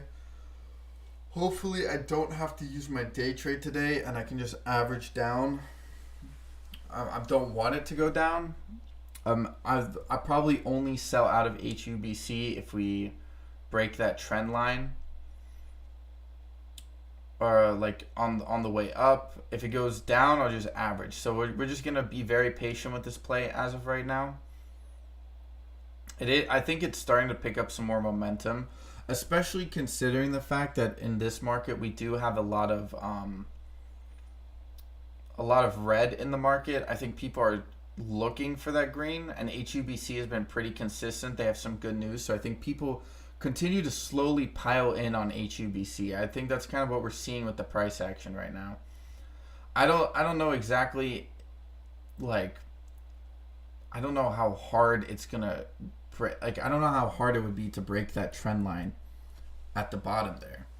I don't really see it happening because it's been going up, like the higher lows, higher highs, which is always nice to see in a stock, right? But then again, we've had 2 green days in a row, so I could also imagine that tomorrow will be red. So that's kind of what I want to wait with my capital on for tomorrow. I can just average down tomorrow. And then I probably, depending on how UVXY works, I might sell out tomorrow. But I don't know how well that would necessarily work. Like, is it worth to just take that small little gain on the UVXY? It's probably not even $1 right now. It's probably, yeah, it's about 40 cents. I don't know. We'll see tomorrow, because tomorrow. See, today is Wednesday, right? No, today's. Oh, sorry, hit my mic. Today, what's today? Today's Wednesday, so tomorrow's Thursday. So let's see, is tomorrow gonna be a green day or a red day? Well, I think overall, because of the dominoes people keep on selling, I think you're gonna see larger and larger red day, like larger and larger red day patterns, in the sense that they're just gonna. Because the more people sell, the more people they have to cover their margin, yada, yada, yada. I imagine a lot of people already did that, especially towards the end of 2022. I think that's already priced into the market to a large extent. I don't know, there's probably still some dumbasses out there who think that they can work with margin. But I imagine with interest rates and everything, I think margin probably sold off a lot of the market already last year. I think that's also a lot of the price being driven down. But then I think the issue is with the banks, right? Because you got people are going to take out credit card. Like, how do you say? As times get desperate, people value stocks less and less, right? Especially with like if you have credit card debt, right? If you have, let's say you have $4,000 of credit card debt, right? And let's say you have around $10,000 worth of stocks, right? Not saying, like, most Americans aren't smart enough to actually invest in stocks. Like, a lot of Americans still don't invest into the market, which blows my mind. I was watching this TikTok yesterday of this guy going like, we have a combined income of $120,000 with me and my wife, and we have $40,000 and we can't buy a house. It's like, I understand your complaint, but you guys are, first of all, you're in your young 30s, right? And in this current market, the market sucks. But also the fact that, like, why don't you take that $40K and put it into like a dividend stock or something, right? You can increase your monthly, right? Look up, how's AG&C doing? If you guys, I'm not sure if you guys know about AG&C. AG&C, right? They pay out 12 cents a share every month. They pay out $1.44 every year. So for every share you own of this ticker, that's almost a 14% dividend. I actually don't know how strong. I haven't looked at this ticker. The reason I sold out of it a while back was because of the fact that they had large debt, and I wasn't very happy about that.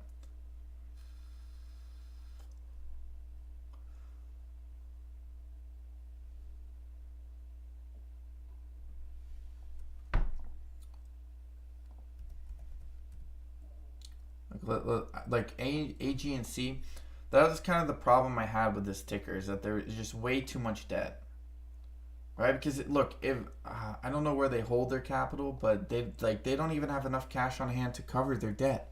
Their debt ranges in $36 billion, right? I mean, their total assets are about that, right? So the ticker is undervalued, but people are just completely uncertain because I believe it's a mortgage-backed security company, which also doesn't make it a very Here, I'll put this into my bank watch list. I know it's not a bank per se, but it is connected with the bank. So,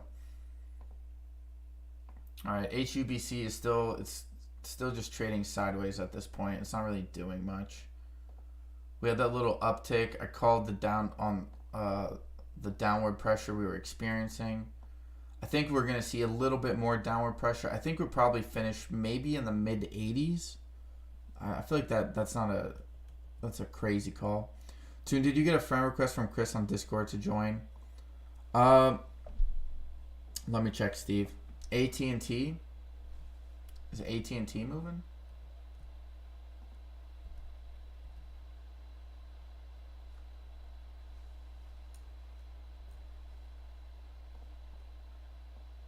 Oh wow. You could have bought it at 18. Little swing. Hold up. I gotta go on my phone, Steve, to check that. I don't. For some reason, sometimes Discord won't allow me to. They won't allow me to open it when I'm streaming. I don't know why that's it, but I'll check for you, bro.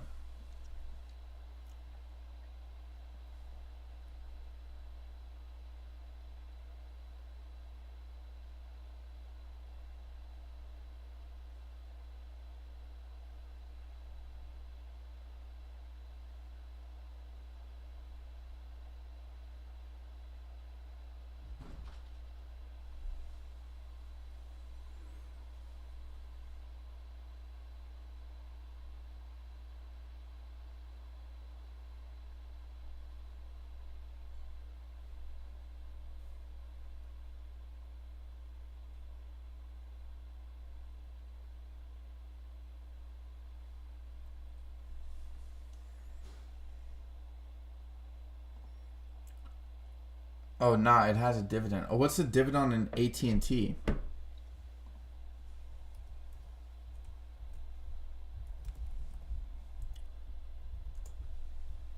They have a quarterly dividend of 28 cents, around 6%. Ooh, that's not a bad. Wait, let's see. How did they do? So .com bubble, they did really well. They crashed just before 2008. 2007 they ran up pretty hard. They went down. No, I don't see your friend request, Steve. I do not see your friend request.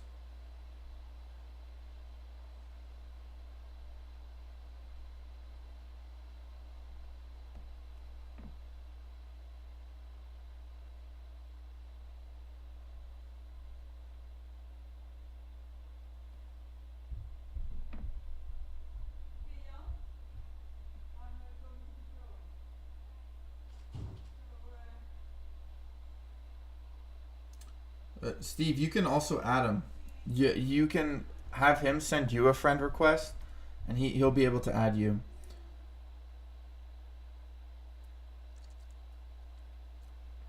Yeah, 6.066 dividend yield for AT&T. Wait, let's take a look at their assets long term, or their value. I imagine they must be trading. Yeah, they're trading at a discount according to Simple Wall Street. Wait, their earnings were negative? How is that possible? Well, it did go negative in 2021. I guess it's a good time to buy. Right? They have a revenue of 120 billion. Their earnings are in minus 8 billion.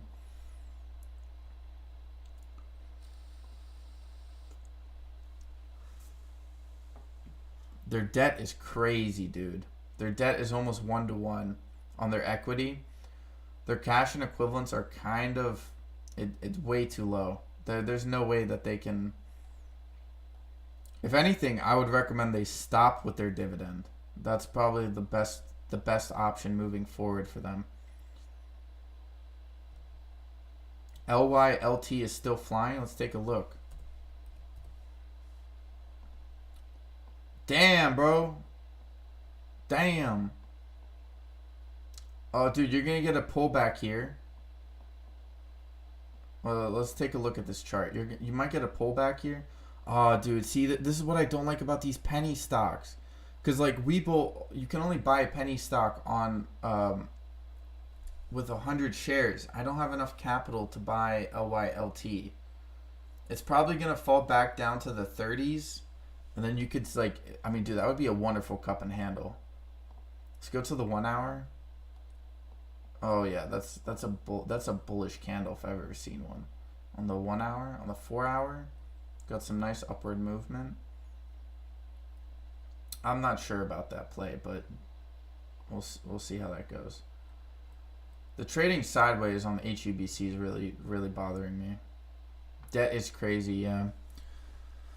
No, I would love to do Zim, I would love to get into some more dividend stocks, especially now. Like I got one dividend stock I'm just adding to like every couple of weeks that I just like I take some of my profits out and I add a couple of shares. It's because just find a dividend stock that has no debt and is cash flow positive, you're good to go. Because how do you say, they have cash on hand to pay the dividend, they have cash on hand to expand, and they have no debt, so there's no risk in regards to banks. All right, this is why I've advocated for the last couple of months of no debt companies, for this exact reason, because I knew the banks were gonna fail at one point, right? I know we keep on getting bailed out, but even during that bailout, right, like you're losing billions of dollars in value across the market, if not trillions of dollars. You're losing trillions of dollars of value when a bank goes under, even if the government comes in and saves it. Yes, LYLT is a dead cat bounce. They filed for bankruptcy and intends to delist its common stock from NASDAQ. The company hasn't arranged for listing or registration of its stock on another national... The company hasn't arranged for a listing or registration of its stock on another national securities exchange. Oh, interesting. Yeah, no, I'm not touching bankruptcy plays anymore, dude. I've been burned a couple of times on bankruptcy plays because, like, I think it's stupid that bankruptcy plays start running and then you're sitting on an actually undervalued, financially solid company. And you're watching bankruptcy plays run hundreds of percents. And you're like, what the fuck is going on, dude? What is this bullshit pyramid scheme market doing? Okay, we're close to my average as of right now on HUBC. So this is where things are going to start getting really interesting. Okay, we're below 92. I know 92 was a resistance point. People were talking about that earlier.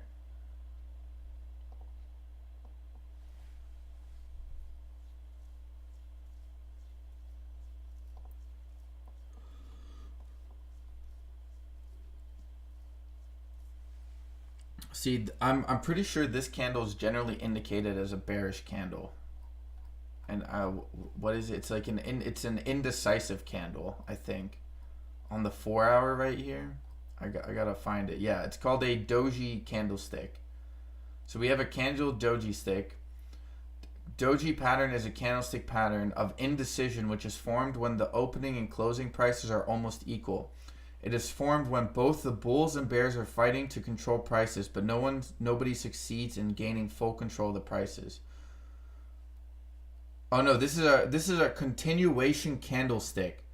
So that means that that whatever the action is previous to these candles indicates the... So like as you can see here on the 4, like you have this, that they're super close. So you kind of have this, like, you have this indecision within the market. So generally what that indicates is that you have a continuation of the trend, and the trend is an uptrend, right? Because if you also go back here to the 4 hour on the previous 2 days, you see this massive green candle, sell off, and this massive green candle again.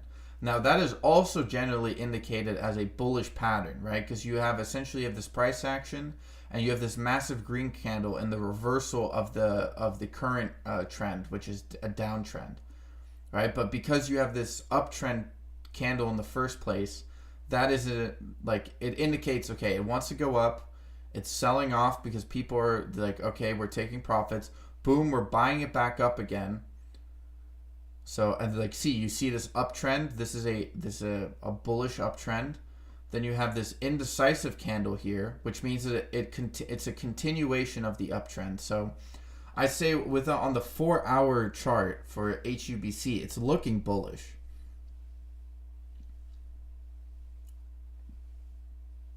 Getting me lit. Oh yeah. Well, no, yeah, you made money, bro.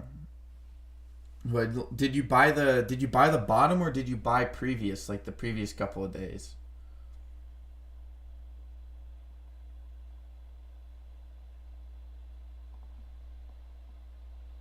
So I'm not too worried about this price action on HUBC. If it goes lower, I mean, fair enough. I'll just pick up some more shares.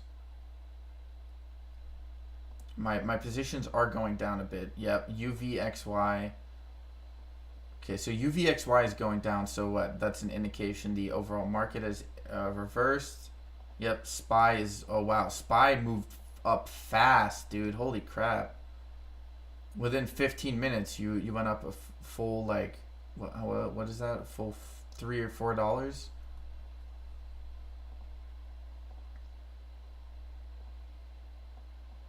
Now, if we go to the 1 hour, the 1 hour doesn't say that same sort of indication, because you had a hammer at the top. Generally, a hammer at the top is bullish, though, right? No, that's that's okay. That's not an inverted hammer.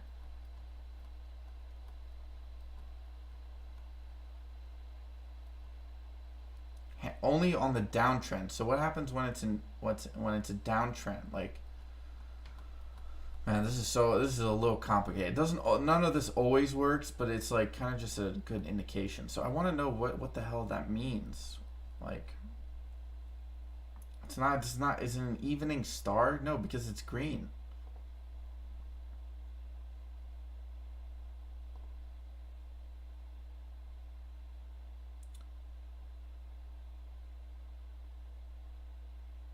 Indecisive, just like me. Hey, Toon, can you look at our old friend HOLO? Yes, sir. I'll take a look. Above average. Oh, this one, right? This is that Chinese company that... No, wait, was this a different one? Oh, no, wait. I'm looking at the 4 hour. Yeah, okay, this was... So we have higher than normal volume. Okay, let's go to the daily. Daily gives us a better idea. Oh, yeah, okay. Yeah, we got some bullish indications according to Weebill's charts. HOLO could be a good play, bro. This is what I'm saying. And this is a Chinese company, bro. And people complain about the Chinese manipulation, but yeah, Bodhi, are you in it? Because like see, not when wick is on top. Think of wick as a rocket fuel. Okay, Steve. Thank you. Yeah, I'm like, that's a good call, dude. Thank you, bro. Thank you for letting me know. Because that is actually let's look at the, yeah, it's on an uptrend today. Did have some good volume come in. Mainly pre-market though. You had a lot of action pre-market. So today's volume was, what is today? 500. So you had low volume. Yeah, this is the highest volume we've seen since the day after that fat red candle. This might be a good swing play to get into, right? Because you had that same thing. You had that uptick in volume. Then you had 1, 2, 3, 4. You had 4 days after on the previous run up, which was back in late December. You had that uptick in volume, right? You had 957. You had close to 1 million in volume. Then it went back down, and then you had that uptrend, right? So you're starting to get this sort of like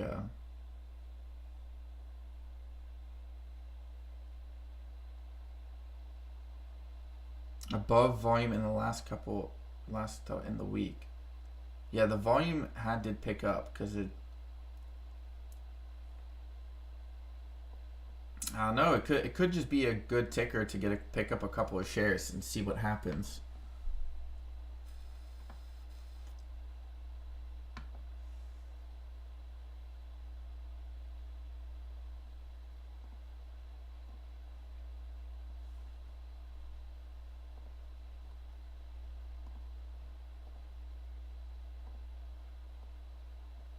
Bond is up to 173. Damn, could have picked up at 150. That would have been a nice swing as well.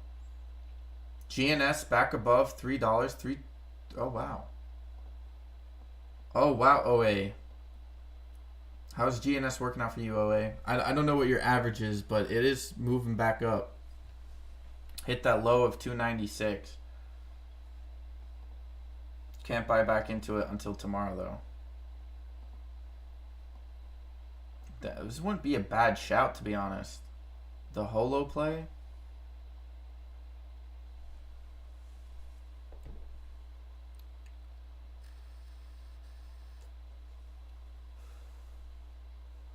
This is the one Ryan was talking about. No, he was talking about the other one. There was another one that he was talking about. It had a very similar name to it. Right? Or no. This, you're right. This was the one John was talking about. I'm sorry. I forgot because I remember because he was like it's a hologram company. Yeah, he was talking about this. It wouldn't be that bad of a play to get into, to be honest. It might be a bit risky. It did bottom out already. Or it seems it hit 188. It kind of bottom out. And you had this reversal trend.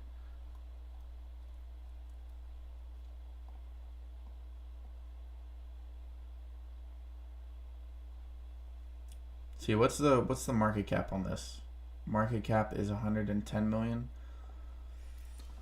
I know because it's a Chinese company, they might pick up the order flow. That's kind of the thing I was thinking about.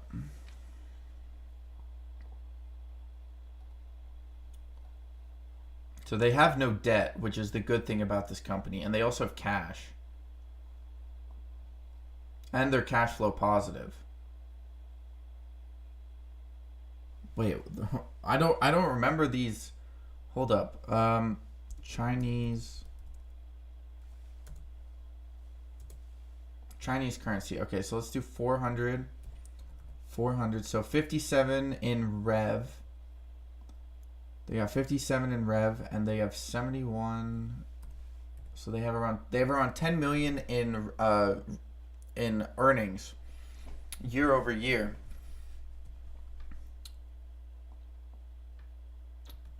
It wouldn't be a bad play, dude, especially for the fact that to just pick up some tickers. What's up, Robbie? How you doing, bro? How's the UK treating you?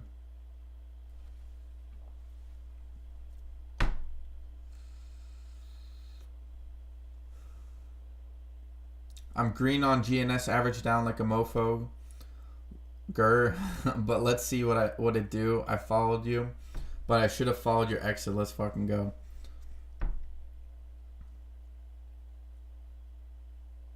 Yeah, no. I mean, I took a loss, so if you're green, that's better. Looks like FRC is about to go up to the upside. Been watching it today.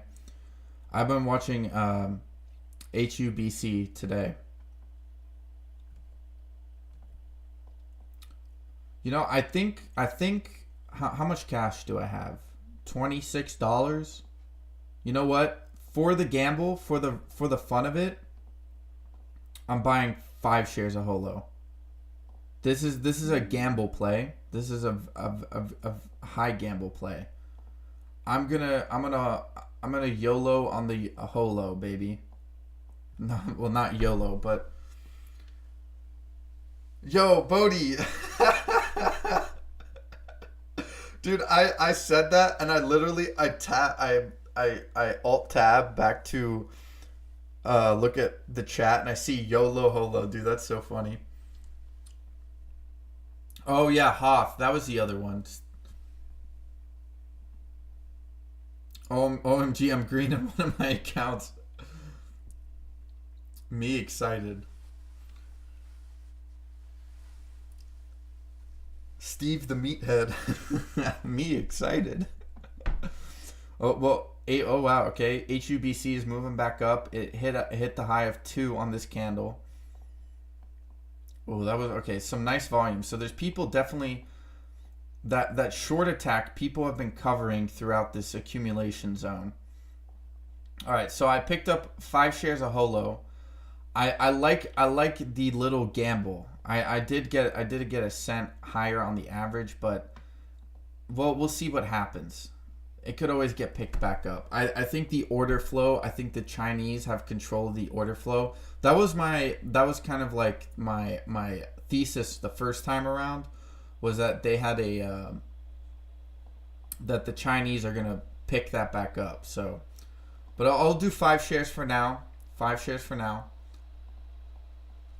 We can always average down if it goes down, or we can just let it ride for a little bit, see what 5 shares brings us. It could go up to like $5. We sell out, we pick up a good nice $15 profit on HOLO. We never know. It's a little let it ride, baby.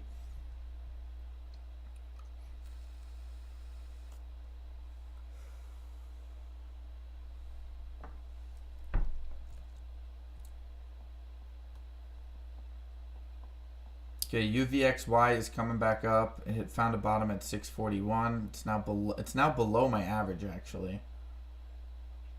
But I only picked up 2 shares of that, and I want to let it ride for a little bit. It's gonna be my hedge for the market. I'm not saying, because it will run. If the market crashes, like it actually crashes, right? The UVXY is a really nice hedge to have, because it'll pop up so quickly. It'll literally skyrocket for like a couple of days, so I can sell out during that time, and then I'll probably just dump it into my gold position I have in this account.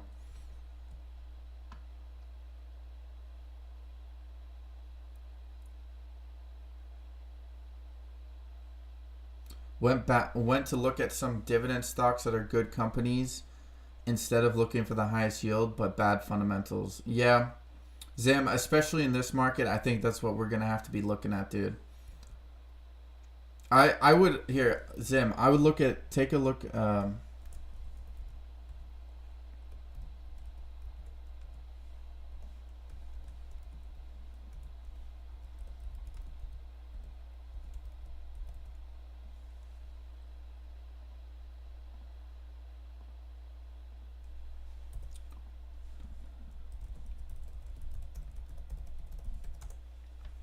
Zim, check that one out. I think you'll like that one. Because if you want 6%, right? It has a 6% yield, right? And I think it's 6%, right? I think it might be a little bit lower, maybe because the price has gone up. Well, no, it's been going down, but yeah, they have almost a 7% yield, and they're cash flow positive, and they have no debt. Okay, HUBC is moving back up, 197. 199. There we go. We got some action coming out on HUBC. Power hour is only 18 minutes away. Come on, baby.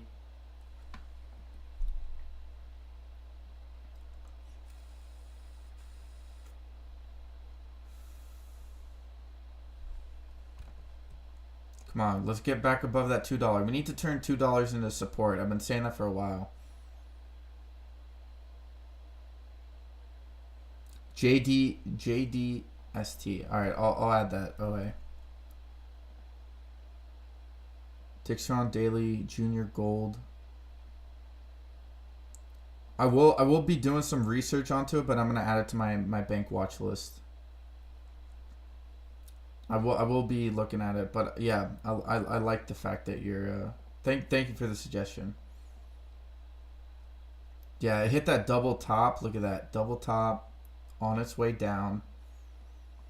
But with the market especially, if it moves with the VIX and all those other, like that little family, I think that's a nice little play right there. Okay, we're still looking for HUBC to break above the $2, turn it into support.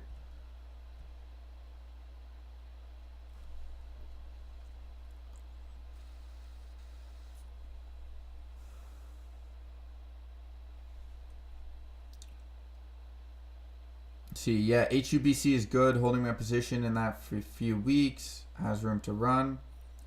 Sim says bet, looking at it right now. TTTO moving off the 52-week low, had good earnings. Yeah, okay, Bodie, you said it so many times now, you've actually piqued my interest now. Oh, dude, it's a pet. God damn it, bro. Dude, this is why we need $200. We need to get to $200 on this account. Because if I had $100 on this account, I could buy some. I could buy some maybe on my Robinhood account.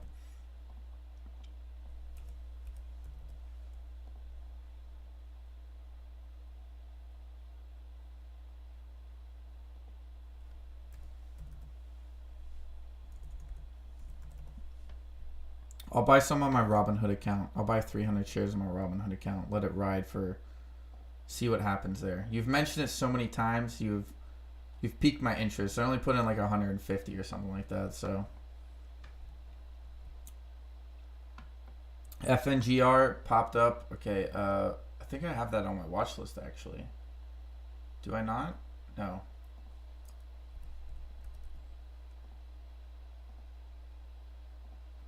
Oh, wow, look at that. The volume is still quite low on that. It would have been nice, though, to catch that. I'm down 3% instead of 8.8 earlier today. I'm happy as hell. Today was crazy. Steven Chitwood, what's up, Steven? Yeah, dude, I mean, especially in this market, the looking for positives aren't that hard. I'm up actually today a little bit. Well, according to my account, I'm not, but I am up today. I opened at 87. See, 87 divided by 92. No. Whoops, other way. It's 92 divided by 87. I think I'm up, well, let's do 91 because I'm in the 91s. I'm up about 4% today on this account. If market crashes, these fly. I keep them on my crash watch list. Just information, family. Oh, dude. Oh yeah. Okay, I like that. wait. I'm gonna. Thank you, bro. I'll do that. Here we'll do. Edit watch list. I'm gonna do. We'll do a crash list. I like that. Thank you.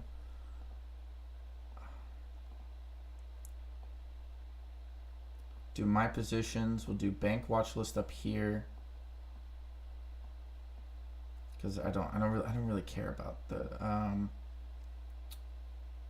We'll keep that at the bottom here, and then we'll do a crash. We'll do a crash list. We'll keep that up above. Okay. All right. I'm gonna.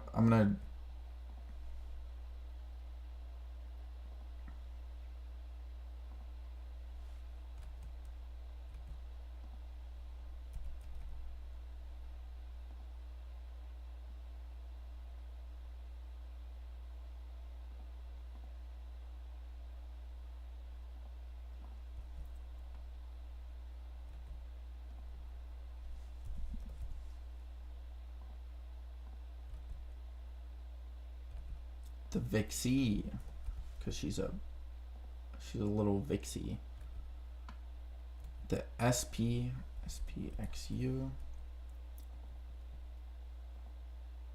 Oh, okay. So we have. Oh, okay. Oh, dude, the SPUX is the one I actually really want to get into.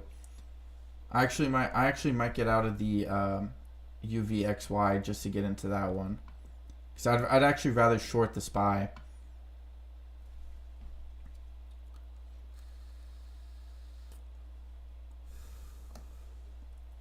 The TZA.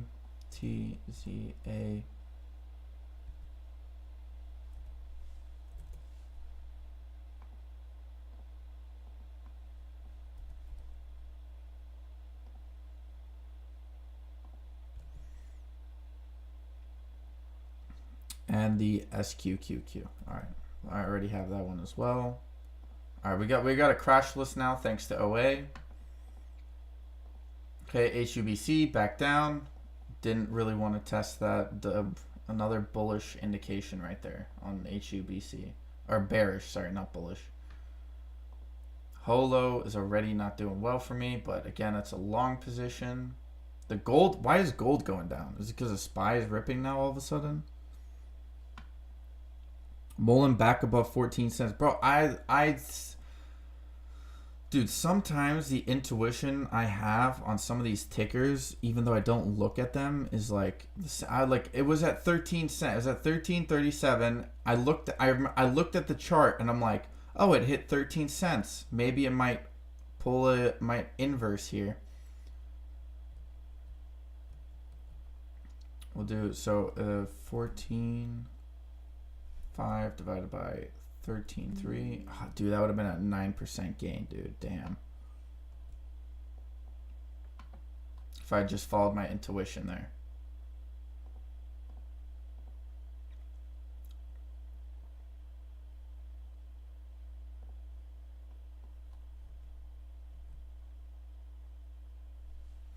Bodie, nice call out. I just bought some TTO. It has been on my watch list for a while. FNGR, nice. I got into it today. Let's go. FNGR, it's still moving.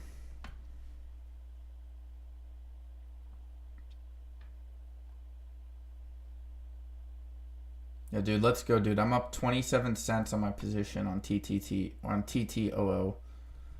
All right,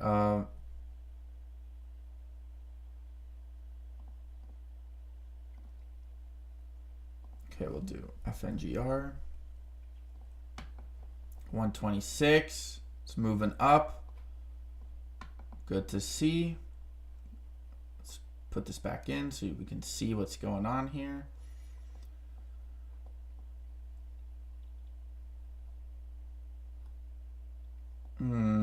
A lot of resistance.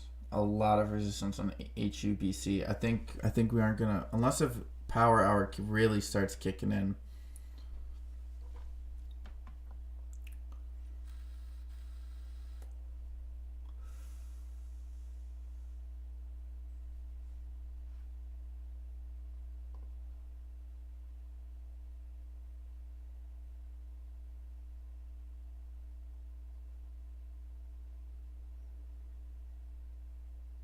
I chased because Bodie and Steve jumped in. Fuck it.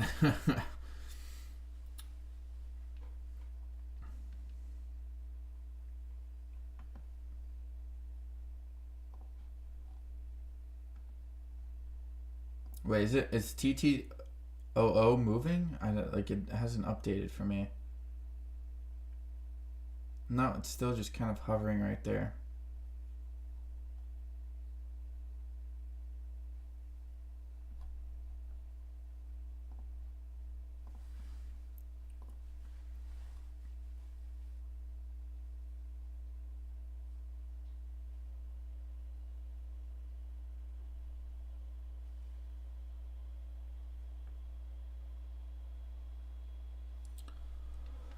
Okay.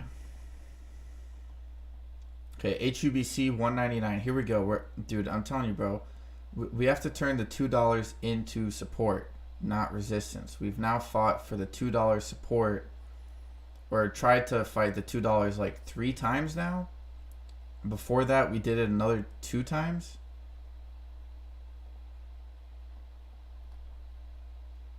Yeah, we did it once there. Another one there. Yeah, because we passed that, and then if you go back,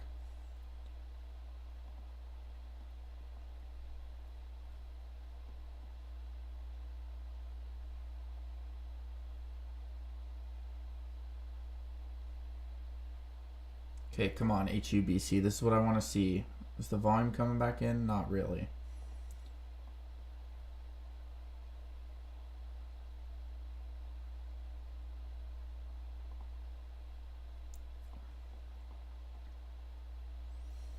See, okay, we got an inverse hammer. It seems like it, so we might see a little bit of an uptrend now. I think today we turned $2 into support. If we can finish above $2 on the HUBC, it'll be a good day.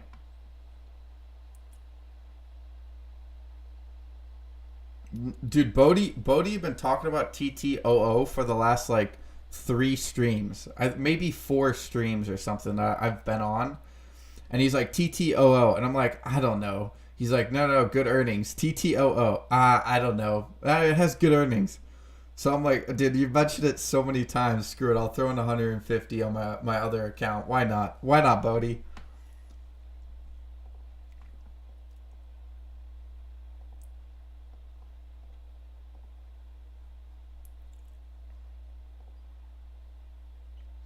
Crazy.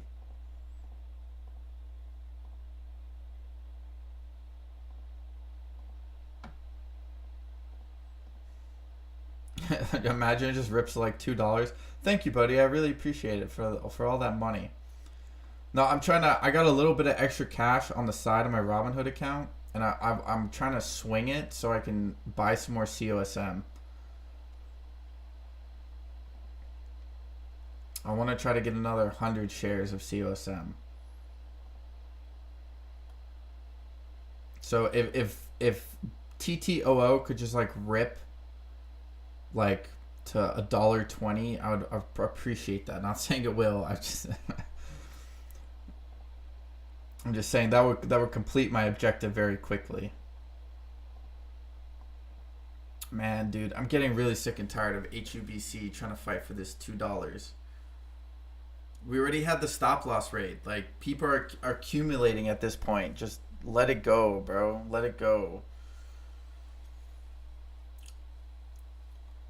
I'm still waiting for after hours. Like, I'm hoping it actually dips a little bit below my average, so I can just pick up.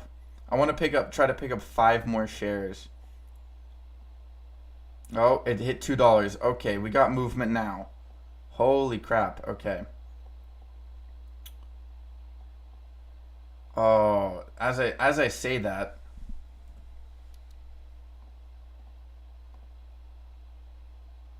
I might consider just averaging up here. I like this. I like these candles on the 5-minute. I really like these candles on the 5-minute.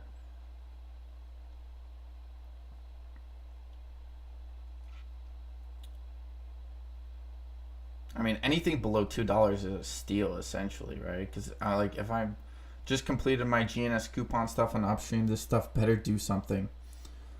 Yeah, not financial advice, but completely Bodie. Understood. Just completed my GNS coupon on upstream, this stuff better do something. Steve, you know what, dude? Let me tell you something.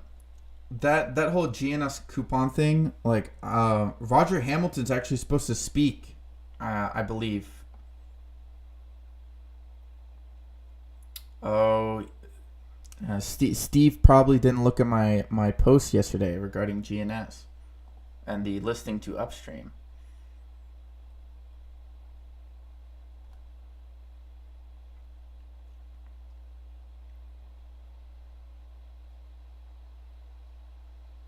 See, okay, this is where I have a decision to make. It's at $2. $2 is where I wanted it to be. Do I average up? It's only 5 shares, but do I average up here? It's only a couple of pennies, right? I think HUBC is on a beautiful little uptrend. The candles indicate bullish. The trend that we're currently up in the last 45 minutes is bullish.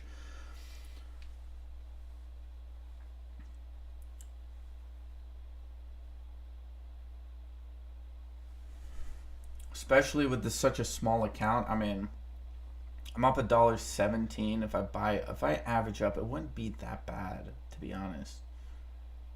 It wouldn't be that bad.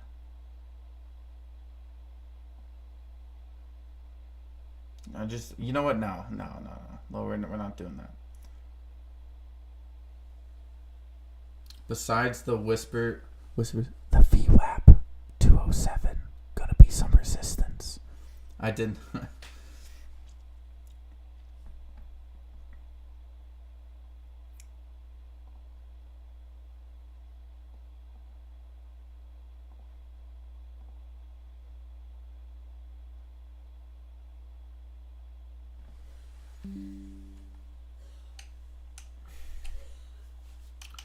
course, Grill starts moving up 5% after I took a look at it today.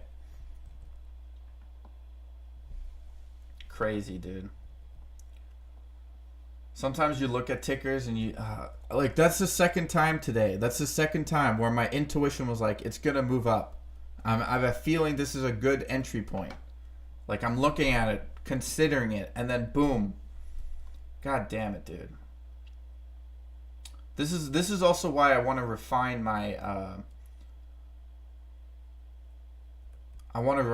intuition. I think this smaller account will help with that, because sometimes, like, intuition is just your body and your brain making mass calculations in the background that you can't fully understand yet. Like, it hasn't pulled it to the forefront of your consciousness.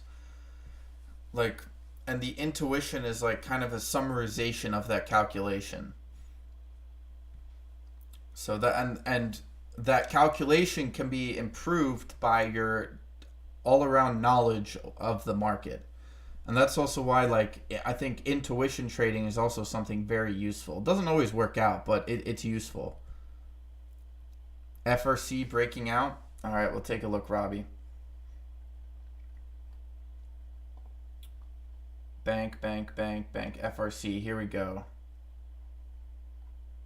It's above the VWAP, and it's moving back up.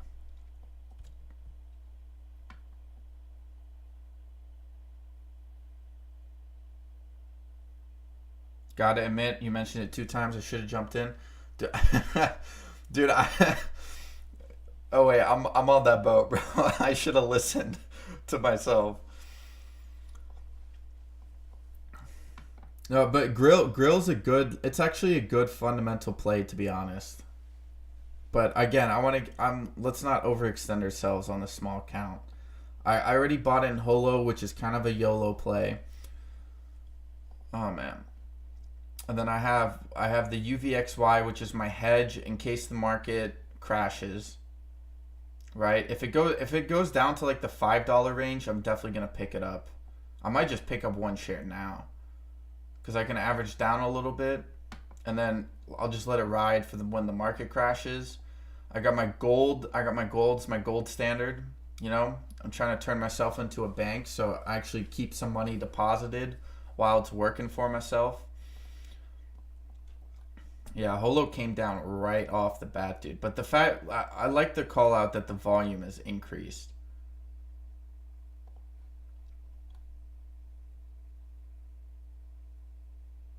The fact that the volume has picked up is something that I like.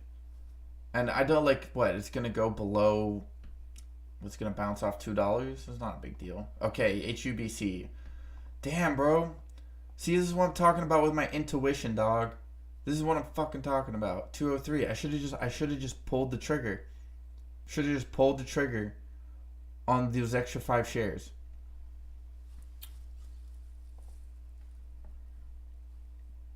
God damn it, bro.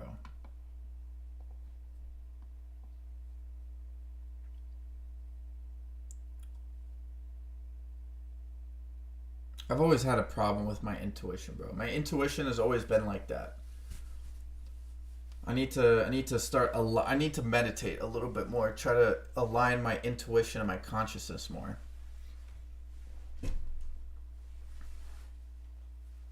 Because my intuition's a lot smarter than me, so.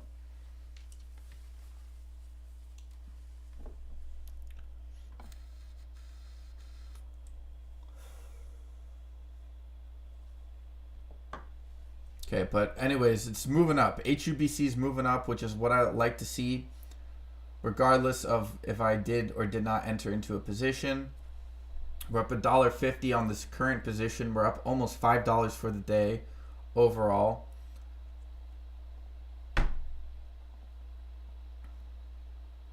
The market is going back up, so all my hedges are going down, but I'm okay with that.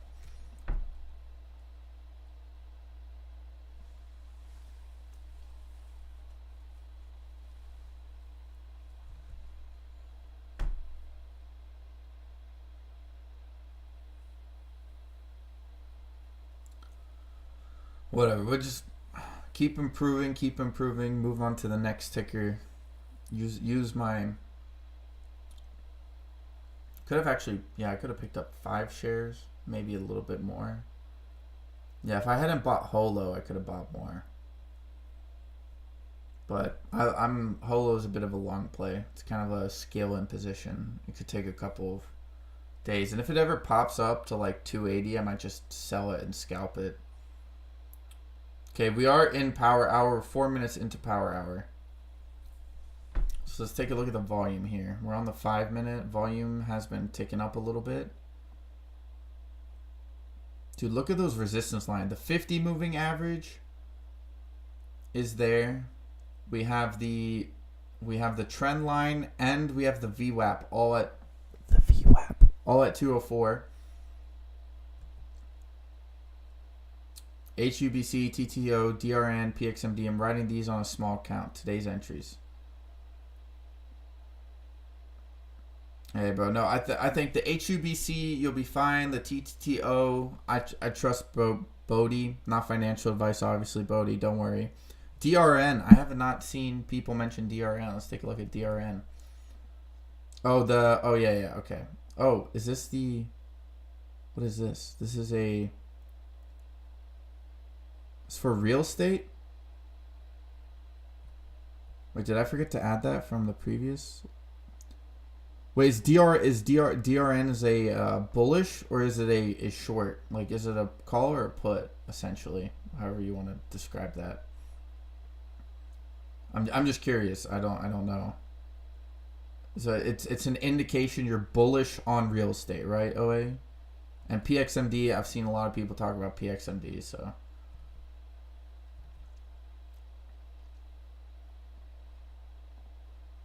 Okay, HUBC getting pushed back down again.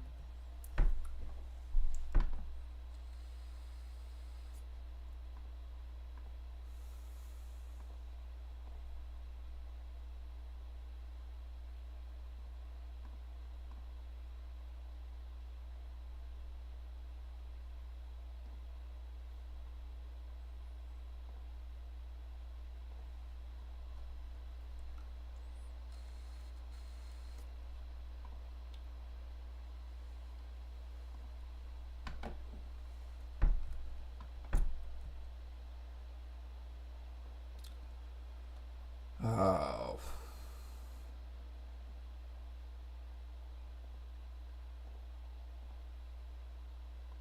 You know what?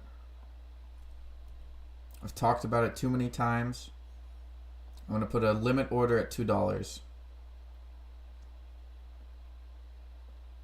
If it taps $2 again, I'll pick up the shares. If not, we're ripping.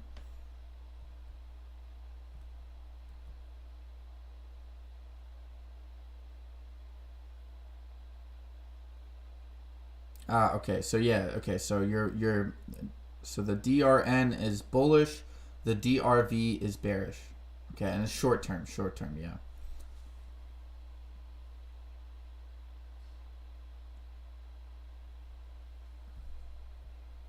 I mean, that's not a bad shout, to be honest. Bullish on real estate.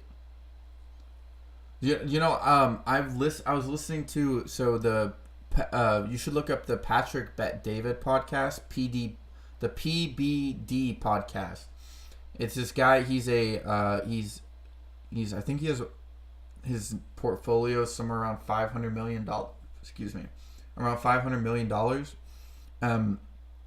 He had this real estate expert on his podcast, and the guy on real estate was very bullish on real estate, but he was quoting some information, and I've seen some contrary information to what he was talking about, because he was talking about the inventory of real estate. He was like, there's not a lot of inventory, but I know that if you do a deeper dive into the inventory of real estate, it's actually technically very high. I watched another YouTube video that was talking about the inventory, and that the statistics of the inventory on real estate is actually manipulated, right? Just like all the other data is manipulated. So it kind of depends on how you want to look at it. But this guy's a long-term thinker, right? So he has a completely different perspective on the market.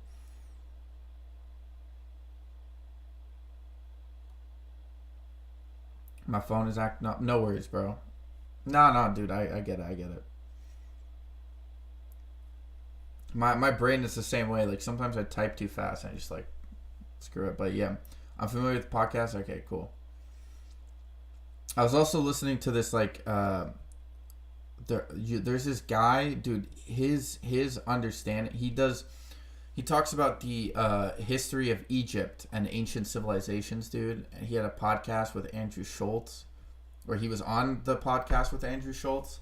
I honestly one of the best podcasts I've listened to in a while. The guy was basically talking about the fact that the pyramids could be anywhere from 10 to around 60,000 years old, and that the pyramid is a frequency battery. Now I don't know, I don't know the extent that is actually true, but some of the information and photos he was laying out, highly interesting. Look up like Egypt podcast Andrew Schultz. It's like one of the newer ones. You should, if you guys are interested in that type of stuff, I would check it out. I'm always like, I always like hearing new theories about human history, because what is the word? Autotomically like humanoids that are autotomically similar to us have been around for like 1,000,000 years or something like that. So that happens sometimes, you know.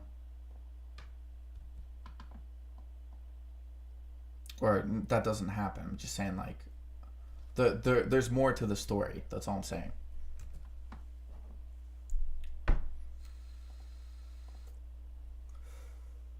Because our history only goes back about, 6,000 years? Like, that's what we really talk about. We don't talk about anything past that. And if we've been the same for 1,000,000 years, then, like, 6,000 years and 1,000,000 years, right? Like, I think that's... Back in the day, I watched Stargate SG-1, and every episode had something to do with our world history. Yeah. Yes, very true. Nikola Tesla said that the pyramids are energy generators. Remember, they didn't find any mummies in those pyramids? Yeah, dude, that's just that's the way that they can... There's, like, this council that, like, tries to essentially keep all of the facts about the pyramid in the dark. It's like the Egyptian Council of History or something like that. And they manipulate data. Because it's not like, I personally don't think it's anything super malicious. I mean, there is an aspect where there is maliciousness that is involved with it. But I also think that, I think it's just a way for Egypt to, like, keep the story in check so they can get tourists, right? Because, oh, look at the pyramids. They were built by the most recent aspect of Egyptian society or civilization. But, bro, dude, Nikola Tesla, he was, like, low-key, like, why did we ignore Nikola Tesla? That still blows my mind.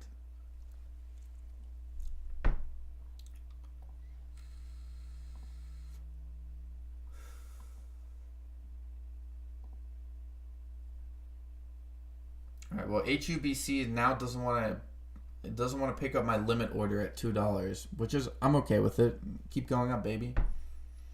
Yes, yeah, okay, we already read that, but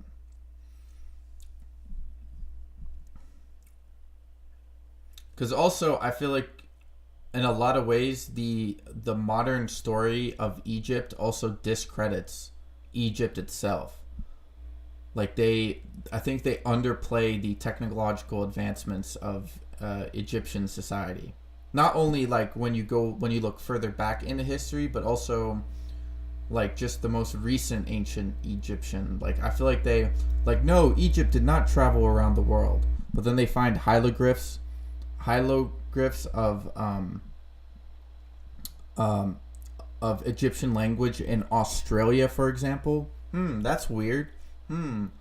They can't make money from free energy. Yeah, yes, that's true.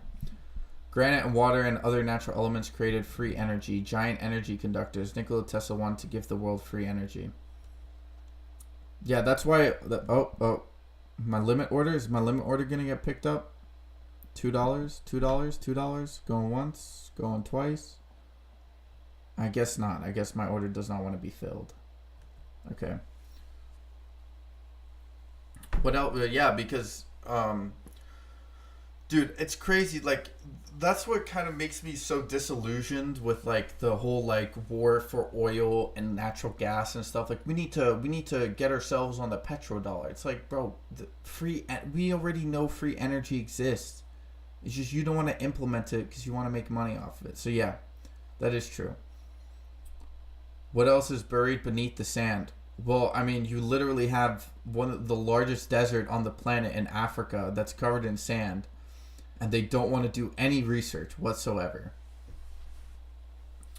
Apparently, jealousy is why Tesla was ignored. No, bro, it wasn't jealousy. It was money. Yeah. Some of the information on the pyramid's crazy, dude.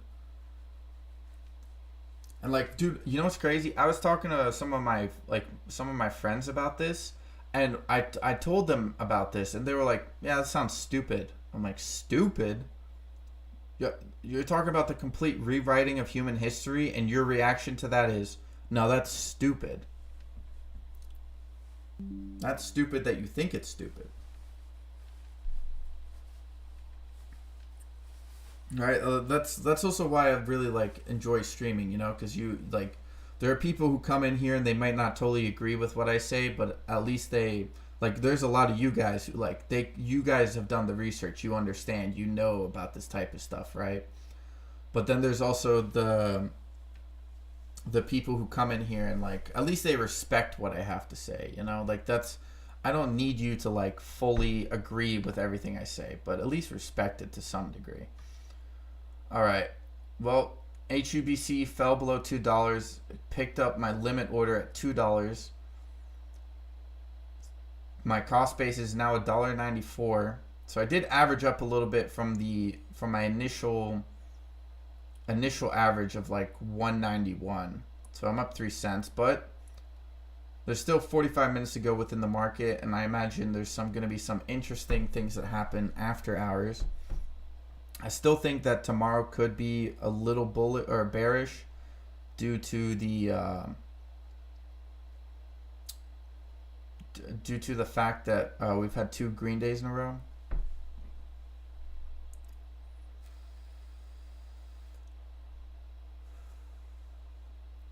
Trump's uncle and Thomas Edison robbed Nikola Tesla. Well, I knew about Thomas Edison, but I didn't know that I know Trump's uncle. I know Trump's family was definitely connected, but I didn't know he was involved with that. The names are written in our school history books. Can't make this shit up.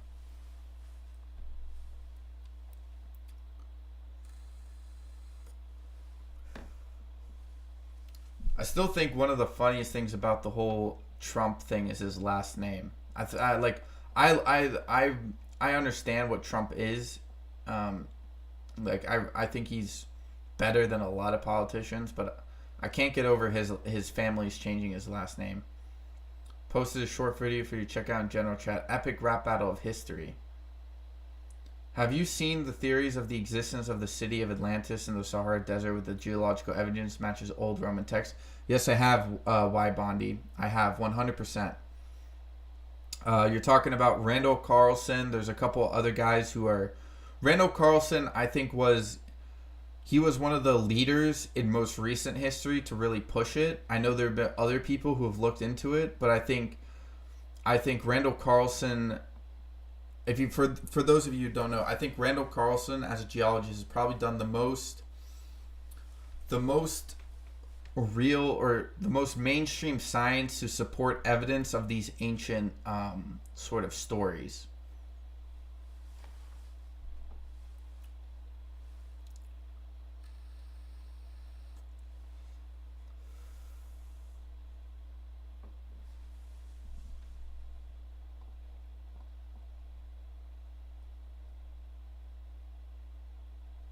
All right, 199. I'm okay with that on HUBC. UVXY is still on a downtrend. I'm okay with that. I'll just average in later. HOLO back up to 215. I like Bodhi's thesis so far. The fact that there's some volume upticks that have recently come in, and the gold. Nothing wrong with gold, especially in this era. Tesla versus Edison. Oh yeah, I've seen that, Steve. I grew up on epic rap battles of history. I had history teachers who would literally show us to that. They were like, "Oh, we're hip with the young kids."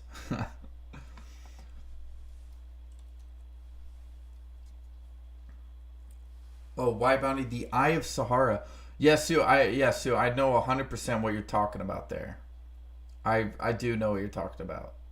With that, why I think that's why Bondi is talking about Sue. Yep, they're still trying to find Atlantis. They will never find it because it's hidden within third eye wisdom. Oh shit! OA pulling out some spiritual. I agree with that. I agree with that. Yeah, OA. Oh, what's Graham's theory that he always talks about? 25. The Younger Dryas. The Younger Dryas era. Okay, we're above $2 again. 201. Let's go HUBC. I like that. Crazy how so many people are just like, well, that's stupid when it's some people's life's work. Well, why Bondi? I would also put it to you the other way, right?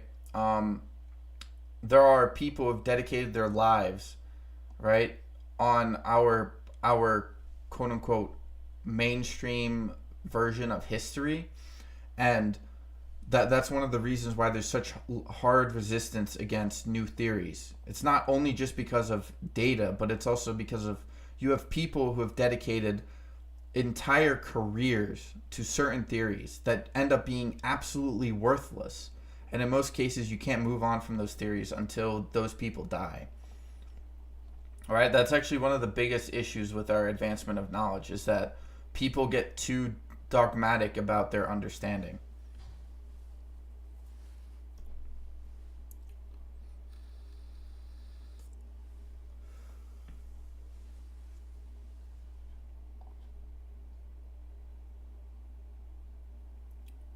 Come on, HUBC, dude. I don't think HUBC is going to be breaking the VWAP at all today. Probably not today.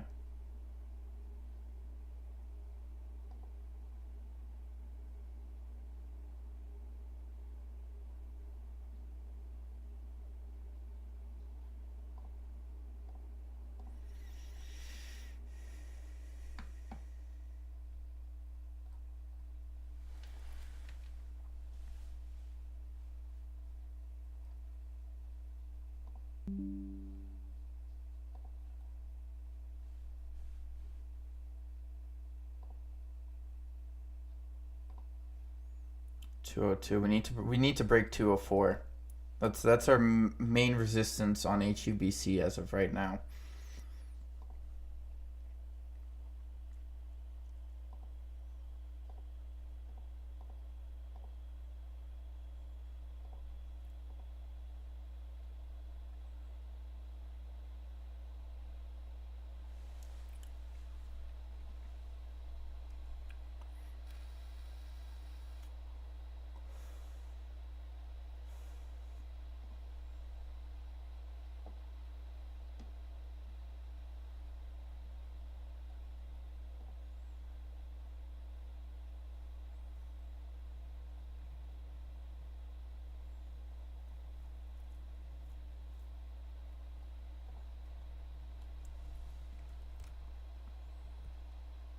See, we still have around 40 minutes till after hours.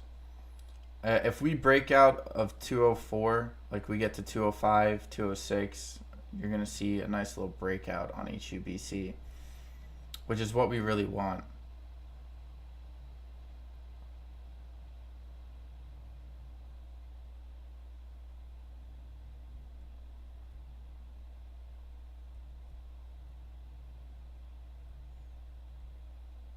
See, this is gonna get interesting in the last.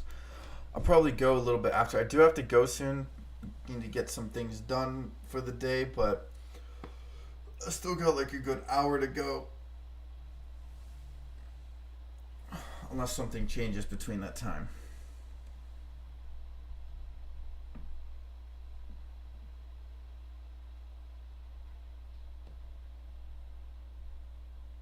Come on. I need that. We need to break. We need to get to 205 here. We need to break that resistance. 203. It does look like it wants to move up. People know what is going to happen.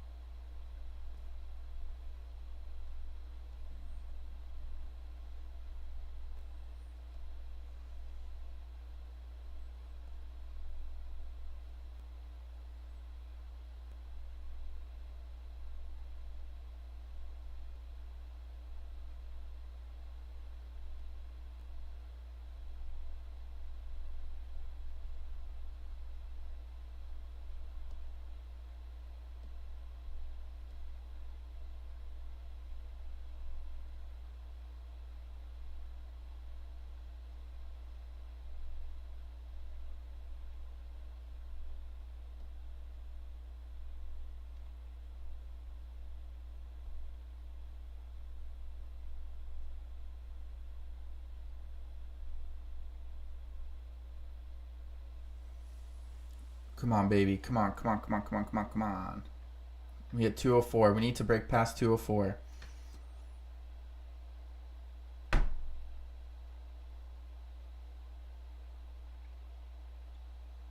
By the way, that's why you guys should check out oh my god, Zen Holder knows who. I'm not sure if Zen Holder is here, but Zen Holder knows who I want to talk about. You guys should check out this guy. He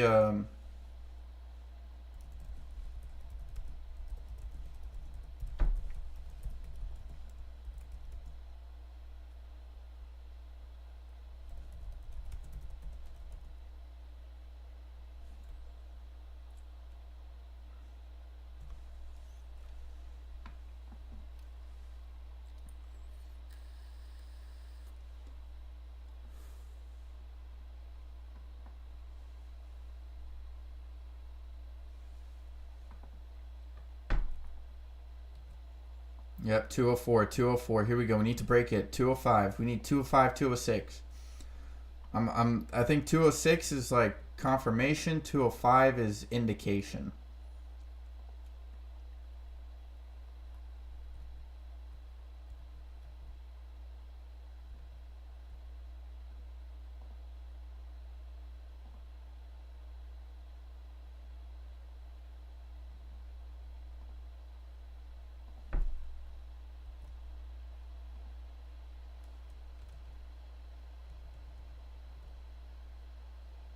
Soon take a look at IQST EV stock on OTC. Mr. TRKA Daddy, aka Gap Daddy, aka Steve Raven. What have I said about OTC, bro? I'll take a look. I'll take a look. I've seen people talk about it.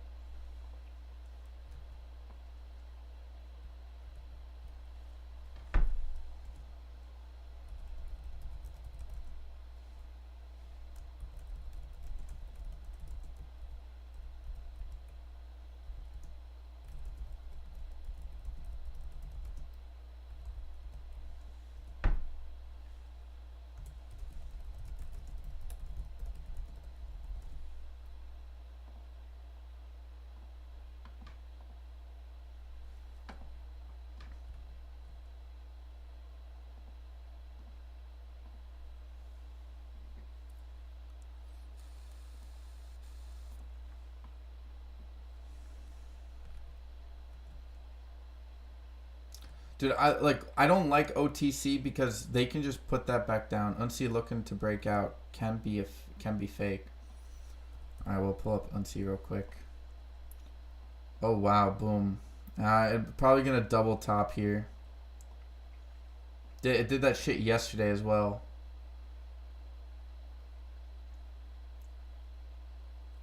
It is moving up quick though. You can make probably scalp a couple a little bit there.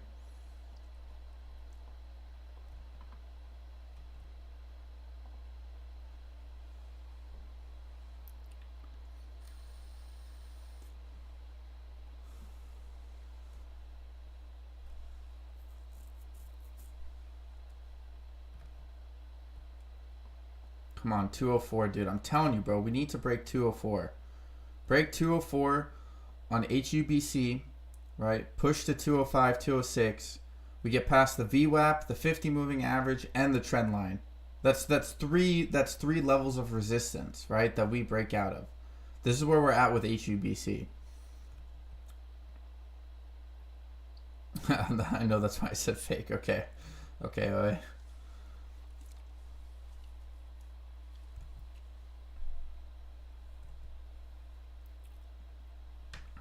But yeah, no. HUBC. Oh, dude. I think it's just too obvious. I think maybe it's too obvious we need to break out of this channel. Right? The channel is slowly starting to move up. So I think that's also kind of the issue we have right now.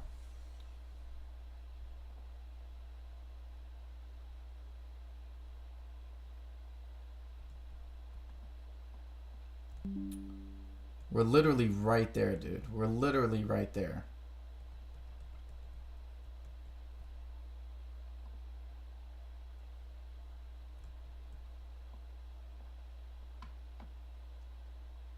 We got 30 minutes to go until close. Do you think we... See, the question now is, though, like, do we bounce off of the resistance point at 204? Like, are we just going to be hovering here for a while?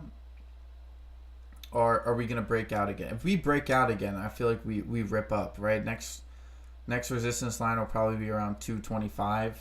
If we can break it, we'll go full 20 cents.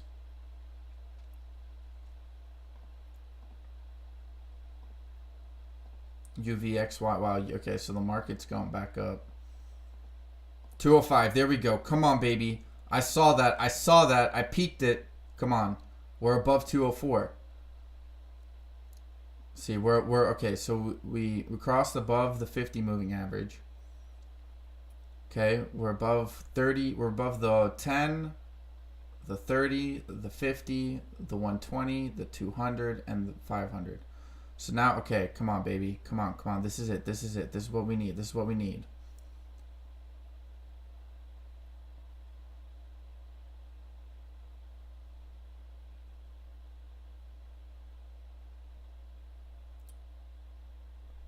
Richard Vobes has Avid on YouTube telling us all how our SS number is access to a government trust fund attached to our birth certificates. Okay, here we go. Breakout at HUBC 206. This is what we wanted to see. We're breaking out of this channel. We're moving up. There we go. This is what we were waiting for. Come on, baby. Come on. Push it. 209. New high right here. For towards the end of the day, obviously, because we've been higher than 209 before. But we're talking about this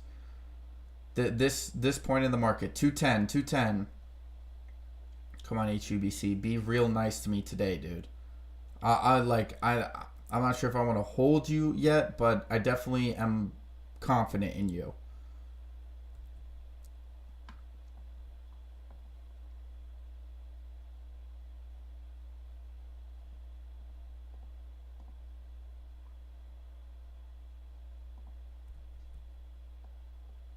Come on, this is what we're talking about. The next resistance point is like what?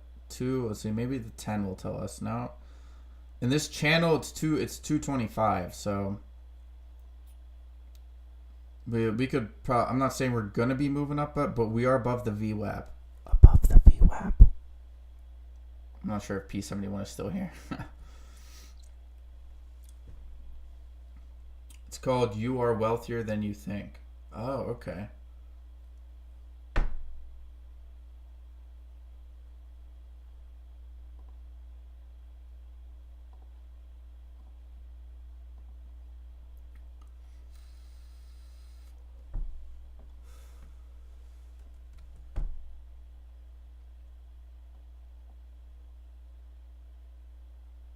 Come on, 208. Come on, dude, you can go higher than this. We're looking for 210. I'm so okay. I'm happy that I bought in at the $2 again. 206. Don't push us back down, dude. Come on. Come on. Just 225, bro. 225. That's the next point of the resistance we want to see. It's been following this channel beautifully today.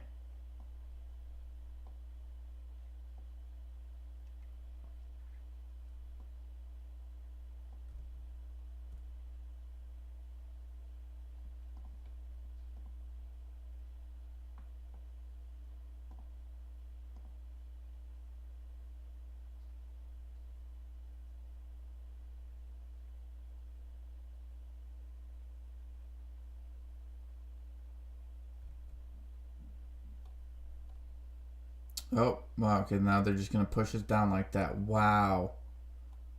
Really? I mean, the volume ticked up crazy right there.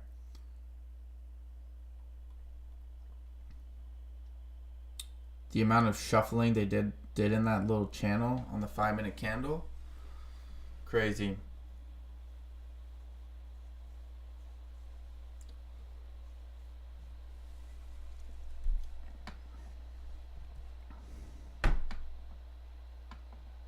I bought the 2.5 April 21 calls on CS and I'm up 48% right now. Yo, Webull has options, right? You can do options. You can do options on Webull. So UVX, yeah, you can buy puts and shit. Calls, puts. We go to single. We go strikes. The quotes are delayed. Click here to subscribe. I don't care about quotes, bro. I don't. Okay, there we go. We go down. Okay, so we can still.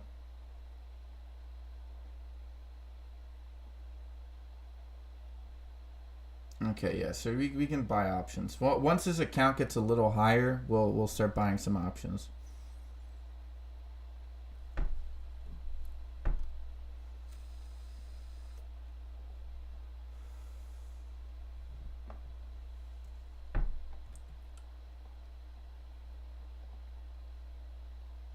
UVXY doing a little uptick, a little HOLO still at 215.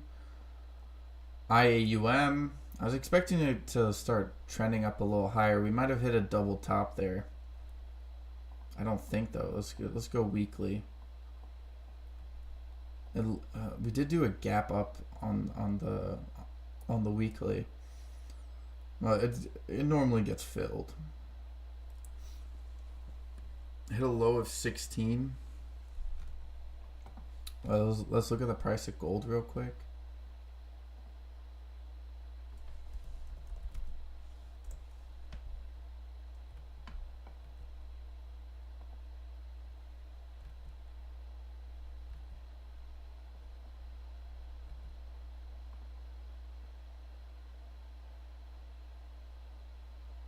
Yeah, massive resistance is going to be at like 2,000 for gold.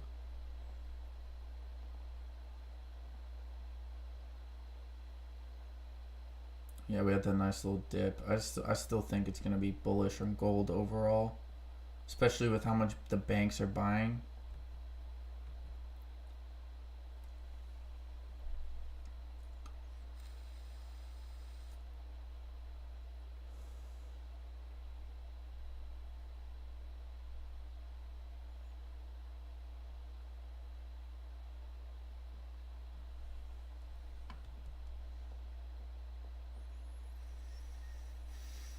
Okay, well we broke the VWAP. We got pushed right back down, and now we're trying to break the VWAP once again. Looks like VWAP is just going to be resistance for the rest of the day.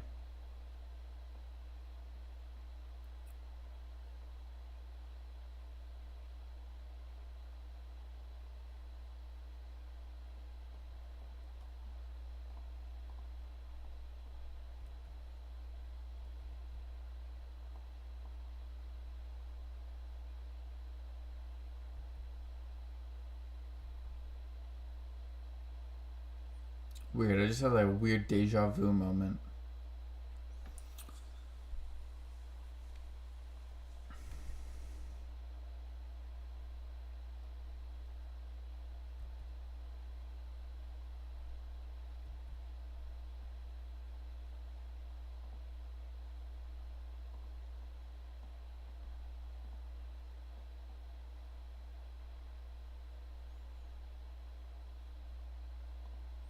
Okay, well, this is what I was talking about. Now we're turning $2 into support. I've been talking about this all day, so. Yeah, no, I'm gonna. Once I get my account up a little bit more, maybe a couple $100, I might try to buy some puts and calls and all that type of stuff.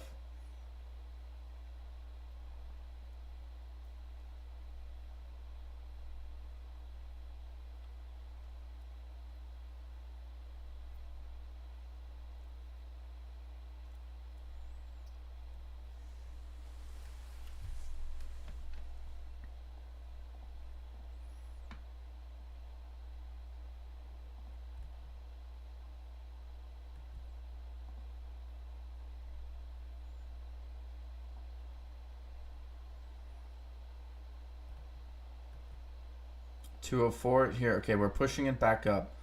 20 minutes left in the market. I think after hours could definitely get interesting.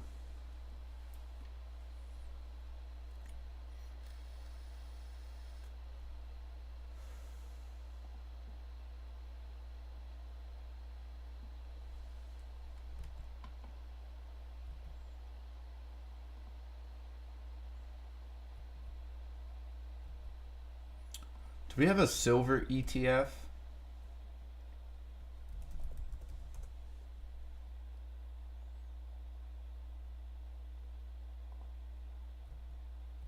Wait, is SVM really that low? No, it's at 313.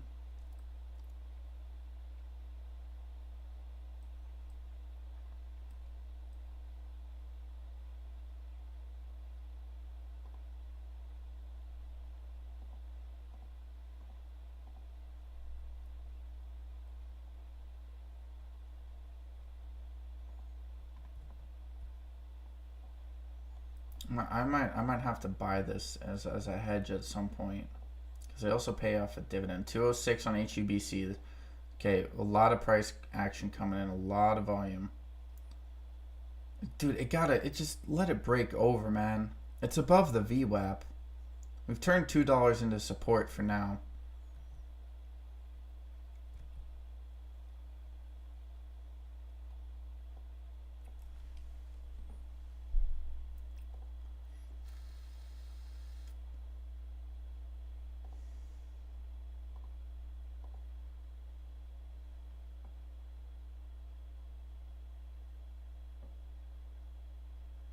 Wait, they did a bill out today?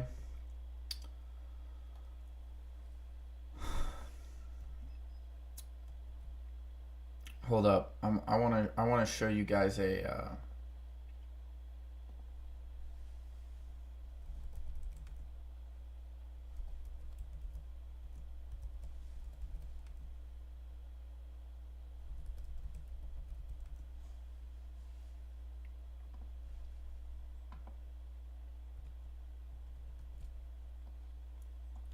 curious to see if any of you guys have ever watched this, but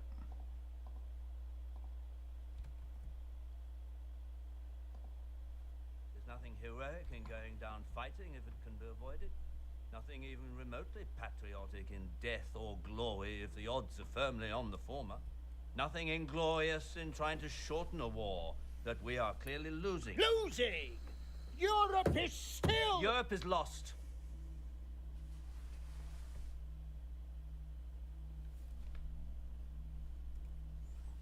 And before our forces are wiped out completely, now is the time to negotiate in order to obtain the best conditions possible. Hitler will not insist on outrageous terms. He will know his own weaknesses.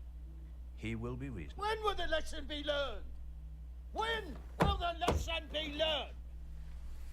How many more dictators must be wooed, appeased, Good God, giving him mixed privileges before we learn. You cannot reason with a tiger when your head is in its mouth. Boom. I'm not sure if you guys have ever seen that clip, but To the question of oh, engagement. close that up. I don't want to play anymore.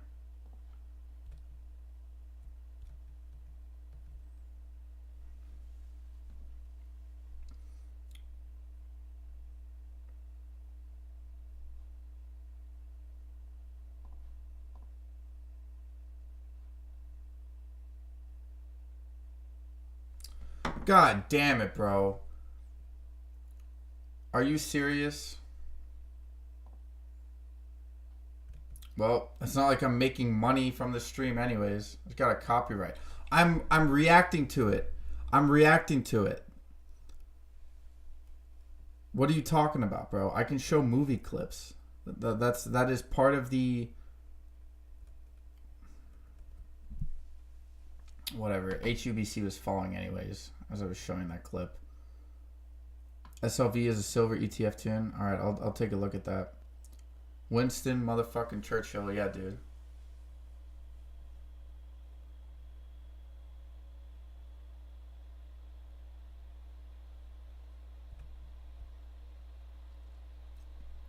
Is YouTube really going to give me a copyright strike? I better not get a community guideline strike for showing a clip of a movie that I'm reacting to. Hello, YouTube. You pieces of crap. Yes, I understand. I understand. Yeah, I'm not playing it anymore. You can't. What is going on here? Does that mean I have to block it out or delete it? I have to go back in, bro. There should be no reason for that. This is so stupid. I'm on YouTube. The clip is on YouTube. Why don't you give the license, my friend? HUBC 199.5. But yeah, that clip, I feel like everyone should really go take a look at that clip or that movie, Darkest Hour. I highly recommend everyone go watch that movie. The movie is amazing. It's not all historically accurate, but it's still a good movie. I think it's probably the best Winston Churchill movie that there's out there as of right now. I know there's a lot of them, but I think it's the best one because it kind of shows you the sort of the dynamics between the people at that time.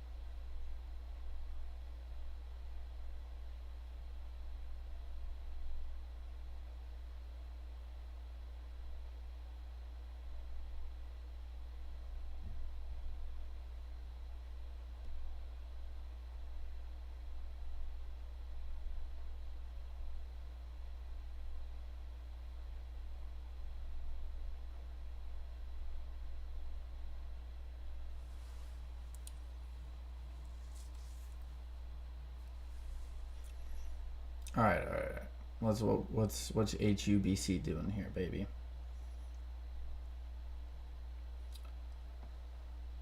I was hoping for a breakout towards the end of the day there, but we have about 12 minutes, maybe 11 minutes left. Yeah, we're getting there. $2 has turned into support. It seems like it. Okay, as I say that, it goes below $2, but I think the fight for HUBC is turning into $2 support. I do think there might be a pullback tomorrow. I think people need to, if you are in HUBC like I am, I think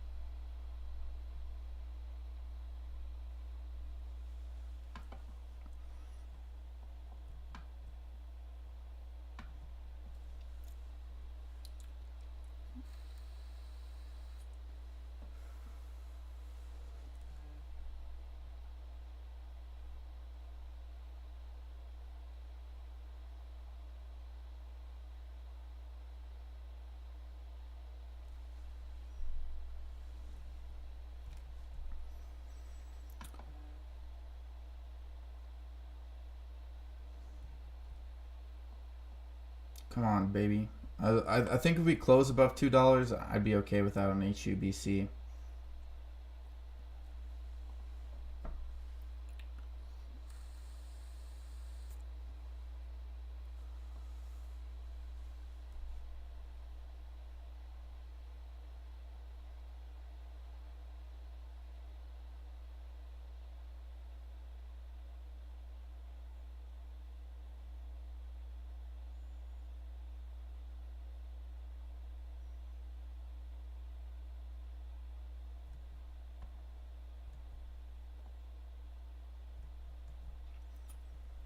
See a lot of people talking about it here, but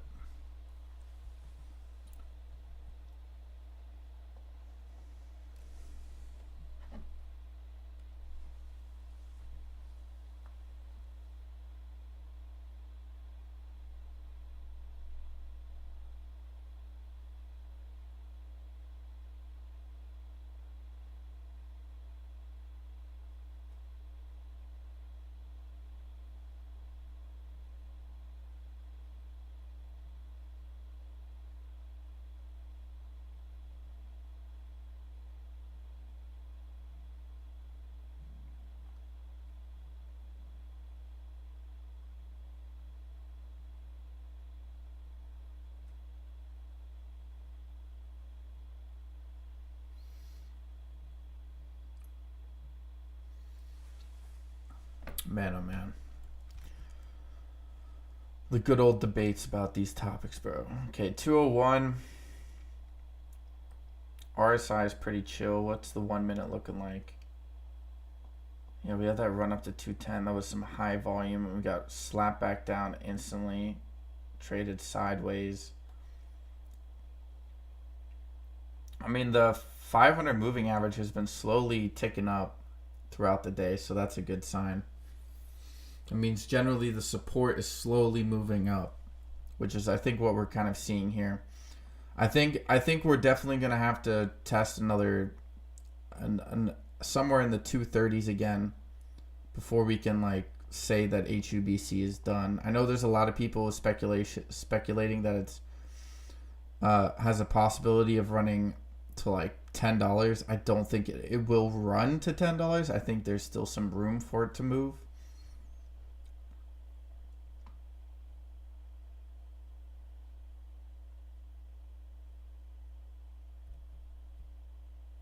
$203. See, this is what I'm talking about. Okay, the mid trend line is moving up. It's not 206. This is the problem with time, bro. Time makes things cheaper, more expensive. It's painful to watch sometimes.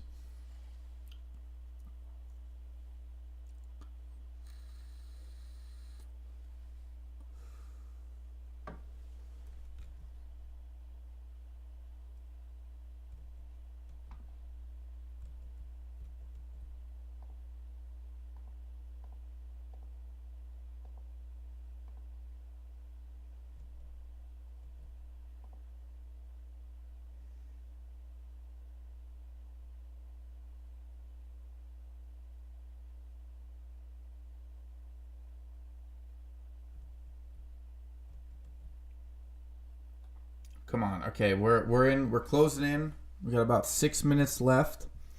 We're trying to close above the $2 range here. I think I'm gonna see what after hours is like. I'm hoping we could see a little uptick. I'm hoping for another 230 push at some point. Maybe probably in the after hours or in the pre-market of tomorrow. See, now we're okay. Now we're getting some volume.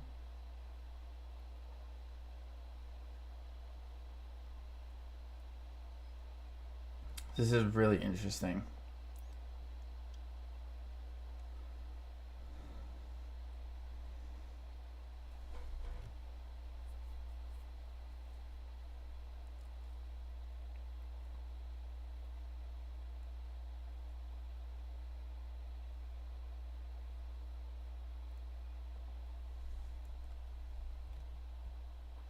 Come on, close above 2. We got 6 minutes left in this.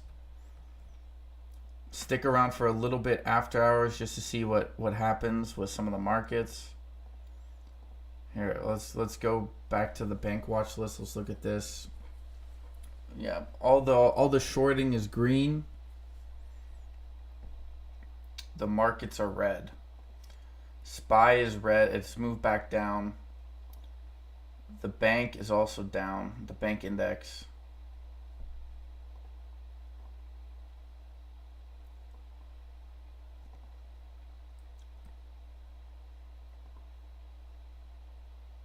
Wait, AG&C went all the way down to $6? Oh no. What? I gotta keep closer eye on this, but it's still MBS, so that's my only concern with that ticker. Alright, HUBC 202. Okay, 5 minutes left, people. 4 minutes left. 4 minutes left. We're looking for a push above $2. Stay above the $2. Turn $2 into support. This is starting to feel like TRKA, dude, which makes me nervous. This really is starting to feel like that.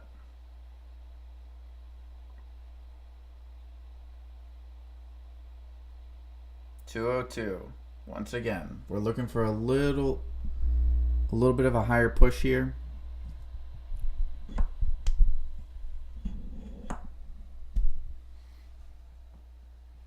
Come on, dude. Honestly, I'd prefer if it closed above the VWAP, but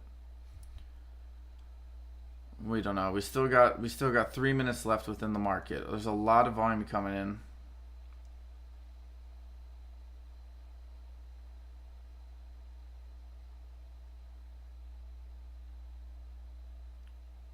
What's the turnover ratio on this ticker? Still 23%? Really? I was expecting it, again, a little higher.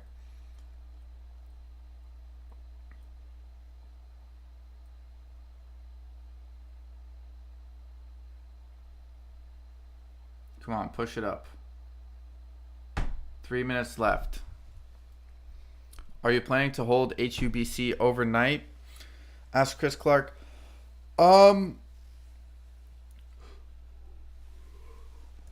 It depends. It depends.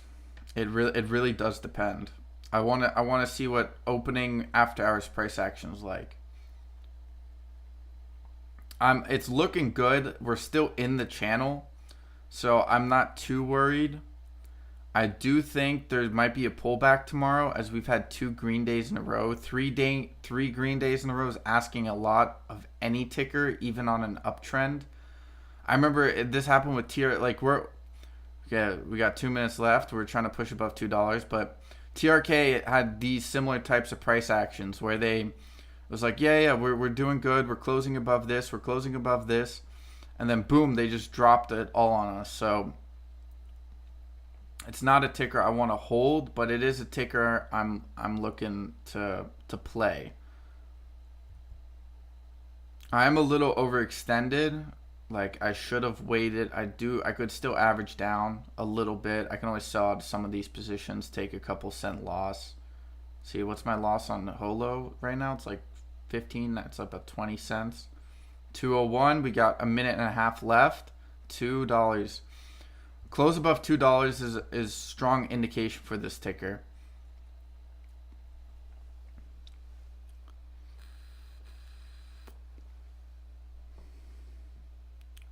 Like, the holding overnight is kind of what concerns me at this point, but we'll see.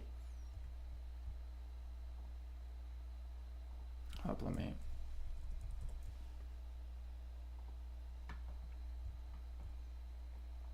Okay, 1 minute left. We're pushing $2. Come on, baby. Just finish above $2.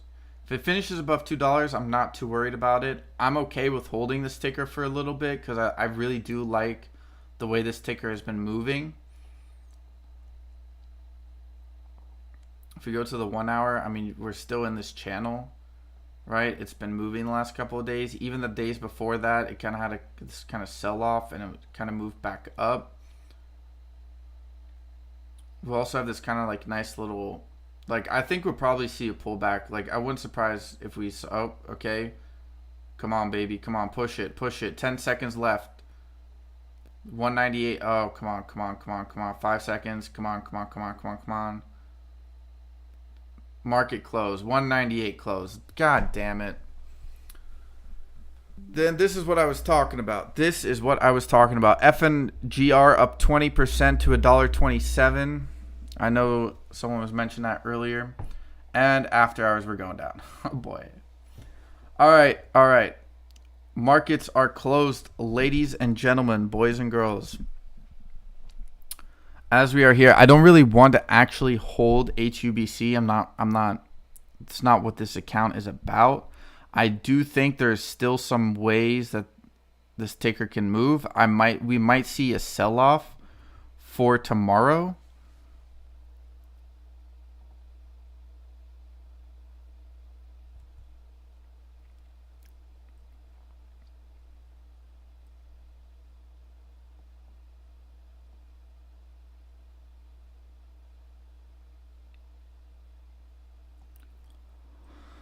Oh boy, this will get interesting.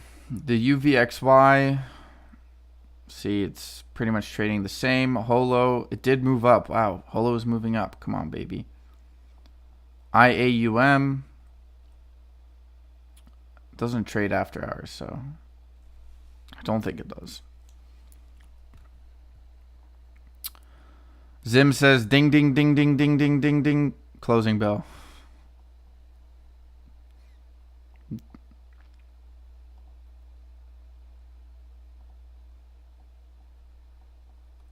Do I hold this overnight? That's the question.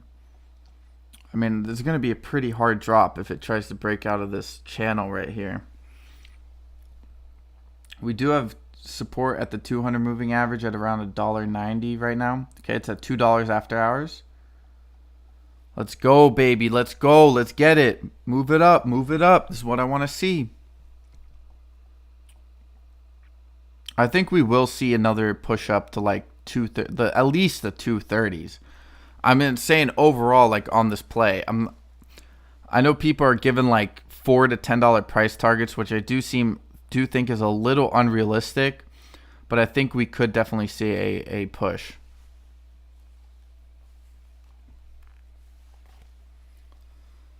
God damn, man, my ears are a little warm right now.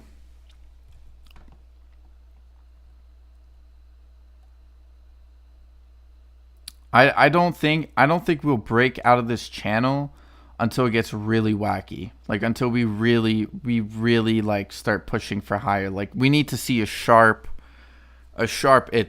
uptake. Like I'm talking 40%. Right? I mean, we had 20%. Yesterday was pretty, we moved up, but then we sold off. So I'm not 100% sure. HOLO did move up a little bit, which is nice to see. All right, let's take a look at the overall market. FRCE moving up a little bit after hours. Same with JP Morgan. AGNC moved up a little bit. Berkshire, dude, you know, I should do a like $100 to a Berkshire share.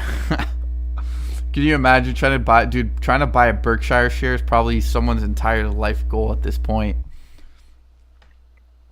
You want to buy a share for $500,000? Berkshire is the one to go, baby.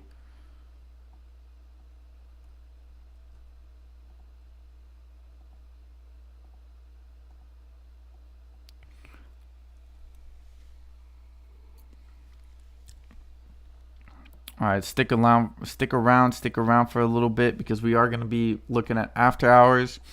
We're going to try to take a look to see if HUBC wants to make any movements upwards. It is trading slightly above the closing.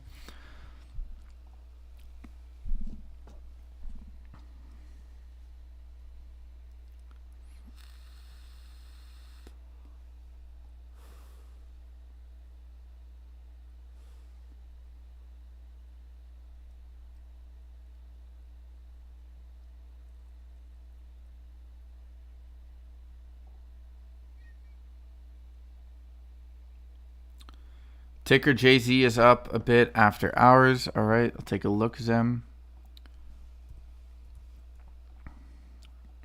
Oh, yeah, it's up about 6 cents. Nice trading. I enjoyed listening to you. Thank you, Ankard. I appreciate it, man. I'm happy about how I played today. Actually, I haven't had this good of a day in a while, right?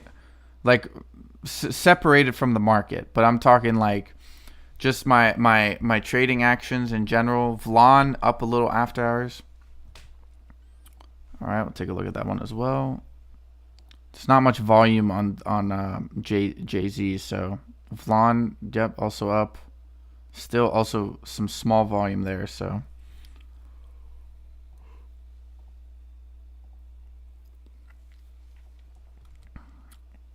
Yeah, no, but I concur. Ant trades. I actually had a really or Ant card, not Ant trades. Ant card. Check out THMO.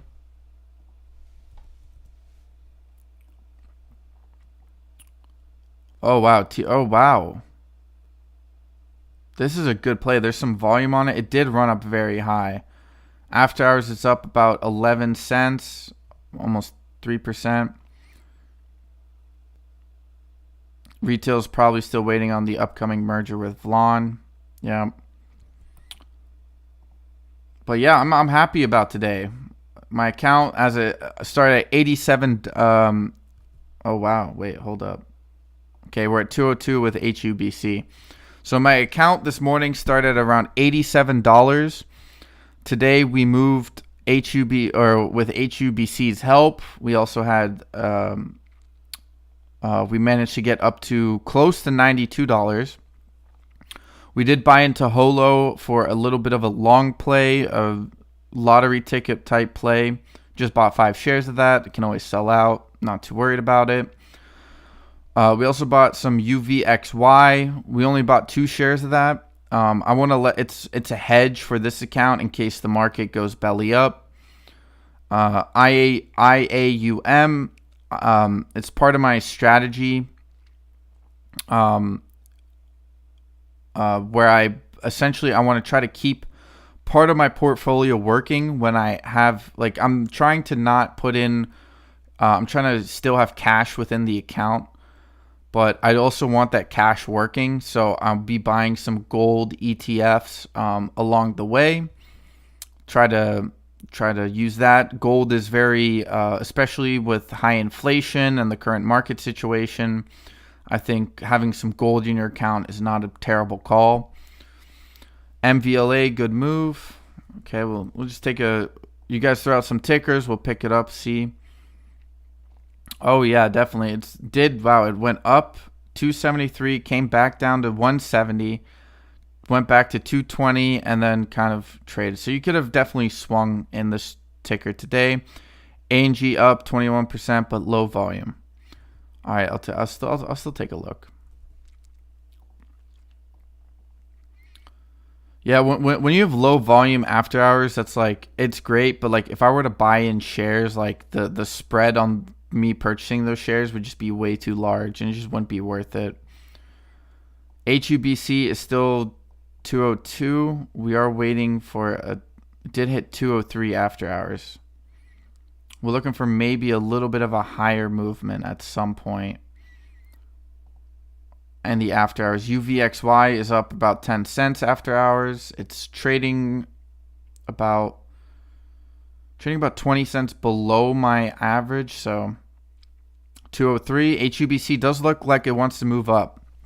Now again, guys, since I'm on a small account, I am looking to take profits. I'm not diamond handing. Some of these stickers I'll be holding, but there's just different strategies in regards. HUBC, I understand there's a lot of hype around it, so there's definitely a case to hold it, but again, the capital I have in HUBC is the capital I'll be using to try to be working on it, day trading, stuff like that. I do want to try to hold off and wait till tomorrow, because if I sell out of HUBC, I will have used another day trade. And I'm trying to avoid that the best I can.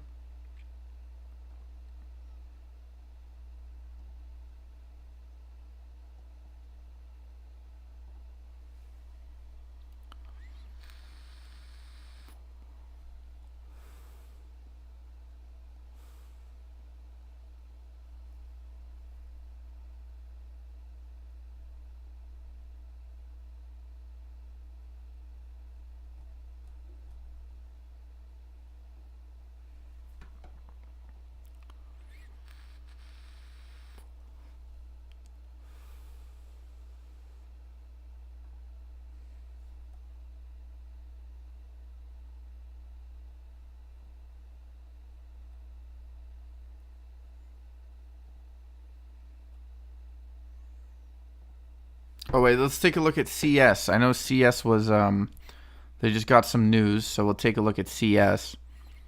CS is moving up after hours, up about 2%, about 4 or 5. Wow, that could have been a nice little flip there. It is trading near the high of 223. It's currently at 221, 220.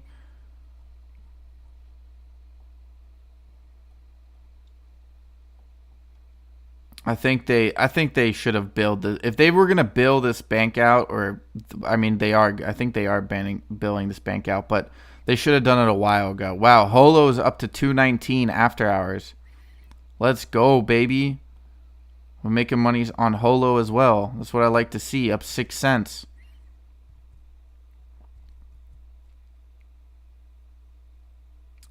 SNCE, we'll take a look at that. SNCE. We're looking for some.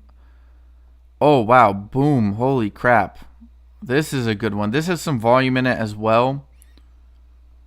Up almost 6 cents, up 23% after hours. That's crazy. You're probably going to get people holding this ticker, probably going to sell off at some point. This always happens with these tickers. They see that, like, if you're up 30% and you bought in like at around this like sort of this spot right here, like you're selling. I mean, there is a lot of buying going on, to be fair. Oh wow, 32. Okay. SNC up 32% after hours. Volume is starting to kick in.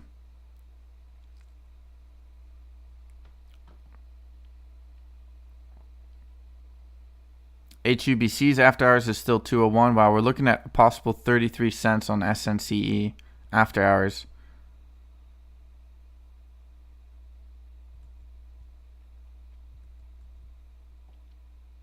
Yep, 33 cents right there, up 36% after hours.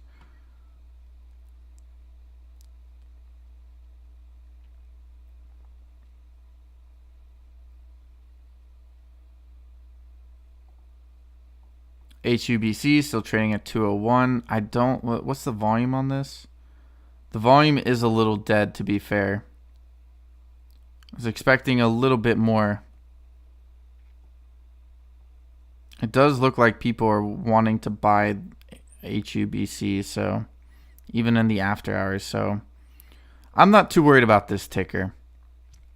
I am not worried at all. We did manage to get back above. Yeah, we're trading between $91 and $92 in this account. We're going to slowly try to push it back up above the $100.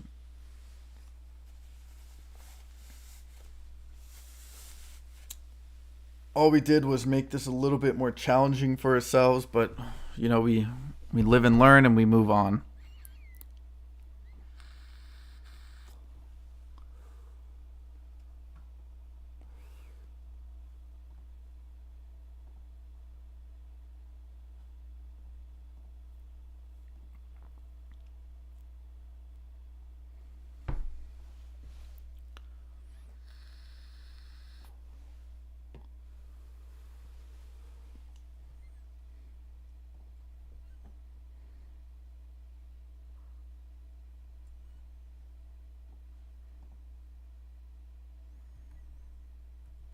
Oh, GNS Hamilton is about to talk.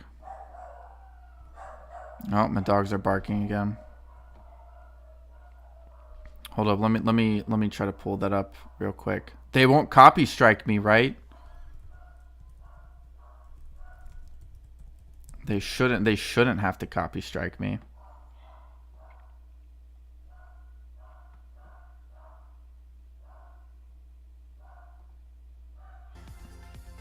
Oh, whoa, sorry.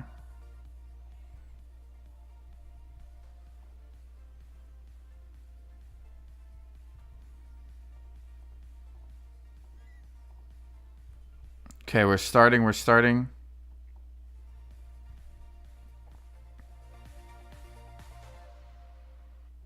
Hi, and welcome everyone to our second month, well, actually it's our third monthly investor meet, but it's actually the second we've done on a YouTube live stream. So great to have everyone here. We are now coming up to because it was basically back in January at our meeting that we really kind of like kicked off with our activities becoming a lot more public, and we have kept to what I'm sure many of you have been following is pretty much a daily reporting on where we're at, what's happening within Genius Group by Twitter, and then we have pretty much every week, press releases that have been coming out on the latest things that have been taking place. And here we are with our monthly meeting, where today happens to be 15th of March, which is a very important day because it is the day when we are launching our NFTs, and we're going to be talking about that on this session as well. So would love to. By the way, GNS is up 2.5 cents after hours, 3.14. Whatever country or city you're in, and that is always very interesting to see just how international we are here. We are going to take a Q&A as we actually go through this as well. So as we go through each of the different steps here, I'll be basically asking Flora, who's going to come on later, to capture all of the different questions that might be showing up. And we already have got quite a few questions that have come through from everyone as well. And so let's just jump right into it. We have got on our session today the slides, which we are going to be giving you the links to as well. We have got, as always, our disclaimers around forward-looking statements and our IFRS measures. We are also basically keeping everything focused on 6 key points so that we can really make sure we have time for everyone on this as well. So let me just start by making this a little bit bigger so we can all see it.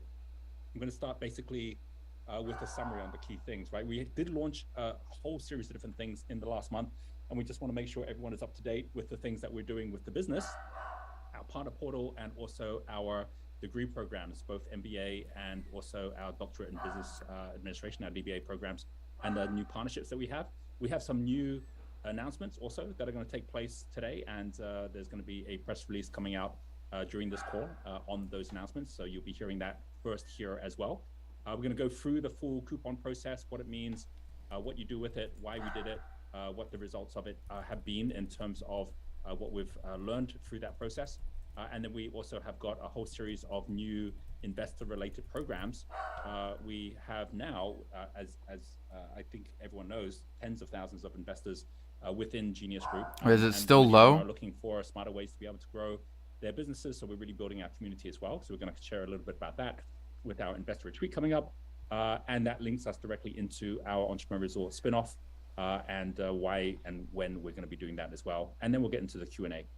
So let's start first of all with the partner portal. We talked about how we are linking now AI into the portal, and we also actually launched this a couple of weeks ago when we were, in fact, I think it was a week and a half. Yeah, about a week and a half ago when we ran our learning summit.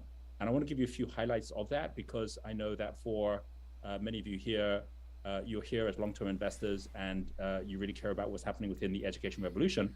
And so I'm going to share with you how we've basically built an entire, as you can see here, plan, build, grow process for our partners. We have over 12,000 partners now, and how they're actually using our GNSU platform for their education classes, right? Basically, like to build a global classroom. Now, one thing I want to share about this in terms of how we're building it with AI and how we're also bringing partners on board. And I'll do it basically by just sharing a little bit about just how quickly things are moving forward. We are plugging in a whole series of really, really great AI related tools. And we're also working with partners on different tools as well. I'll give you an example of just how powerful this can be.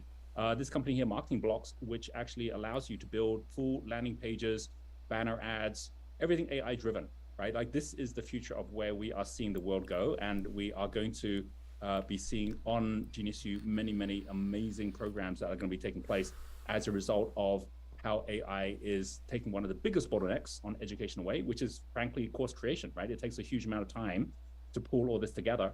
And when we launched this at our Learning Summit, which actually happened on the 2nd and 3rd of March, we also at that point were sharing the first of our partners that were on board, basically running through the program where they're applying all of this as well. And those partners actually included our country partners all over the world that we have as well. And some of you at the end of this investor session may have people that you know of who would be great education partners for us, running cities or running countries that are out there as well. And so this is basically a really great opportunity for you to be involved in the growth of what we're doing as well. And I think that's probably one of the biggest things that has come out of this experience of becoming much more communicative with our investor community is so much of what we've learned around the market manipulation story, which we have been very focused at, everything we've learned around the partnerships we can be building. All of that is coming out of two-way communication, where it's not just us communicating with investors, but our investors communicating back with us. As an example, I asked, I think it was about a week ago, what kind of acquisition targets or what kind of merger opportunities may be out there. Many of you replied to that. We're now following up with many because basically at the end of the day, if we actually do this in a way that is getting the power of the crowd to actually be supporting our growth going forward as well, then this becomes very much a collaborative process in terms of how we're growing Genius Group going forward as well. So the partner portal is now live, and very excited to see how that's now evolving. With that, we've also launched, and you'll see if you go back to last month's investor meeting when we actually launched our full prospectus and curriculum, we now have launched a number of our certified programs, which are together with some really, really great faculty members. We have Peter Demandis, who is the founder of the X Prize, the co-founder of Singularity University, also Space University. He's now come on board as one of our key speakers, together with Salim Ismail, who just is coming out with his book, which is called Exponential Organizations. And in both cases, they have got all of the very, very latest tools for entrepreneurs and investors to be keeping up with the trends that are taking place around the world. We are, as we've said in the past, very focused at 5 different industries, each of which are centralized and becoming decentralized, and where there are as many companies that are looking for talent but can't find the right skill sets as there are people that actually want to learn the skills that they need for these 5 industries. And those 5 industries are EdTech, which is obviously the one that we're in right now, where we're seeing a huge decentralization taking place right now from the centralized government-controlled universities and education system to now many, many, many people finding smarter ways for them to be able to get their certifications. But also MedTech is another big area where there are many companies that are looking for the right talents. We have Space Tech, obviously we have our NASA partnership and other partnerships we're now growing. And also same thing is happening on the green tech side, where the likes of Tesla and companies that are looking for the right certifications are looking at companies like Genius Group to say, okay, how do we actually partner up together to be able to build the right government accredited Oh my God. Also, come on, Roger. Funded Do programs, something a little bit better than this. And then the final one, the 5th industry, is fintech, right? Which is basically one part of what we're going to be talking about here, where we do see ourselves being at the forefront of what's happening with the shift towards more decentralized exchanges. Having a dual listing on upstream. GNS at 315. These are exciting times that we're in right now as well. So we basically launched our California Business School, which now is launching not just our entrepreneur certificate programs, but combining it with the MBA program that we provide at UAV. For those of you who are wanting to use your NFT tokens to further your education, well, you can now do that. UAV basically has now got its programs, which includes the MBA programs, which you can see here, that you can now be a part of. And you can do this from anywhere in the world. You don't have to physically go to California to get a US degree to do that. And a second company or a second university that we have partnered up with is SSBM, which is a Swiss School of Business and Management. And we have just launching today our DBA together with SSBM. And this is an international certification, which is recognized all over the world. So very exciting for us to be basically now working with both European as well as American certificate providers. So this here, which this slide basically, which is going to be part of our press release, is the launch of our international DBA with Swiss School of Business and Management. And as it says here now, as a result of us working with them, we have the ability to now give specializations in entrepreneurial DBAs, which allow you to then zoom into a particular area like data science, machine learning, business analytics, AI, and also exponential growth strategies. These are all the key areas going forward. I happen to be on a round the world trip at the moment. I'm in New York. I'm about to be going to Los Angeles, and then I'll be going on to Singapore, to Bali. And one of the things I'll be doing in LA is spending basically the next week with Salim Ismail and Peter Demandis and top tech leaders in something called Abundance 360, where a lot of that content, which is just the cutting edge of where technology is going right now, will then also be integrated into the programs that I'll be sharing with you that we're all launching through this year as well. So we've been very, very busy behind the scenes in the launches of the new programs. This has all happened within the last 30 days. And I want to move on from that to now the NFT coupons. So first, I'm going to do this. This is where things get big. And I'm sure there's going to be some questions around this, but I really hope that in the way I share this, you're going to get a good enough picture and view that you can then take the actions that you want to be taking straight off the back of this as well. So because these slides are going to be available to everyone, I'll start by just walking through the slides first of all, and then I'll actually show you live what the process actually looks like. So as we have said, and we said this right from the beginning when we said we wanted to be doing our NFT coupons, we basically had set the record date for February 28th. And then we then set today, March 15th, as the date when you can start claiming the coupons. So we are right on schedule right now. And those coupons are now available on the upstream for everyone who had shares on February 28th. And then from there, basically from March 15th, you got from now through to June 15th. So 3 months to claim the coupons, after which they expire.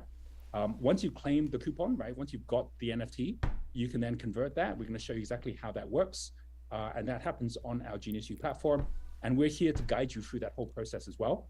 And you can convert anytime over the next 6 months. And we're going to show you exactly how to do that as we go through this as well. Now, I know there's going to be some questions around the whole reason that we did the NFTs and what is the process in terms of the record date, how do we find out, how many shares there are, et cetera. So let me just make a big distinction because I know I've explained this a few times, but we always have new shareholders who come and join us as well. So before I go further, I just want to explain a really important distinction when we are talking about offering something like an NFT coupon versus something like a special dividend. So obviously back in January, when we started looking together with our illegal trading task force at all of the different steps we could take to really try and find out what is an accurate count of the number of shares and shareholders that we actually have, we learned, as I'm sure many of you already know, it's very difficult to get a very accurate count because, of course, it's possible for brokers to basically, give any kind of a number without necessarily showing if they've got like a lot of counterfeit shares that are out there, which we obviously, suspected we had from the data that we're getting from Share Intel. So as a result of that, we said, okay, well, if we're going to go and get a full count, it has to be on something which is not a cash dividend.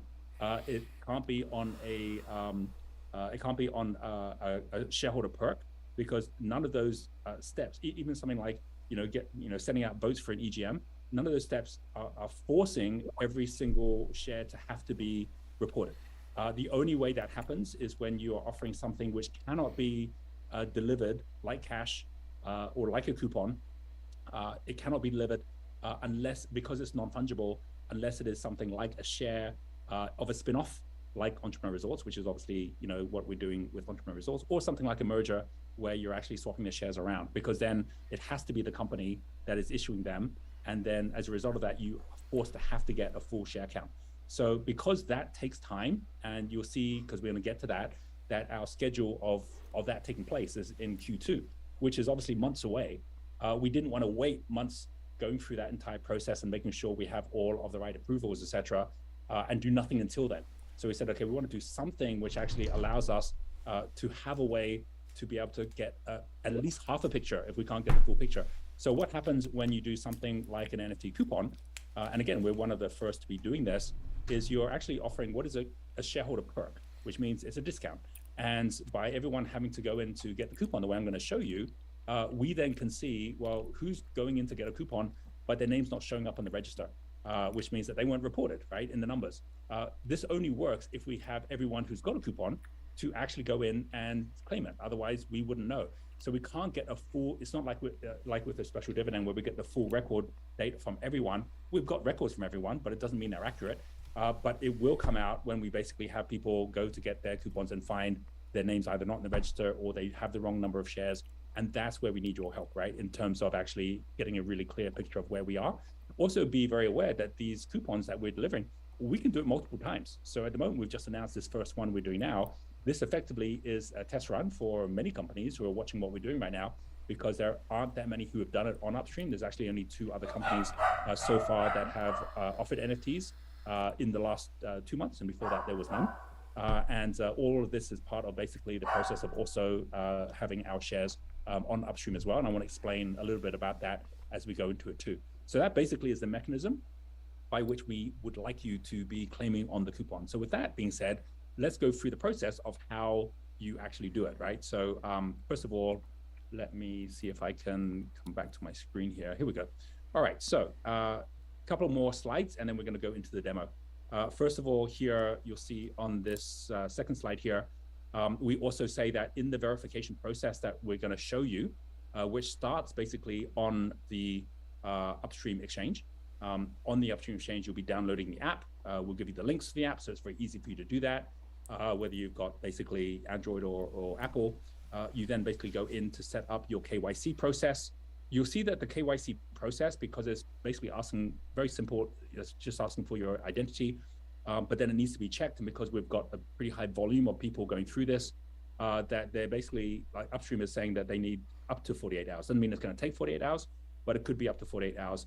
During this time, when you are just getting yourself verified, you can't yet get the NFT, right? The NFT is there, but to claim it under your account needs to be live first of all. So it is going to take up to 48 hours, but don't worry, you can already take action now, even if you're waiting that 48 hours or 24 hours, whatever, however long it takes.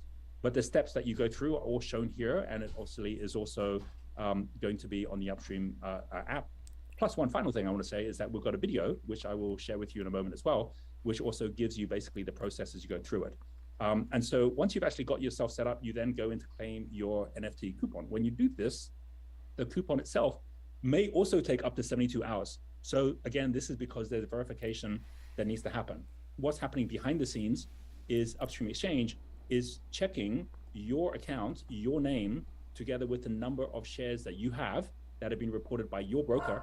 And from that, it then basically is giving you an NFT, which is one NFT for however much that is. So if you have 1,000 shares, you're going to get $10,000 worth of an NFT. If you have 100,000 shares, you're going to get $1 million worth of an NFT. And it's going to be one NFT, which is going to be at that value. It cannot be resold. It cannot be transferred. It's yours.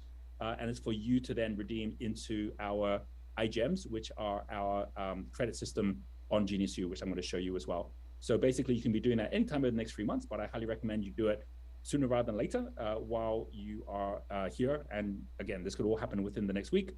And you don't have to wait the week for your coupons. You can already be having a call with us, and we're going to explain how that works as well.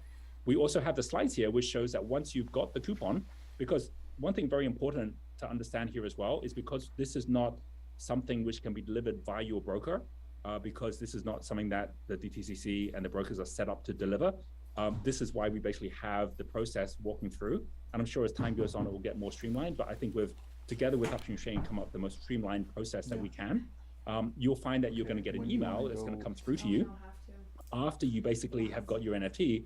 And it's going to show you exactly with the link how to basically click on that link and come through to our campus, where you then are going to have the opportunity to book a call with us, which is the easiest thing to do, or actually explore the different courses and decide what you're going to do with your items on the different courses as well. I'm going to show you what that looks like.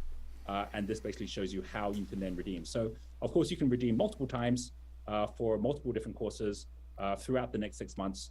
So basically take your time, find the things that are right for you. And they're basically going to be all the things that we have within our prospectus. For anyone who missed the February meeting we had, we also have a link here to the prospectus so that you can actually go in and have a look at all the programs and our philosophy behind Genius Group, our campuses, and how we operate with that as well. And the final thing I'll share is that we have this thing here, which I'm going to make a little bit bigger, which basically shows you, again, with QR codes to make it very, very easy, shows you what you can be doing straight away. You can use your mobile phone even now to click and book up a call. It's black. This is not me, by the way. This is the actually just go straight to Investor Campus to see the this is YouTube. For some reason, YouTube's not showing it on here. And obviously, if you're watching this on the recording, which I know many people are, then again, it's all now here on the video as well. So with that being shared, let me actually show you what this all looks like as we actually go through the process. The first thing is, I'm going to share my screen so you can see this as well. The first thing is that when you actually go onto the App Store, or onto the Android store, you're going to be able to download the right app. However, also the team will just drop this in as well. This is Upstream Exchange. You can come straight to Upstream Exchange and you can get the links here as well. And from here, you'll be able to see, just by exploring through it, what are the different listings that currently are on Upstream. They've got more and more companies like ourselves that are now becoming part of it as well. You can build your portfolio on here as well. You can collect different NFTs. You can have shares that are on here too. And I do want to say one thing is that we were hoping that by today, we would have Genius shares listed on Upstream. It's taking them a little bit longer. I think it's going to take another week or two. That does not affect your NFTs, the redemption process I'm going through. That is live today. But from the point of view of having shares on Upstream itself, do know that pretty much if you have, let's say, for example, 1,000 shares on the New York Stock Exchange, and you want to take a percentage of those shares, I don't know, let's say half those shares, maybe 500 shares, and put them onto Upstream, it's a very easy transfer process to move from NYC HUBC to 205 NYC as well. One tweet that I actually posted yesterday, where I was sharing that the two companies that currently are on Upstream, one is Created. Again, this is not me. This is the stream. Jupiter Wellness.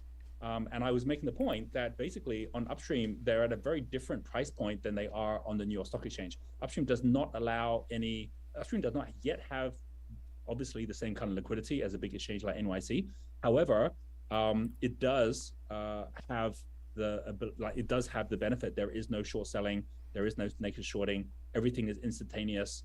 And so as a result of that, clearly, the fact that the share price is higher for people that have moved over to Upstream, there's a premium that people are putting on having a share there than having it on NASDAQ or OTC or NYC, which is interesting. Whether that's the case in the future or not, who knows?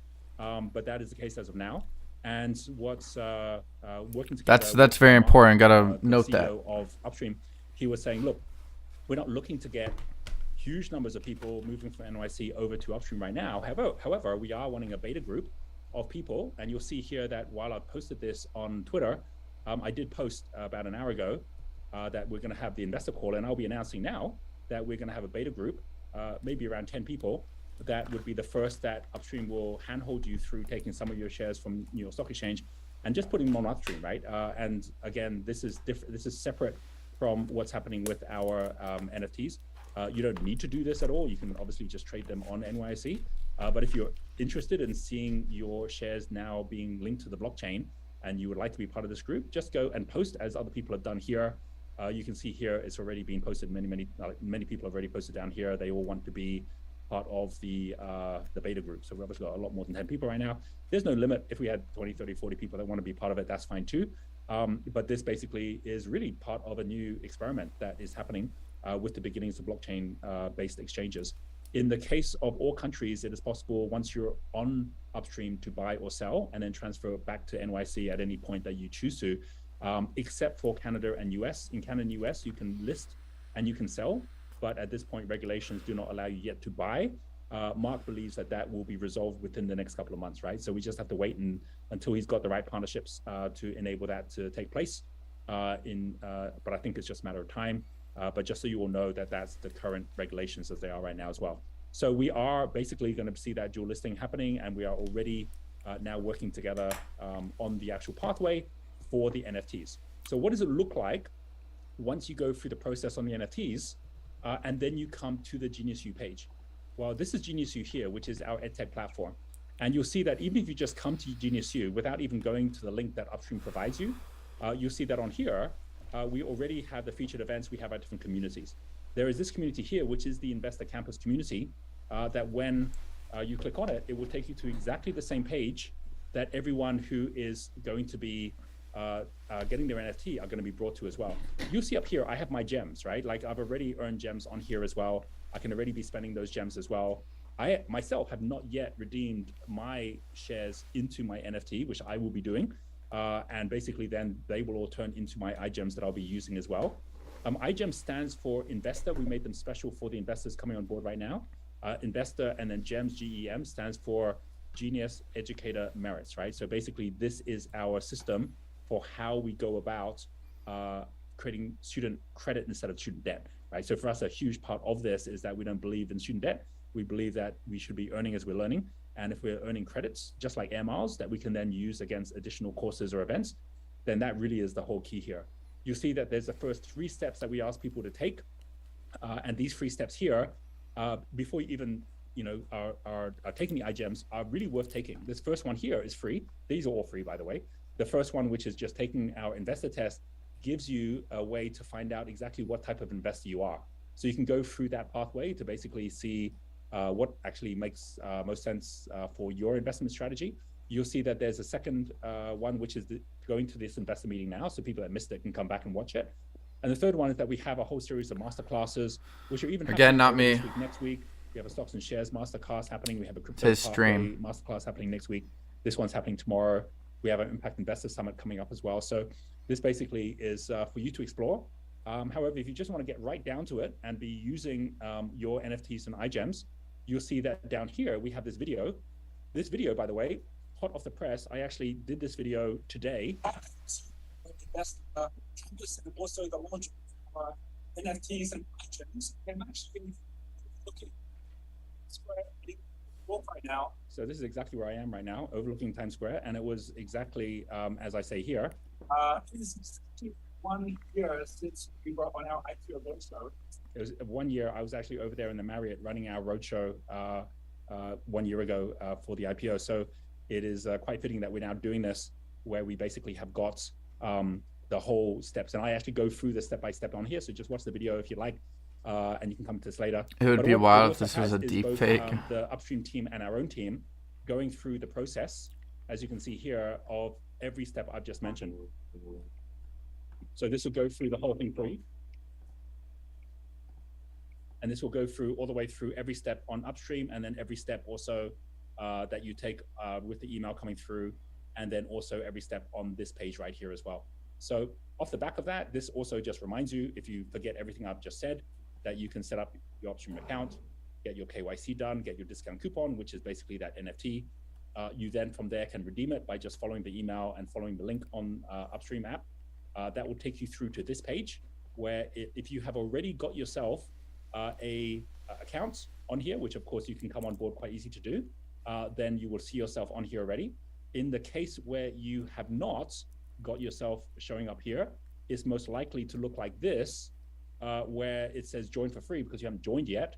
And of course, if you just go through and it says to join, well, just simply click to join. Bro, he needs to fix his stream, dog. It keeps on going black. Credit your iGEMs because it already knows who you are, already knows how many iGEMs you I don't know who his producer is, but he needs to get one. Support, which means that basically at any point, if you need our help, we're here to help you as well, right? So we're basically there.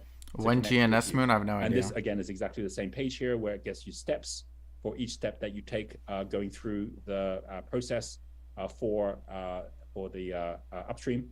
And then also we have made it very simple to show what are the kind of key highlights of things that we believe that investors are going to be most interested in. There are 3 aspects here. We do have an investor summit that's coming up in June 1st and 2nd. If you're interested to see the kind of things we talk about, further down on this page, there is actually an interview with our last guest speaker, which was Jim Rogers, when he was basically predicting exactly what's happening in the markets right now today. And if you're interested to see what that video looks like, it is actually further down here, where you'll see the Jim Rogers video, right? So you can actually watch that if you're interested as well. What this also has is it also has basically the Genius Investor Metaversity, which is our 12-month. No news says check out Thomo ripping. I saw that. And this is where we're going to be meeting up every month with different investors and basically sharing latest strategies of what's happening across the board on everything from property to stocks and shares to cryptocurrencies, etc. And we also have got another thing that we're announcing today for the first time, which is an investor retreat, which is going to take place from December 7th to 10th this year.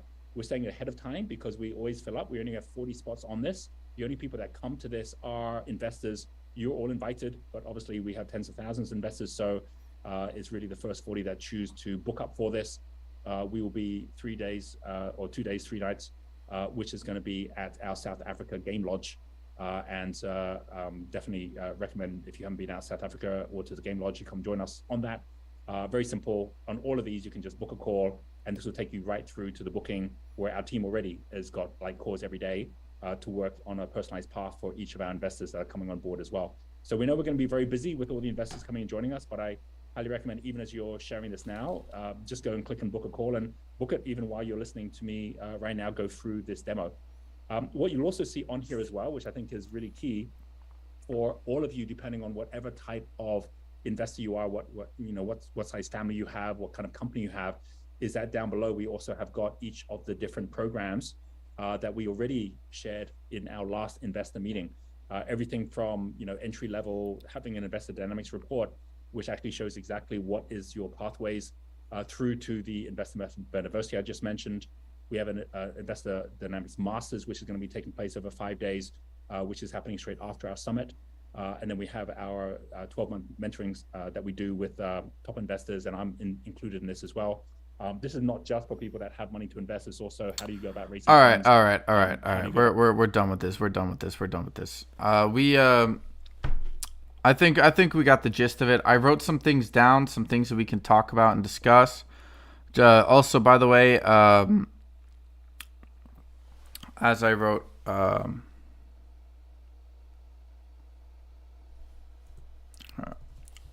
HUBC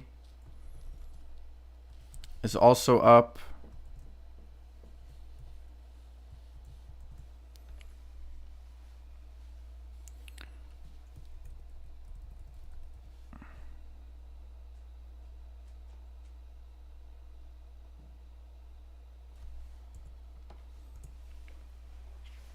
Let me fix that. All right. So you guys talked about something. Steve Gailey says ARBE, new radar sensors. Tesla might most likely be using them. They haven't announced it yet. The Tesla FCC filings to state they are going to use radar again, but are withholding the name of the sensors was extended. Interesting. But with the Tesla software, the sensor is named Phoenix Sensor, which points to the new Phoenix radar sensor specially developed by ARBE Robotics Ltd. Arm in Arizona. I got that from another Discord. I trust 150%. All right. Thank you, Steve. PBTS, low of day. Good chance to grab some. Not financial advice, says Bodie. OA asks, what do you think about banks? To Bodie, when would you enter? Not financial advice. I trust your opinion. So, Bodie, if you're in the background, you can listen to that or answer that. That'd be wild if this was a deep fake. Yes, sir. When GNS Moon, Father Sponge? I have absolutely no idea. Dude, what the... I'm still trying to add people to the moderator, but it's not letting me. Wait, let me try. Let me try Zim. No, okay. If I tried to add Zim to moderator, it doesn't do that. Check out THMO. Yeah, I saw... we did look at THMO. It is ripping. There was some... Wow, dude. And there was volume. I said that as well. That's interesting. And the last but not least... Father Sponge, or Steve Gailey says, as soon as I sell, I'll tell you before I do. And Father Sponge says, where's OA? I don't see him. Okay, so we've had a problem with people being able to see OA. I don't exactly know why. This is not my... I don't exactly know why. Apparently, YouTube considers him spam. So when you go to your chat, at the top, there's going to be an option that says... there's a settings bar if you're on your phone. If you're on your computer, it says at the top, it says top messages and all messages. Click on all messages and you'll be able to see all the messages given by OA. No, yeah, I think YouTube sent OA to the shadow realm for some reason. I have absolutely no idea why, but YouTube is hating on OA for some reason. So...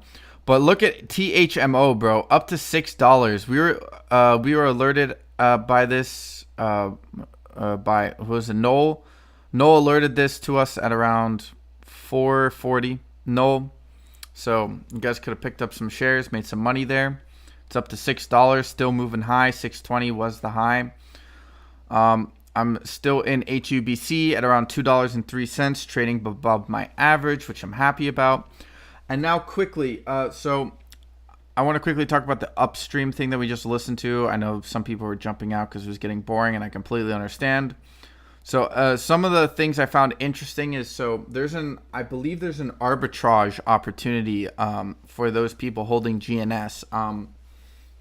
Apparently, Roger Hamilton claims that the shares that are traded on upstream generally trade higher due to the lack of shorts on the due to the lack of shorts within the how do you say it? The trading.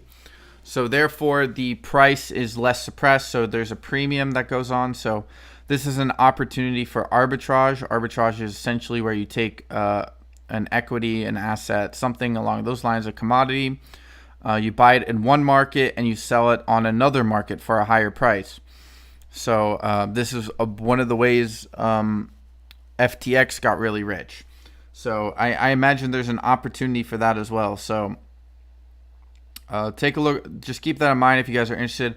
HUBC moving up to 205, 204. We'll keep THMO on the other side. It's still moving, man. It's still moving. I'm not sure in bank sketch. I'm gambling on it. Took FRC at 29 today. Still holding. TMHO $6. Yes, sir.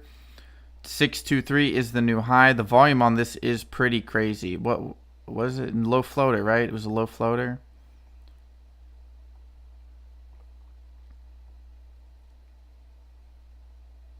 Free float, yeah, it's only about 750,000, so it definitely an opportunity to enter in there, or there was an opportunity to enter in there. I don't know what the price action is going to look like from here, so got my dog sitting on my bed because anyone grab some BANKU? Nope.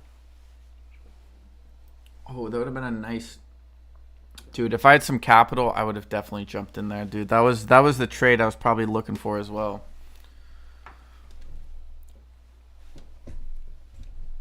This is what happens. You can't get everything. You can't get everything within the market. That's just how it works.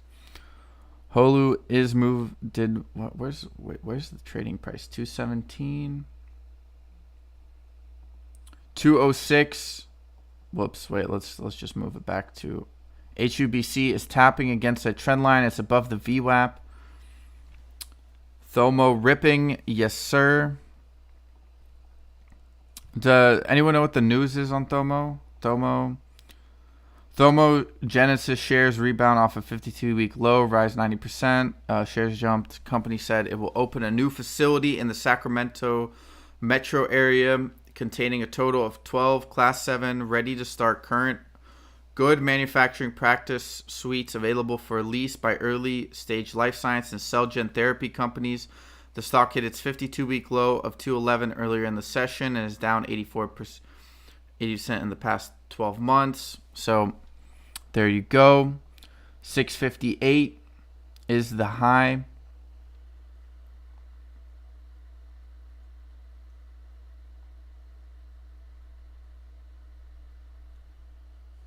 Yeah, no mention it again a couple of minutes ago, so I'm pretty sure.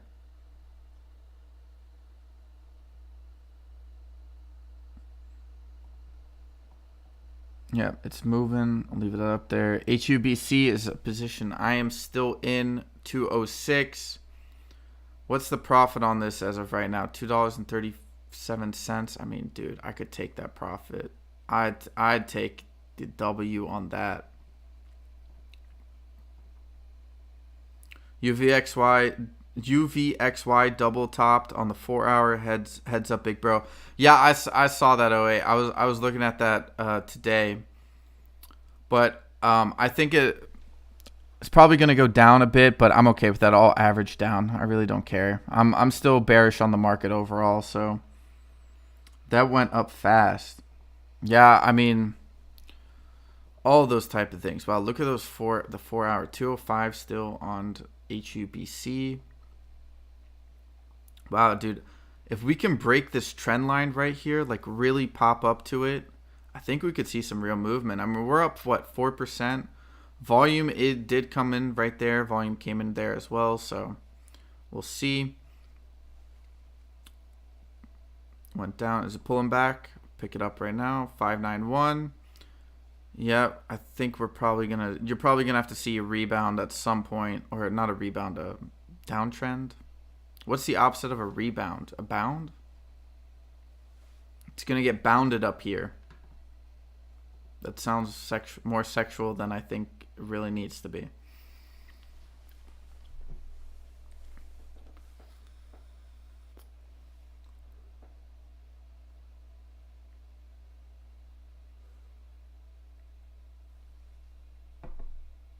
I do need to go pick up some weed at some point. I haven't restocked my supply in a little bit. Might grab a beer even now because, I mean, at this point,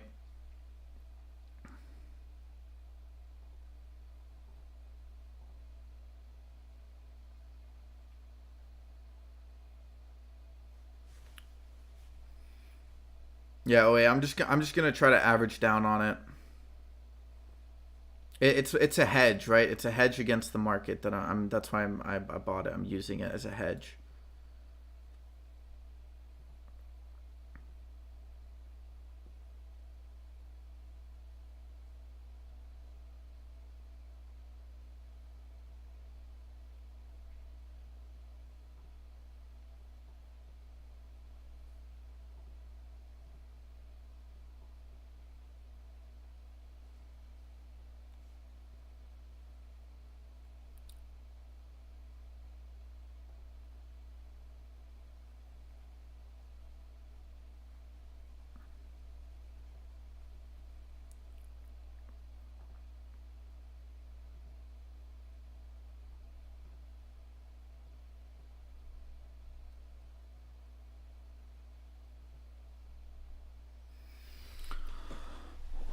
All right.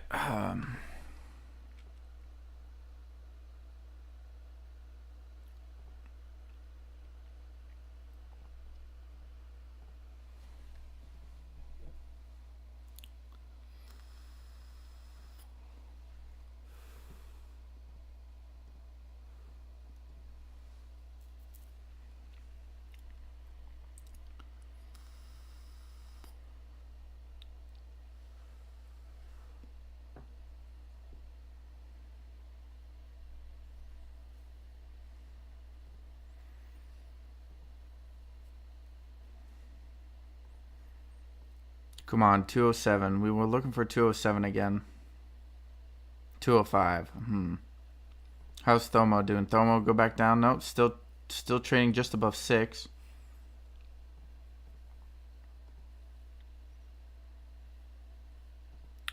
I was looking at ARBE. So, Steve, you said ARBE had an opportunity of going up due to some of the news on Tesla. Interesting. I'd actually rather buy this than HOLO, but again, I have to wait till tomorrow. I'm not going to day trade HOLO on 5 shares on like a 20% loss or a 20-cent loss.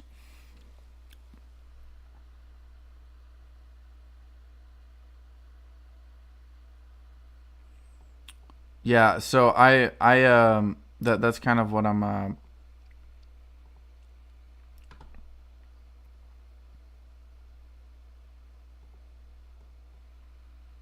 no news. Okay.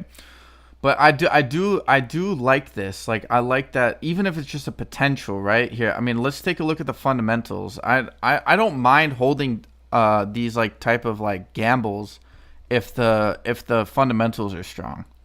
Right? Because just in case things go tits up. All right, so they do have future revenue they do have expected revenue to grow. It's not great, but let's look at financial health. Do they have cash on hand? Just in case.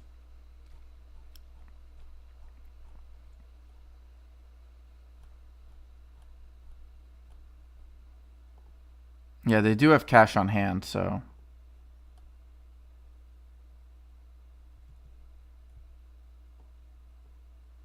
Well, I'll add this to my watch list, Steve. I'm gonna add this to my watch list.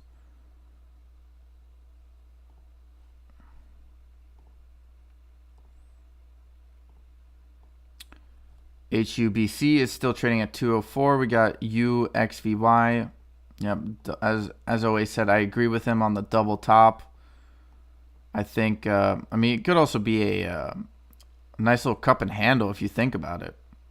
Also a head and shoulders. There's a bunch of patterns that's kind of going on here. But again, that's kind of why I'm using it as a hedge, just to... Thanos, what's up, bro? How you doing, my guy? And short interest has been dropping like a rock. Makes me think on official statement from Tesla might be coming, which means likely 7+ range easy again. I agree. Sorry, I've been running all day. No worries, Thanos.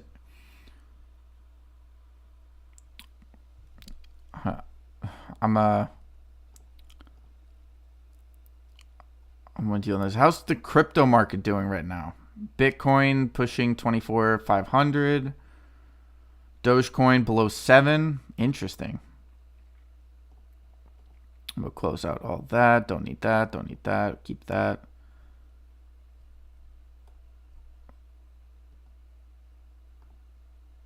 We don't need that anymore.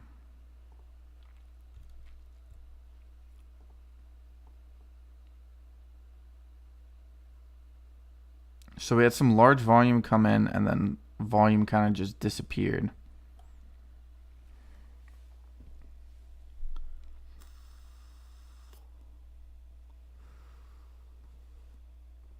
Wait, is Thomos still ripping? Market cap is only 4 million? Dude.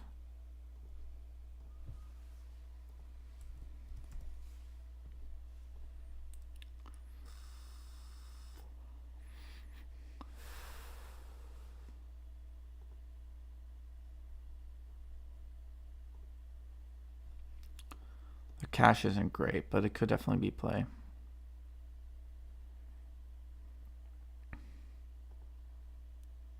It's coming back down.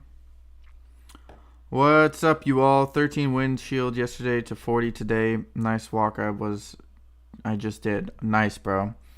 Yeah, I gotta hit the weights. Do a little exercise at some point. I shifted over to after the stream because when I wake up, I'm like, I was late this morning. I didn't wake up at that great of a time yesterday, so.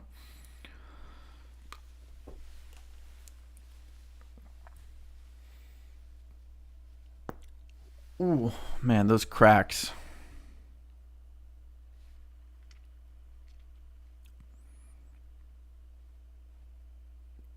Yeah, I just want to say I can't drink a beer yet because I still gotta pump those weights, baby.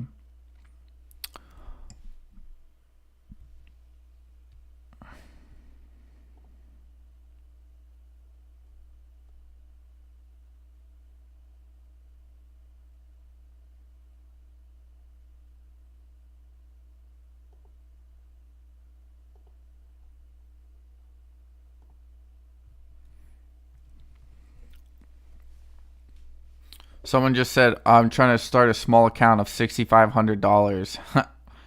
Try $100, motherfucker.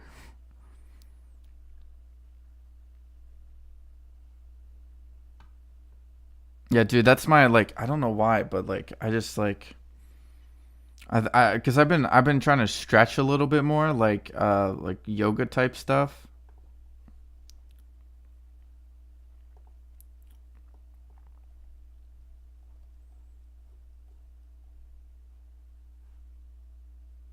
Finger is down. MLEC is down. LYLT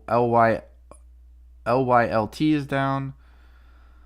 Thamo's still up. You have MVLA down. Emigan is up. SNCE is up 5%. What else? 10X is down 5%.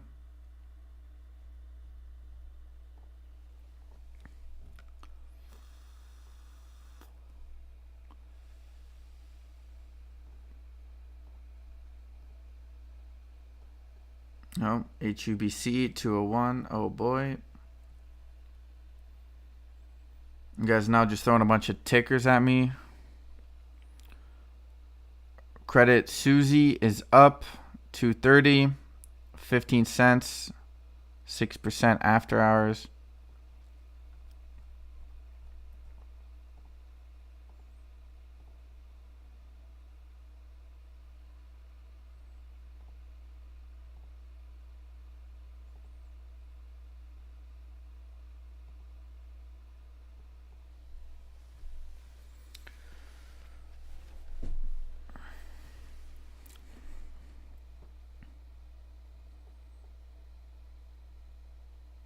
All right, guys. I think I'm going to end the stream here. I know some of you guys just came in, and I know, like, probably want to stick around for a chat like that, but I do have to do some more things today. I do want to make another video. But as of right now, just quick summarization of the day. We traded HUBC. We bought into UVXY. It is down a little bit. We traded HUBC. We bought in this morning, averaged up on the way up, sold at pretty close to the high. We actually hit it very close. We did really well with that. Waited, let it drop, pick some up on the stop loss raid. Now we're sitting with a $1.94 average, and it's currently sitting at 203 after hours. So I'm up $1.77, but I have a feeling HUBC might run a little bit more. So I'm going to try to save. I'm going to take a risk, save the last day trade I have for the next couple of days. And what I'm going to try to do is I'm going to sell tomorrow, see if it runs up. With HOLO, we did take a 5-share position. We are up a couple of cents on that, actually, so that's interesting. And also, I'm adding a position of gold into this account. I know it's a small account, and I only bought 1 share of IAUM. However, the reason I did do this is because of the fact that I think gold has a future in the next couple of years. I think people are going to start piling in. Gold generally works, especially during times of high inflation and uncertainty within the market. Also, you have a trend of banks buying gold. So I'm going to try to keep some capital on the side, and I'm going to let it sit in gold and try to catch a couple of extra dollars on the way up with my thesis on gold. So probably be buying some more once I get some more profits, and I can let that settle. UVXY, I'm using it as a hedge. As OA mentioned, it did double top. I concur with his analysis. I'm going to keep 2 shares of it. I might average down a little bit if it keeps dropping in case the market goes belly up all of a sudden. You never know. And HOLO is a long-term rider. So, guys, thank you so much for coming. I know there's a couple of you who just came in and subscribed. I appreciate that. I got 51 likes today, and my concurrent viewers are 24. So I would consider this a good day. So I appreciate to the people who subbed. I also want to thank to the people who liked. I know a lot of you in the chat liked. So thank you guys. Thank you guys for watching. And I will catch you guys tomorrow. So peace.